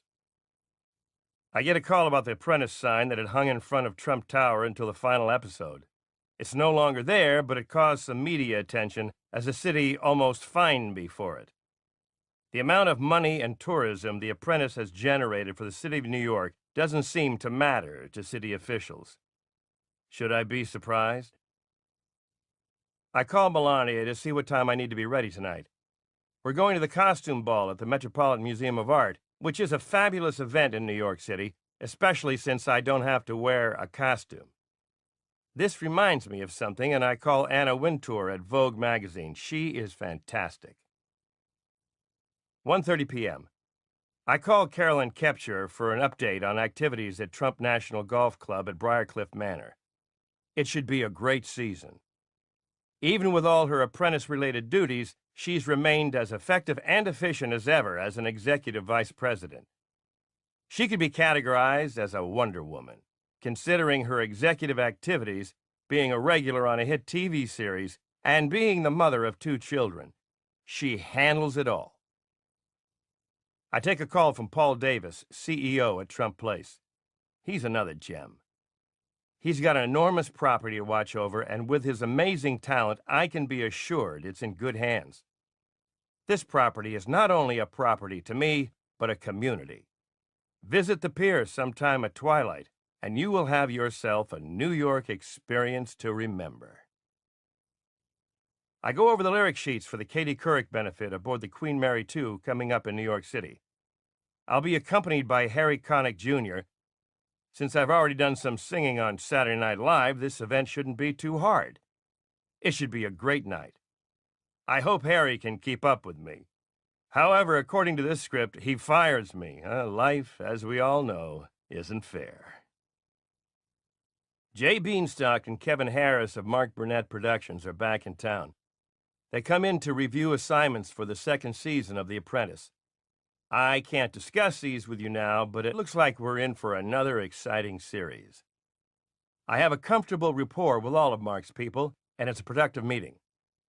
We'll be shooting an intro scene at the Statue of Liberty next week, provided we can get clearance in these days of heightened security. 2:30 p.m. I returned several calls that came in during the meeting. We are still debating which ballroom chair design we will use in Palos Verdes, home of Trump National Golf Club, Los Angeles, and several chairs have been brought in and lined up in my office to view and think about. There's a spectacular ballroom at the clubhouse for formal events. I'll keep the chairs in my office for a few days to see how they sit with me. The wrong chairs will ruin the entire room. In fact, I'd better see a few more, and I ask that a total of 8 styles be brought in. This ballroom has apparently become the #1 choice for weddings, and it is booked far, far in advance. Norma keeps my calendar straight, which has become an even greater challenge these days than ever before. She comes in to update me about the week's important events, board meetings, and so forth.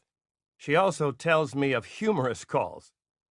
This morning, we had an Al Pacino impersonator call to talk to me, a call which almost got to my office until Al asked one of my assistants for her phone number.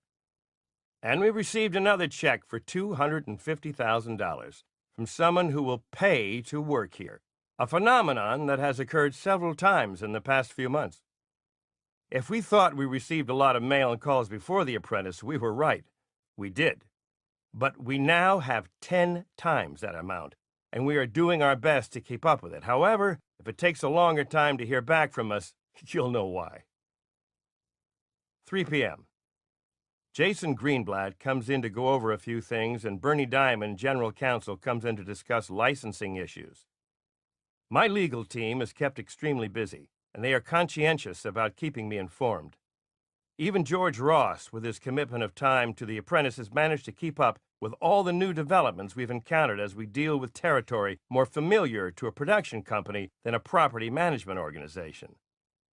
I think we've all enjoyed the new challenges, and no one here can ever complain of boredom. Dan Roth of Fortune magazine calls in to discuss the positive buzz his cover article about me has generated. The article is titled, The trophy life. You think Donald Trump's hit reality show is a circus? Spend a few weeks watching him work. People are always surprised at how hard I work, which I have to say surprises me, because I don't consider it work, but rather fun. 3:30 p.m. Jeff Zucker of NBC calls, and we discuss the incredible ratings the final episode of The Apprentice generated. Close to 41 million viewers watched. These were stunning numbers for a new show or an old show, and I'm proud of it. If I'm going to do something, no matter what it is, I want it to be great. There have been nearly 1 million applications received for the second season of The Apprentice, which is close to 5 times more than for the first season. NBC and I are looking forward to the new season. A reporter calls in to verify that I offered to pay for Troy's education on Larry King Live. Troy was on The Apprentice and has a lot of smarts, but not much education. He's a good example of someone who deserves the best, which includes great schooling. Guys like Troy make America great. 3:45 p.m. The next call is a good one. This contractor is so full of it that I hang up on him. Until he comes to his senses, which I think will take at least a few days considering what I've just heard, I won't be taking his calls. Instead, I call Ron Barron for some levity. 4 p.m. My pilot, Mike Donovan, calls in. The most important thing to consider when you have your own 727 is the right pilot to go with it. And I have been very lucky to have Mike. What is it about Mondays? Here's another contractor who is totally out of his mind. If today were April Fool's Day, I could manage these idiot calls, but it isn't. And this next call gets a well-deserved slam into the receiver. Costas Condilas, a man with brains and elegance, calls, which is a relief from the last few phone calls. We go over some details and discuss the impending Olympics in Athens. Costas is from Greece and has great insights into Greek culture. One reason I like to read Greek philosophers, as I mentioned in my last book, is because of Costas's influence. I call Tiffany in California. I saw her recently when I attended the Miss USA pageant at the Kodak Theater in Hollywood. Rick and Kathy Hilton also attended with us, as did Roberto Del Hoyo of the Beverly Hills Hotel. 4 p.m. John Spitalny of Bear Stearns calls. We play golf together and enjoy discussing a lot of different things. John gives finance another dimension entirely when he starts in on something. He's an example of someone who applies comprehensive knowledge to specific scenarios.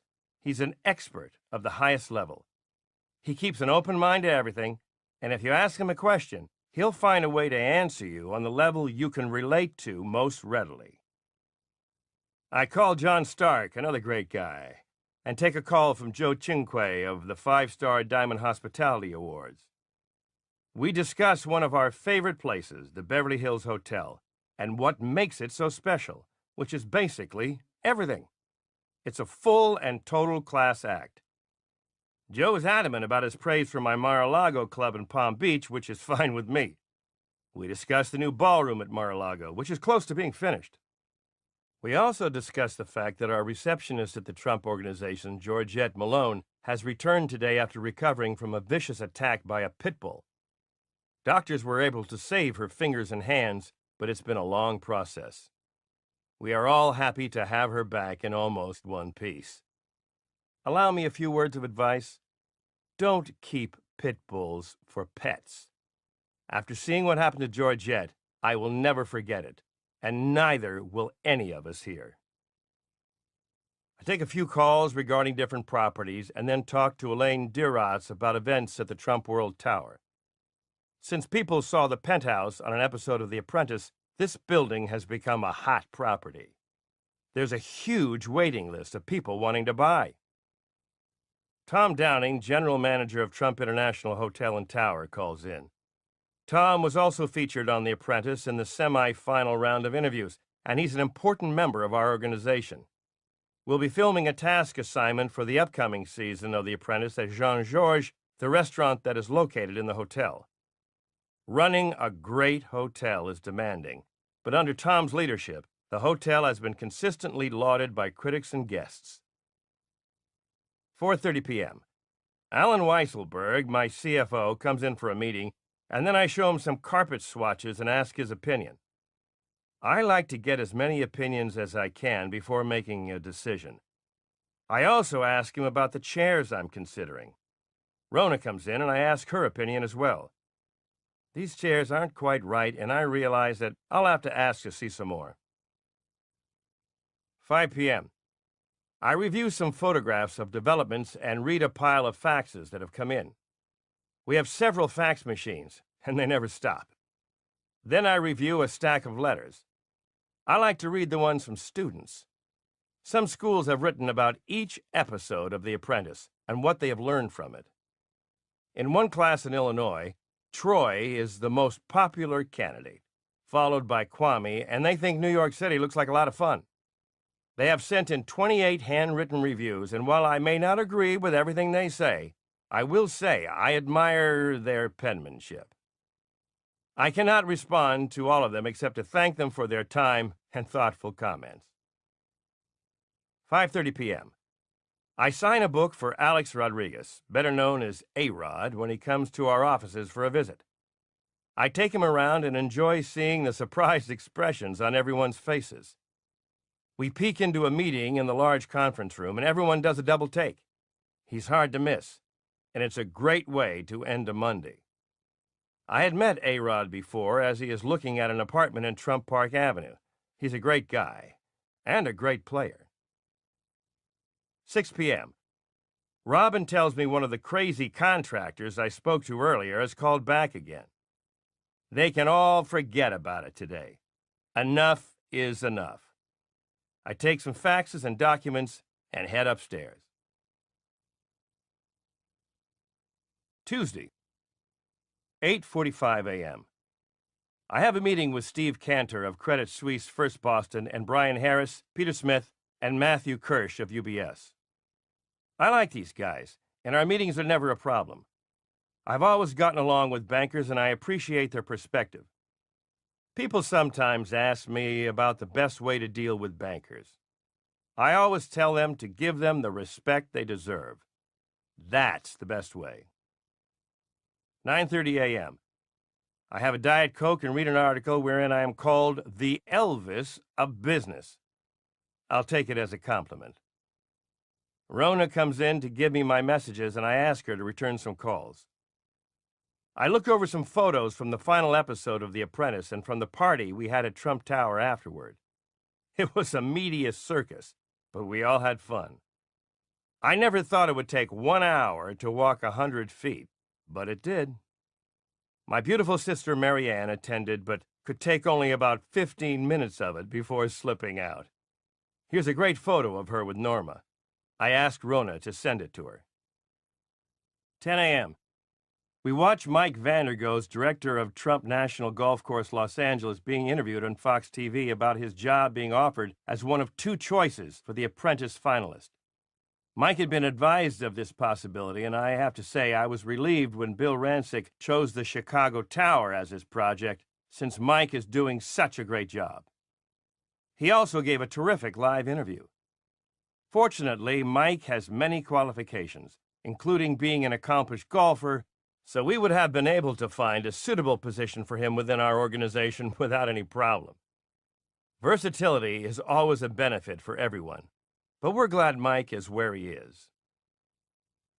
Helmut Schroeder, who manages some properties for me in New Jersey, comes in for a visit, so we chat for a while, and Robin comes in to advise me that Paula Shugart and our new Miss USA, Shandy Finnessy of Missouri, are here to see me.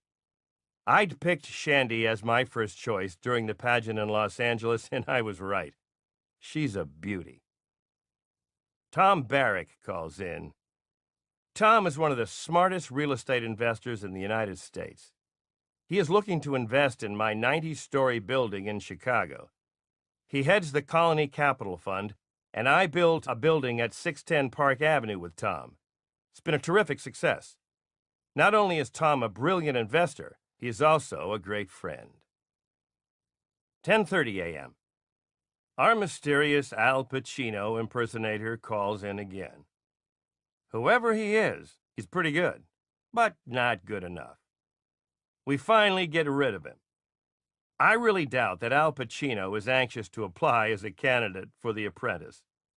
We call Al's office and let them know someone is impersonating him. 11 a.m. Norma comes in to advise me of the service for Estee Lauder, who recently passed on. She is one of the most remarkable people I've ever known, and I'm sorry she's gone. She left a beautiful heritage for us, and she will never be forgotten. Her little business, as she referred to the cosmetics line she founded, controls 45% of the cosmetics market in U.S. department stores. She had an idea and just went with it. She was one of the great salespeople of all time and a great example for all business people. Steve Florio of Condé Nast calls, and then I watch the cut of the new commercial I filmed last week for Visa. It gets a big laugh from my staff. I hope the TV audience likes it as much as they do. At first I thought it might not be so good for my image to be seen in a dumpster, scrounging around for my credit card, but I like to expand my range whenever possible, and fortunately, this is only a role. I do, however, think Visa is a great card to have, or I wouldn't endorse it, especially at this extreme. I take a call from Random House about my new book and tell them I've been able to find the time to work on it. I like writing books, and if I like something, I can find the time for it.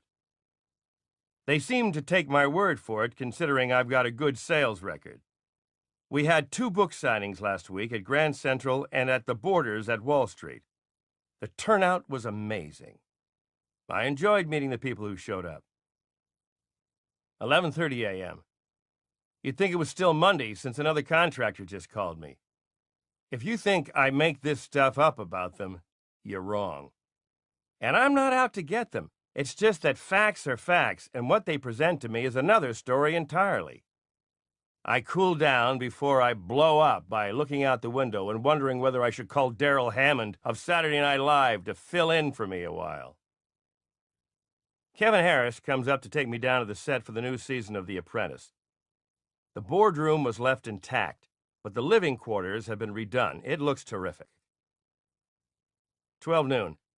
I go with Brian Boudreau to a meeting at Trump World Tower at the UN Plaza. We also go to the sales office and meet with Elaine Dierotz.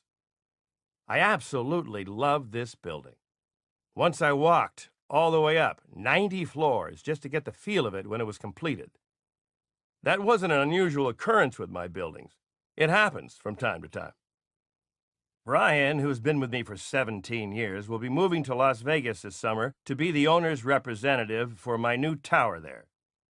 Brian's been with me long enough to have a terrific eye and insights into everything and everyone, and I'm pleased to make him an executive.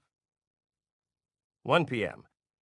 Back in the office, I see Robin eating a great-looking chef salad from the Trump food court downstairs and ask her to order one for me. I start returning calls that came in from my daughter Ivanka, Rick Hilton, and others. Next month is an important event. Ivanka will be graduating from Wharton. Someone once commented that while getting into Wharton isn't easy, getting out is even harder. She got great marks, and I am extremely proud of her. 1:30 p.m.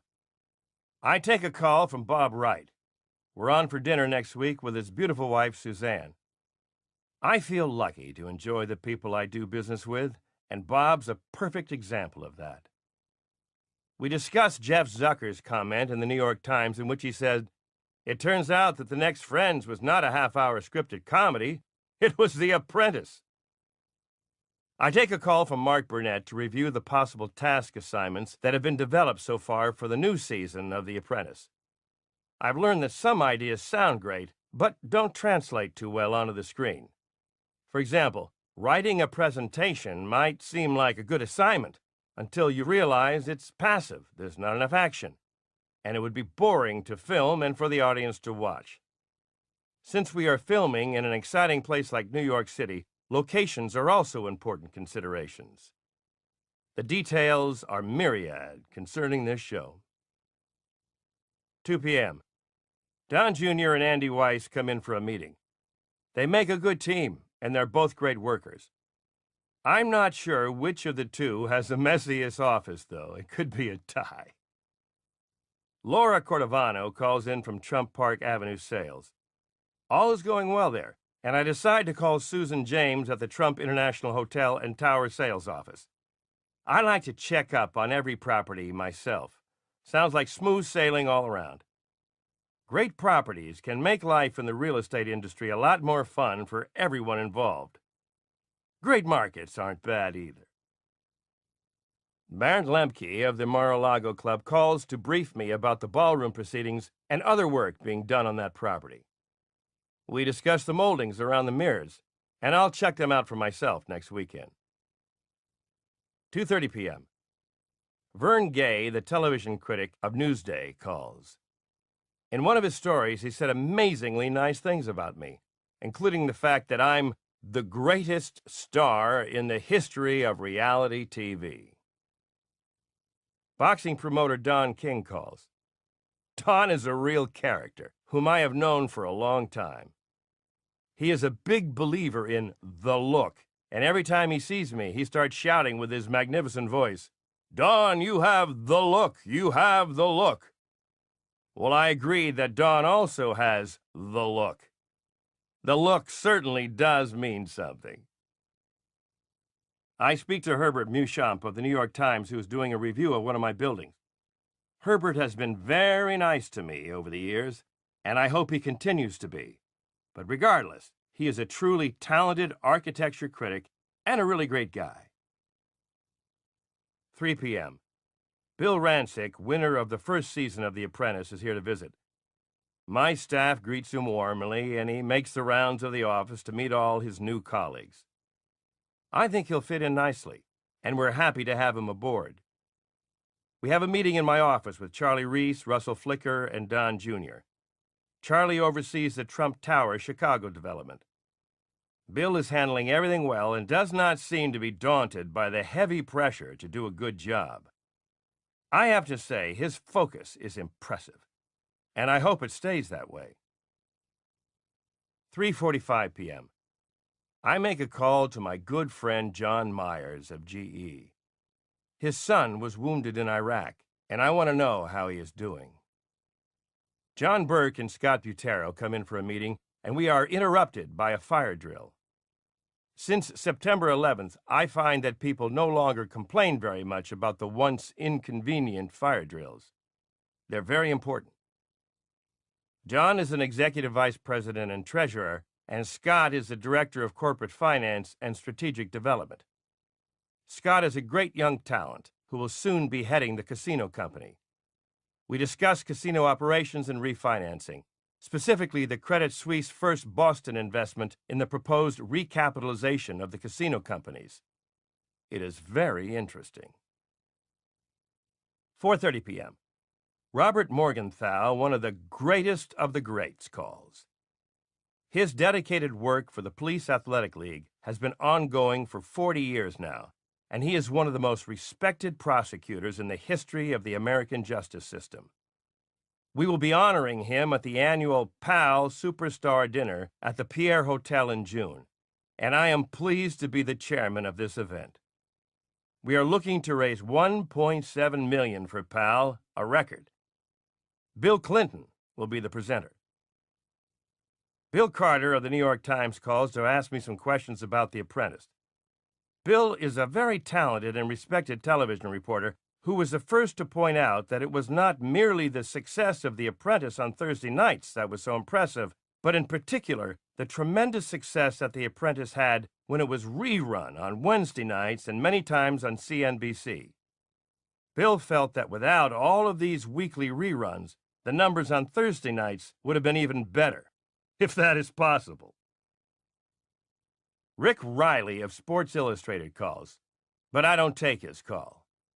People have told me that Rick is, to put it nicely, not an accurate reporter.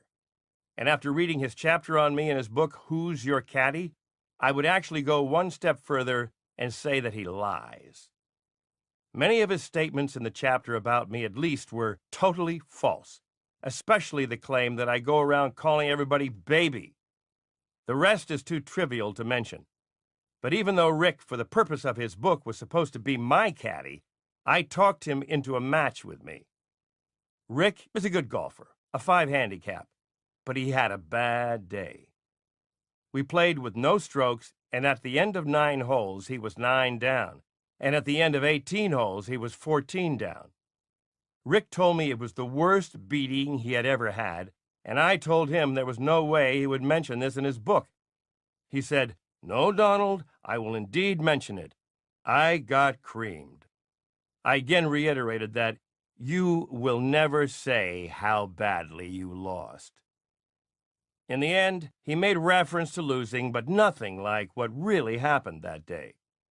Only the caddies and my staff know for sure. Well, at least Rick said that Trump National Golf Club in Westchester is a great course. I have a feeling I won't be playing with Rick again. I decide to take a walk down the hall to visit Jeff McConney and Eric Sacher.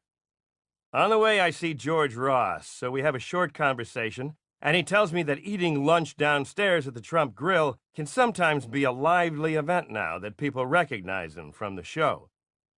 George can handle it, and sometimes he even smiles at people. I receive a copy of an article by writer and editor Patricia Baldwin, who interviewed me for Private Clubs magazine. She begins the article with a quote from Baseball Hall of Famer Dizzy Dean. "It ain't bragging if you can back it up." Her conclusion? I'm not a braggart, just incredibly good at my job. Patricia spent a day with me while I visited my golf course in Palos Verdes, California. 5:15 p.m. I take a look around my office and realize I should try to downsize some of the piles of papers. So Norma comes in, and we start sorting and sifting. We end up with shorter piles, but more of them. It's a start. I can actually see people on the other side of my desk now. Norma tells me that since her appearance on the show, people have stopped her on the street and in restaurants and even on the bus for an autograph. Our lives have definitely changed. I get a call from Bob Kraft, who owns the New England Patriots. When Bob bought the Patriots, they were a disaster.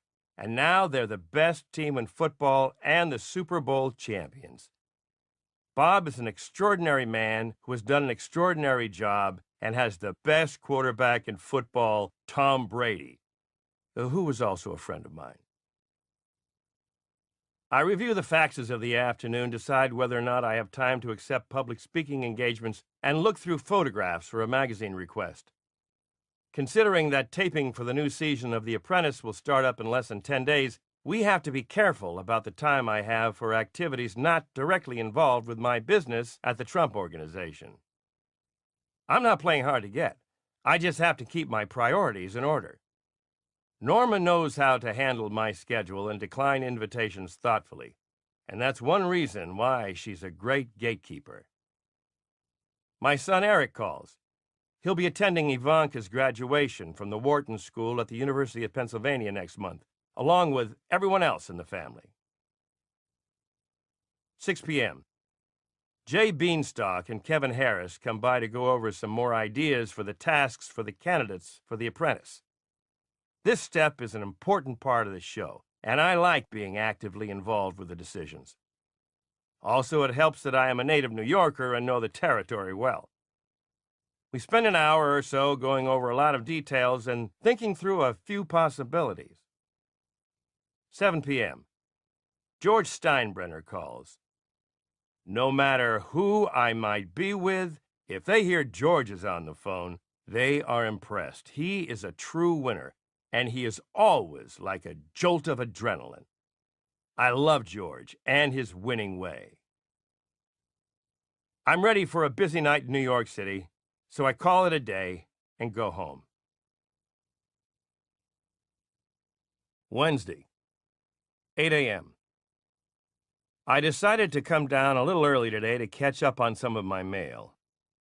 Here's a letter from a high school student in Wichita, Kansas, who writes, "Although your story of business success is inspiring, I have another more unusual reason for making you my hero.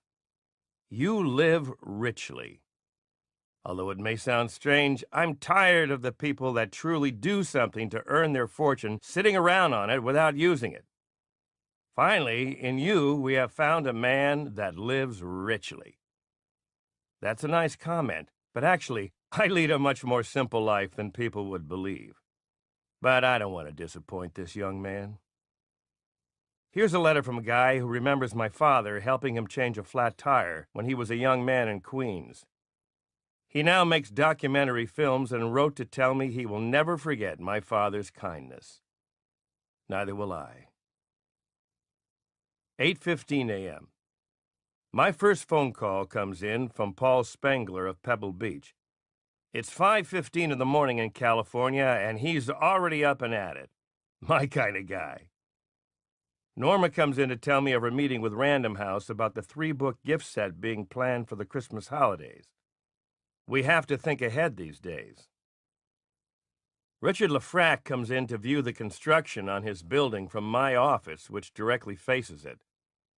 The curtain wall he is erecting now looks perfect.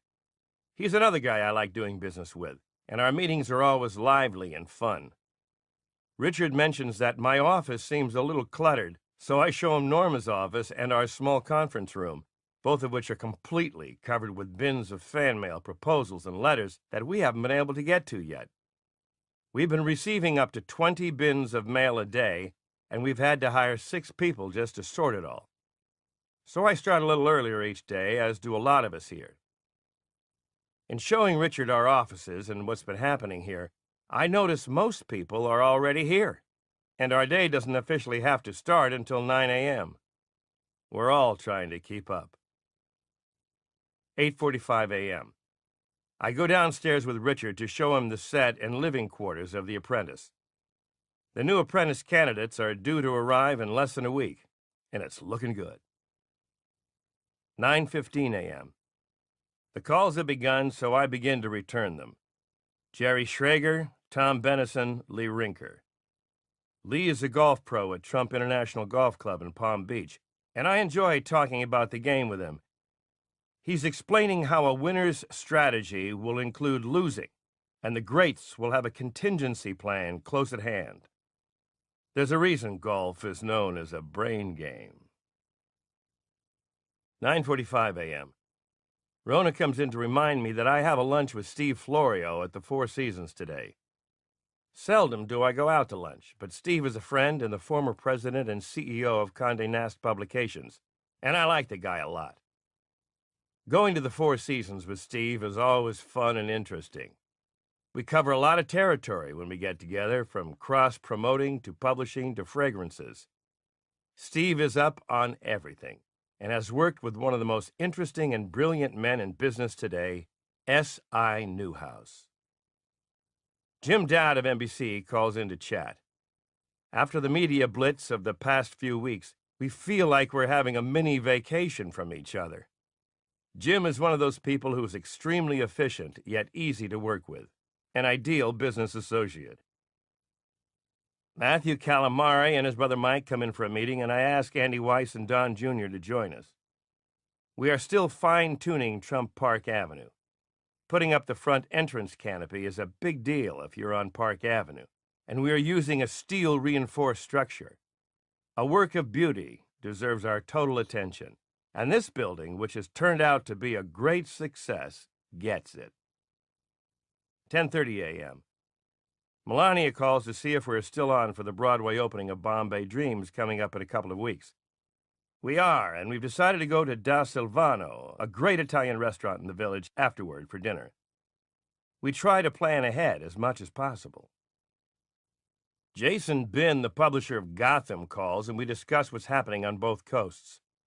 Then I read a thank you note from Mark Cuban regarding his show The Benefactor. This note was published on the web. He mentions that our encounters proved to be a reality check for me, because he realized he would never want to be like me. But then I asked myself, why did he buy an apartment in one of my buildings with my name on it? I think it's strange that he's trying to take me on just to get some publicity for his show. But he's actually a nice guy, and I hope his show will be more successful than his basketball team. Besides, He has no chance of beating The Apprentice. Kevin Harris comes in for a meeting about my schedule for the second season of The Apprentice. I have another week off, and then it all begins again. I tell Kevin he's a real pain in the ass, but that I've gotten used to him. He's also gotten used to me, so I can tell him that. He laughs and leaves. 11:15 a.m. Jeff McConney comes in to go over some license issues, followed by Eric Sacher, who updates me on the financials of Trump Model Management. Then I ask Bernie Diamond to come in to review a list of projects, followed by Nathan Nelson, who gives me the latest on our commercial leasing. These guys stay on top of things and are fast at giving me what I need to know. Alan Weisselberg, Chief Financial Officer, comes in to go over sales and acquisition of properties, and we do a general overview. Alan's been with me for 30 years and knows how to get things done. Then Jason Greenblatt briefs me on The Apprentice. 6 important meetings in 45 minutes isn't a record, but it's a good indication of how we operate here. 12 noon. I call Mark Burnett to go over a few things. Just because we had one successful season doesn't mean we can take it easy. We are talking about the dynamics of the boardroom scenes, which were the highlight of our episodes so far. We are wondering whether we should expand them or keep them tight and fast like last season. We decide to see how they play out naturally and take it from there. It's a realistic approach. Mark is an amazing guy, a good friend, and a true visionary. He said my first book, The Art of the Deal, had a great influence on him, and here I am, writing a book 16 years later and mentioning him. The American dream. Anyway, back to our boardroom scenes. Sometimes I schedule an hour for a meeting and find it takes no more than 10 minutes. Or just the opposite. It will take 2 hours instead of 1. Some things can't be predicted, and as the show is unscripted, that's part of the excitement. Mark's a busy guy too, and we connect quickly on every issue. He keeps his momentum going much like I do, which I think is a common denominator in successful people. Jeff Zucker calls in and we discuss the ratings. This year, ABC had the Academy Awards, CBS had the Super Bowl, and NBC had The Apprentice. It's still hard to believe that The Apprentice is one of the most successful shows in television history. I take a call regarding the announcement of my syndicated radio show on Clear Channel, which is to begin in the fall. I've always enjoyed radio programs, and have been almost a regular on Howard Stern's and Don Imus's shows over the years. This will be something new and another challenge. I'm looking forward to it. To find time in my schedule, Clear Channel has agreed to record my programs in my office on a weekly basis. I read so many papers and magazines each week that I will never be at a loss for topics, and I will choose to talk about whatever interests me that week. It will be a form of public speaking without the hassle of travel. The 60 to 90-second daily pieces will soon turn out to be the biggest launch of a new show in the history of radio, which is really cool. 12:30 p.m. I decide to go over to Trump Place on the Hudson River. New York City can be so spectacular in the spring. I can't think of a more beautiful place than this today. Even the river is sparkling. Paul Davis escorts me around, and the work is going terrifically. Waiting for 20 years to see something come to fruition definitely adds an aura to a project. 1:45 p.m.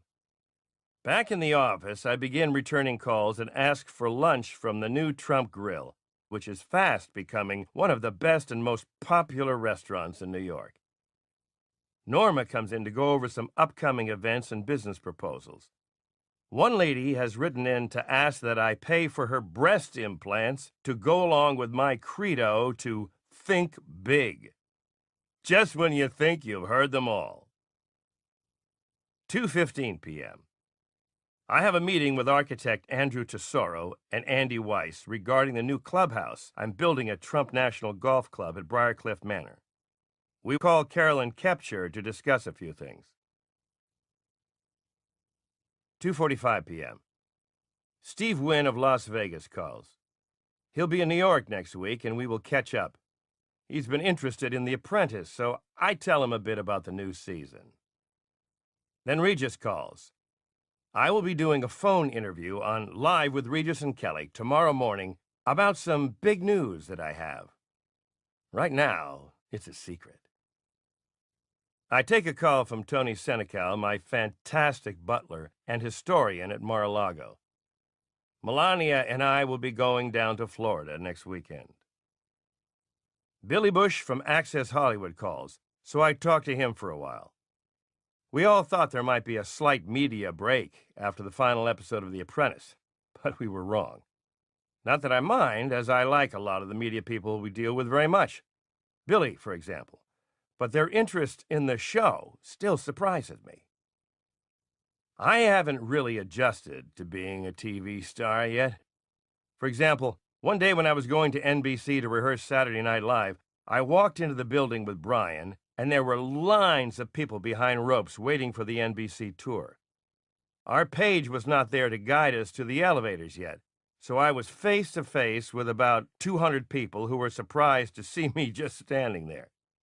They stared at me in silence, and then our page arrived to direct us to the correct elevator. The silence continued until I got into the elevator, and as the doors were closing, a lady yelled out, "Hi, Mr. Trump, you're fired!" And everybody else started to scream wildly. I managed to wave back before the doors shut. A funny moment. Since The Apprentice started airing, I'm often greeted with a friendly, "You're fired," by people who see me on the street or in a restaurant. Who would have ever believed that phrase would be a replacement for, "Hi, how you doing?" 3:15 p.m. Don Jr. and Charlie Reese come in for a meeting, during which I take a call from my daughter Ivanka. Someday she'll be in on these meetings, too. Norma comes in to go over requests for speaking engagements. I'll be doing one for Patty Gilles in June, but have to keep these at a minimum for a while. 4 p.m. Don Thomas is here for a visit. It's always nice to see him. Then I sit in on a meeting in the large conference room with Jill Kremer, Russell Flicker, Don Jr., and Charlie Reese. My boardroom is really beautiful. It's an elegant room with perfect lighting. I think people function and think clearly just as well in a well-appointed room as in an overlit and badly decorated one. Business people should think about interiors when they design their offices. Some that I visited are so dreadful that the only thing I could think of was how to get out of them as soon as possible, and I can imagine their employees may have felt the same way. 4:30 p.m. I call Melania, and we confirm dinner plans with Regis and Joy at Jean-Georges for tonight. Rona comes in with some faxes, and I begin to return calls that came in during the meeting. One of the contractors has called back several times, but I just won't deal with him yet. There's a difference between can't deal with and won't deal with. Contractors definitely get the latter until they shape up, but as for the good ones, I adore them and treat them the best. 5:15 p.m. I review documents and reports and ask that my calls be held except for urgent ones. George Ross comes in and we review a few things together. 6 p.m. I ask Robin for my calls and return them and take a call from Kevin Cook of Golf Magazine. We'll be playing a round of golf together next month at Trump National Briarcliff Manor, a course that Golf Magazine really likes. 6:30 p.m. I say goodnight to Norma and Robin and notice that 7 or 8 more bins of mail have arrived from the afternoon mail sorting. We'll have to figure this out tomorrow. Thursday, 8:30 a.m. I have a meeting with Bernie Diamond, General Counsel regarding Trump, the game, being developed with Big Monster Toys and Hasbro. We have a productive meeting for about half an hour, and then I return a call to Jean-Pierre Trabeau, the executive director of the New York Friars Club.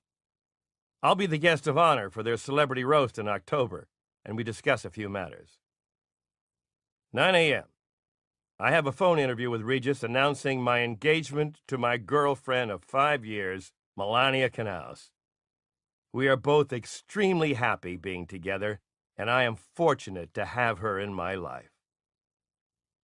9:30 a.m. I do a video in the small conference room from my casino in Indiana.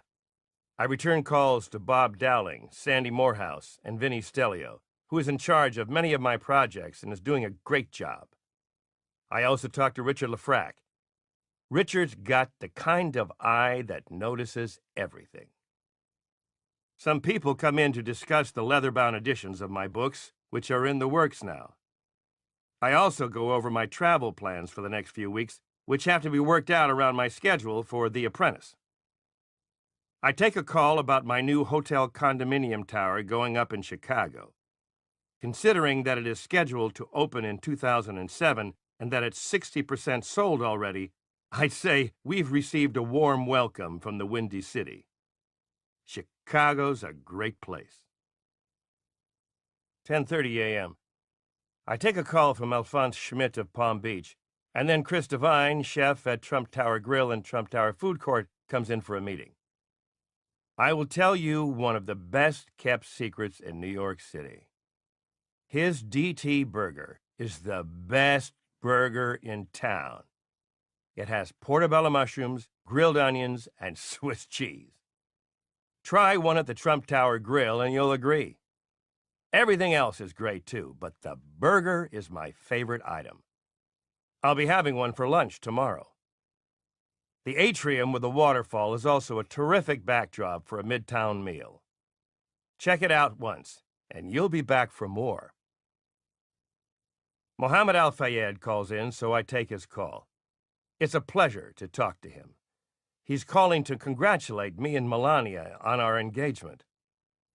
Stuart Rahr calls in to tell me he's having lunch delivered for my entire staff today as an engagement celebration because now they'll have an even happier boss.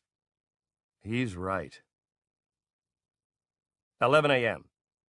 I leave to go to Trump National Golf Club in Briarcliff Manor to check out the course and clubhouse.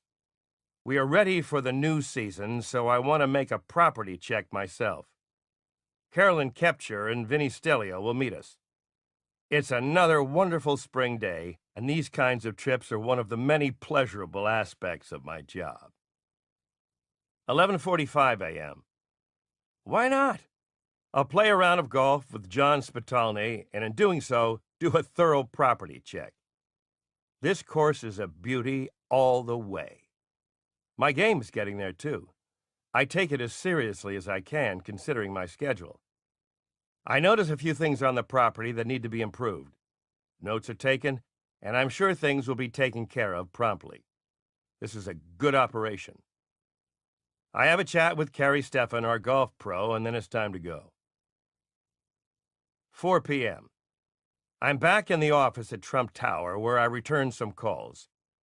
I speak to the very talented Richard Johnson of the New York Post and Sean McCabe, a young man who has been with me for a long time and is doing a superb job of maintaining and building additions to Mar-a-Lago. 5 p.m. Kevin Harris shows up with yet another monster schedule for me to review. I try to keep the "don't kill the messenger" proverb in my mind as I go over it with him. This guy doesn't stop. He must have been trained by Mark Burnett. Good thing I'm such an easygoing guy. Someone tells me David Letterman said on his show, "Donald Trump is the biggest star in America, and he won't do my show, but I like him anyway." David's a good guy, always has been, always will be. He's just on the wrong network, that's all. But I'm going to do his show anyway. I call Melania to see what we're doing this evening, and it looks like it will be Le Cirque. I call in Charlie Reese to go over some development ideas. Charlie can be blunt. Just ask Amy of The Apprentice, so we get along just fine. He never wastes my time. I appreciate Charlie's ability to quickly size things up and deliver the goods. 7 p.m. I check in with Matt Calamari and some others who are still working and go upstairs. Friday. 8:15 a.m. Norma and I have a meeting about how to handle the huge amounts of mail we have been receiving. Now I know how publishers or movie companies must feel about submissions and why they have rules about it. We can hardly walk through our offices anymore, and she shows me where an extra 10 or 12 bins have been stored. 8:45 a.m. I take a call from Bernd Lemke about being in Palm Beach for Mother's Day. That marks the end of the season there for us, and it's always a big day. I'm not big on melancholy, but it's a day for fond memories of my mother, and it deserves a celebration. I call my sister Mary Ann to see if her offer for a home-cooked meal tonight is still on. It is. Not only is she smart, she is a great cook. 9 a.m. I have a meeting with Tom Kaufman, Alan Weisselberg, and George Ross. We cover a lot of territory in less than 30 minutes. 9:30 a.m. I speak to Bill Fioravanti, who is Paul Anka's tailor. Paul has offered to have a tailored suit made for me, a nice gesture from a nice guy. The suit is great. I talked to Paula Shugart and Tony Santamaro about the upcoming Miss Universe pageant in Ecuador. The buzz is huge there. I'll be flying down for the event in between my apprentice assignments. Speaking of which, here are Jay Beanstalk and Kevin Harris at my door. Why did Mark have to hire such efficient guys? At least they know how to give efficient meetings, and we're through in 15 minutes. 10 a.m. I call Sean Compton, Vice President and National Program Coordinator for Clear Channel, regarding my radio program, and Rona comes in to advise me of an upcoming photo shoot with Scott Duncan. Not my favorite thing, but I like Scott a lot, so it shouldn't be too painful. I read a few letters. There's one from a young lady in Arizona who writes, "Finally, a reality show that is as captivating as it is compelling. Maybe it's because I have a degree in business and a law degree, or maybe it's because of your no-nonsense approach to dealing with people. Thank you for allowing the viewing public to be a part of this experience." I'm glad to know people are enjoying the show as much as I am. I make a call to Paul Chapman and ask for a Diet Pepsi. Norma comes in to remind me of the Damon Runyon Cancer Breakfast at the Rainbow Room later this month, honoring the great Bob Wright of NBC and few other engagements. 10:30 a.m. I have a meeting with Bernie Diamond, General Counsel, and then Kostas Kondylis arrives for a meeting. I asked Don Jr. to come in, and we have a discussion about contractors. So I call one, and sure enough, he's at least $100,000 over the amount that is necessary to do the job.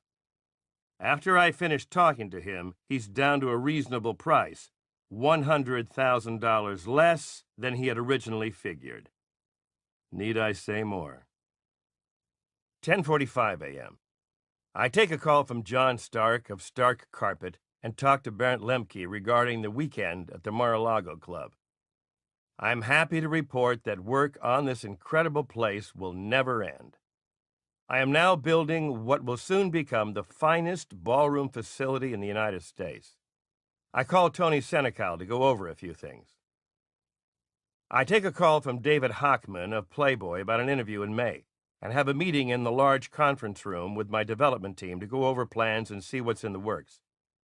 Part of being a good builder is planning into the future, which is one reason I enjoy these meetings so much. A room with blueprints equals a room with a lot of action in the works. 11:45 a.m. I go down with a group of Wall Street bankers to show them the new suite for the 18 new apprentice applicants. They agree that it looks great, and I realize I'm looking forward to having another group of enthusiastic young people to work with. The boardroom looks ready for another dynamic season. We go down to the atrium level. A few people wave and say, "You're fired!" I take a tour through the beautiful new space occupied by Asprey, the famed jewelers, which covers 3 floors in the front of Trump Tower. When you see the British flag flying next to the American flag on 56th and 5th Avenue, it's because of Asprey. They are the jewelers to the royal family and many other people of discerning taste. As I pass through reception back to my office, I stop to ask Georgette how she's doing her first week back at work. Very well. She's a trooper. 12:15 p.m. I return the calls that have come in and call Tiffany in California for an update. George Ross comes in for a meeting, and we discuss a few things pertinent to the new season of The Apprentice, as well as business issues. Andy Weiss, Bernie Diamond, and Alan Weisselberg also come in for meetings. I take a call from Rudy Giuliani regarding a dinner together, and I talk to Random House about a sales conference where I will appear. I told Random House that I wanted to give readers everything needed to be successful in life in fewer than 300 pages. That's a challenge, and I like to challenge myself as much as possible. But my books aren't strictly educational. They might become less interesting if they were one-dimensional.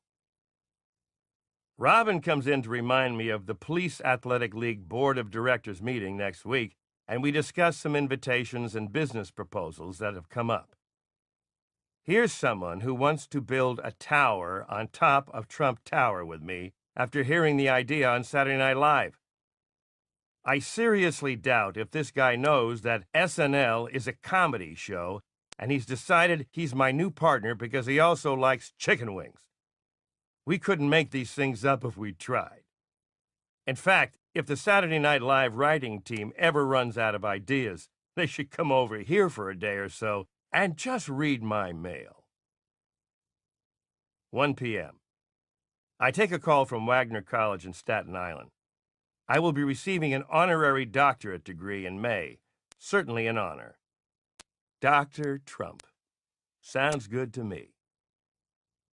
It's surprising what a few days of honest reflection and number crunching can do, because one of the contractors from earlier this week calls back and finds he can do the job easily for $150,000 less than he'd originally thought.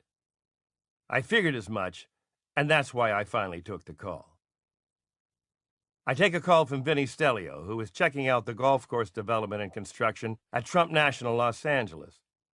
We are building a truly great course there. I make a call to my brother Robert to see what's up.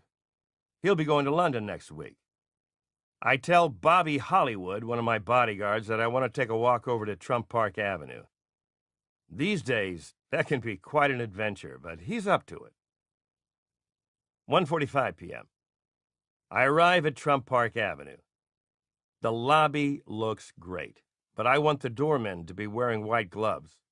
After all, this is Park Avenue. I notice some of the woodwork is off-kilter in one of the elevators. I ask that it be fixed immediately and that they take the elevator out of service until it is. I have an eye for little things which can either amaze people or irritate them, depending on the circumstances. I do a property check, and it's looking good overall, although not perfect. So we go over a few things that need attention. I always pretend that I'm a tenant in all of my buildings. What things would bother me if I were? First of all, everything has to shine. Otherwise, it just looks lousy.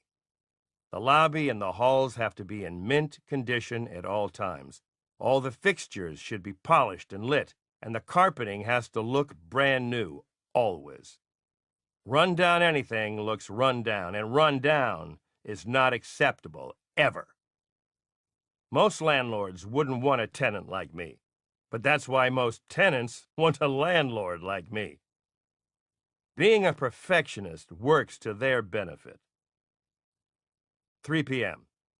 Robin has my messages waiting, so I return 10 or 12 calls that have come in and review notes from a meeting regarding 40 Wall Street, my jewel of a building in the financial district. Downtown has made a good rebound. As I told the New York Post, even 9/11 couldn't put a permanent dent in that place. Carolyn Kepcher calls in. We go over some notes I made yesterday about Trump National Briarcliff during my round of golf and afternoon on the grounds. Once the season at Palm Beach winds down, I'm on the course a lot in Westchester, and we are constantly fine-tuning everything. 3:30 p.m. I have a meeting with Charlie Reese and Bill Rancic concerning the Chicago Tower. We go over some brochures for the building. We discuss the Las Vegas Tower being planned. I will be building a luxury condominium mixed-use tower there with Phil Ruffin, one of the greatest guys I know. So I'll be flying out there for a quick visit within the next couple of weeks. You can see why having a jet is a necessity in my life.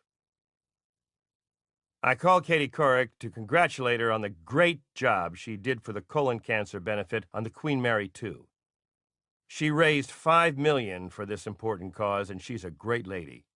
Even if she did have Harry Connick Jr. fire me after my duet with him. I'll try to forgive her, but only because I like her so much. 4 p.m. Norma comes in with a stack of letters and proposals to go over. She says I cringe when I see her come in. She's become the homework queen in my eyes, and she knows it. Random House calls to tell me they've sold the rights to How to Get Rich to publishers in 21 foreign countries. A friend of mine told me his son of 16 read it 3 times and wants to run his own organization as a result of it. Now he even reads financial magazines and papers every day, his favorite being the Wall Street Journal. I liked what I was hearing. I call my son Eric to see what he's got planned for the weekend. He says studying, but somehow I think otherwise. Not that he isn't a good student, he definitely is, but he's an outdoor type and has a lot of activities that interest him. All of my children are very well balanced as far as being hard workers, and they are disciplined people, so I never have to worry about them too much. 4:45 p.m. Rona comes in to give me my latest faxes and messages. I call Steve Wynn and tell him I'll be visiting soon, and I call John Myers, then Mark Brown. Mike Vandergoes calls in from California, and Paula Shugart calls in about an interview for a magazine in Ecuador. And of course, another one of those contractors from earlier in the week calls in with radically altered prices for his services. Why are certain things so predictable? Anyway, it's nice when they become so agreeable. Another word for reasonable in this case. 5:30 p.m. I sign a few books to be sent out to friends and colleagues, make a few final calls, and Alan Weisselberg stops by for a few minutes on his way out. It's been a good week. In fact, a milestone week for me, and we're all looking forward to the weekend. 6:30 p.m. I turn out my lights and head upstairs. I'm looking forward to some golf this weekend, and we'll be staying in town. We need a weekend just to relax, which means we may visit Atlantic City tomorrow night by helicopter, check the course in Bedminster, New Jersey on Sunday, and have dinner at the 21 Club tonight. This weekend will be relatively quiet for us. Trump Tower is a great home base.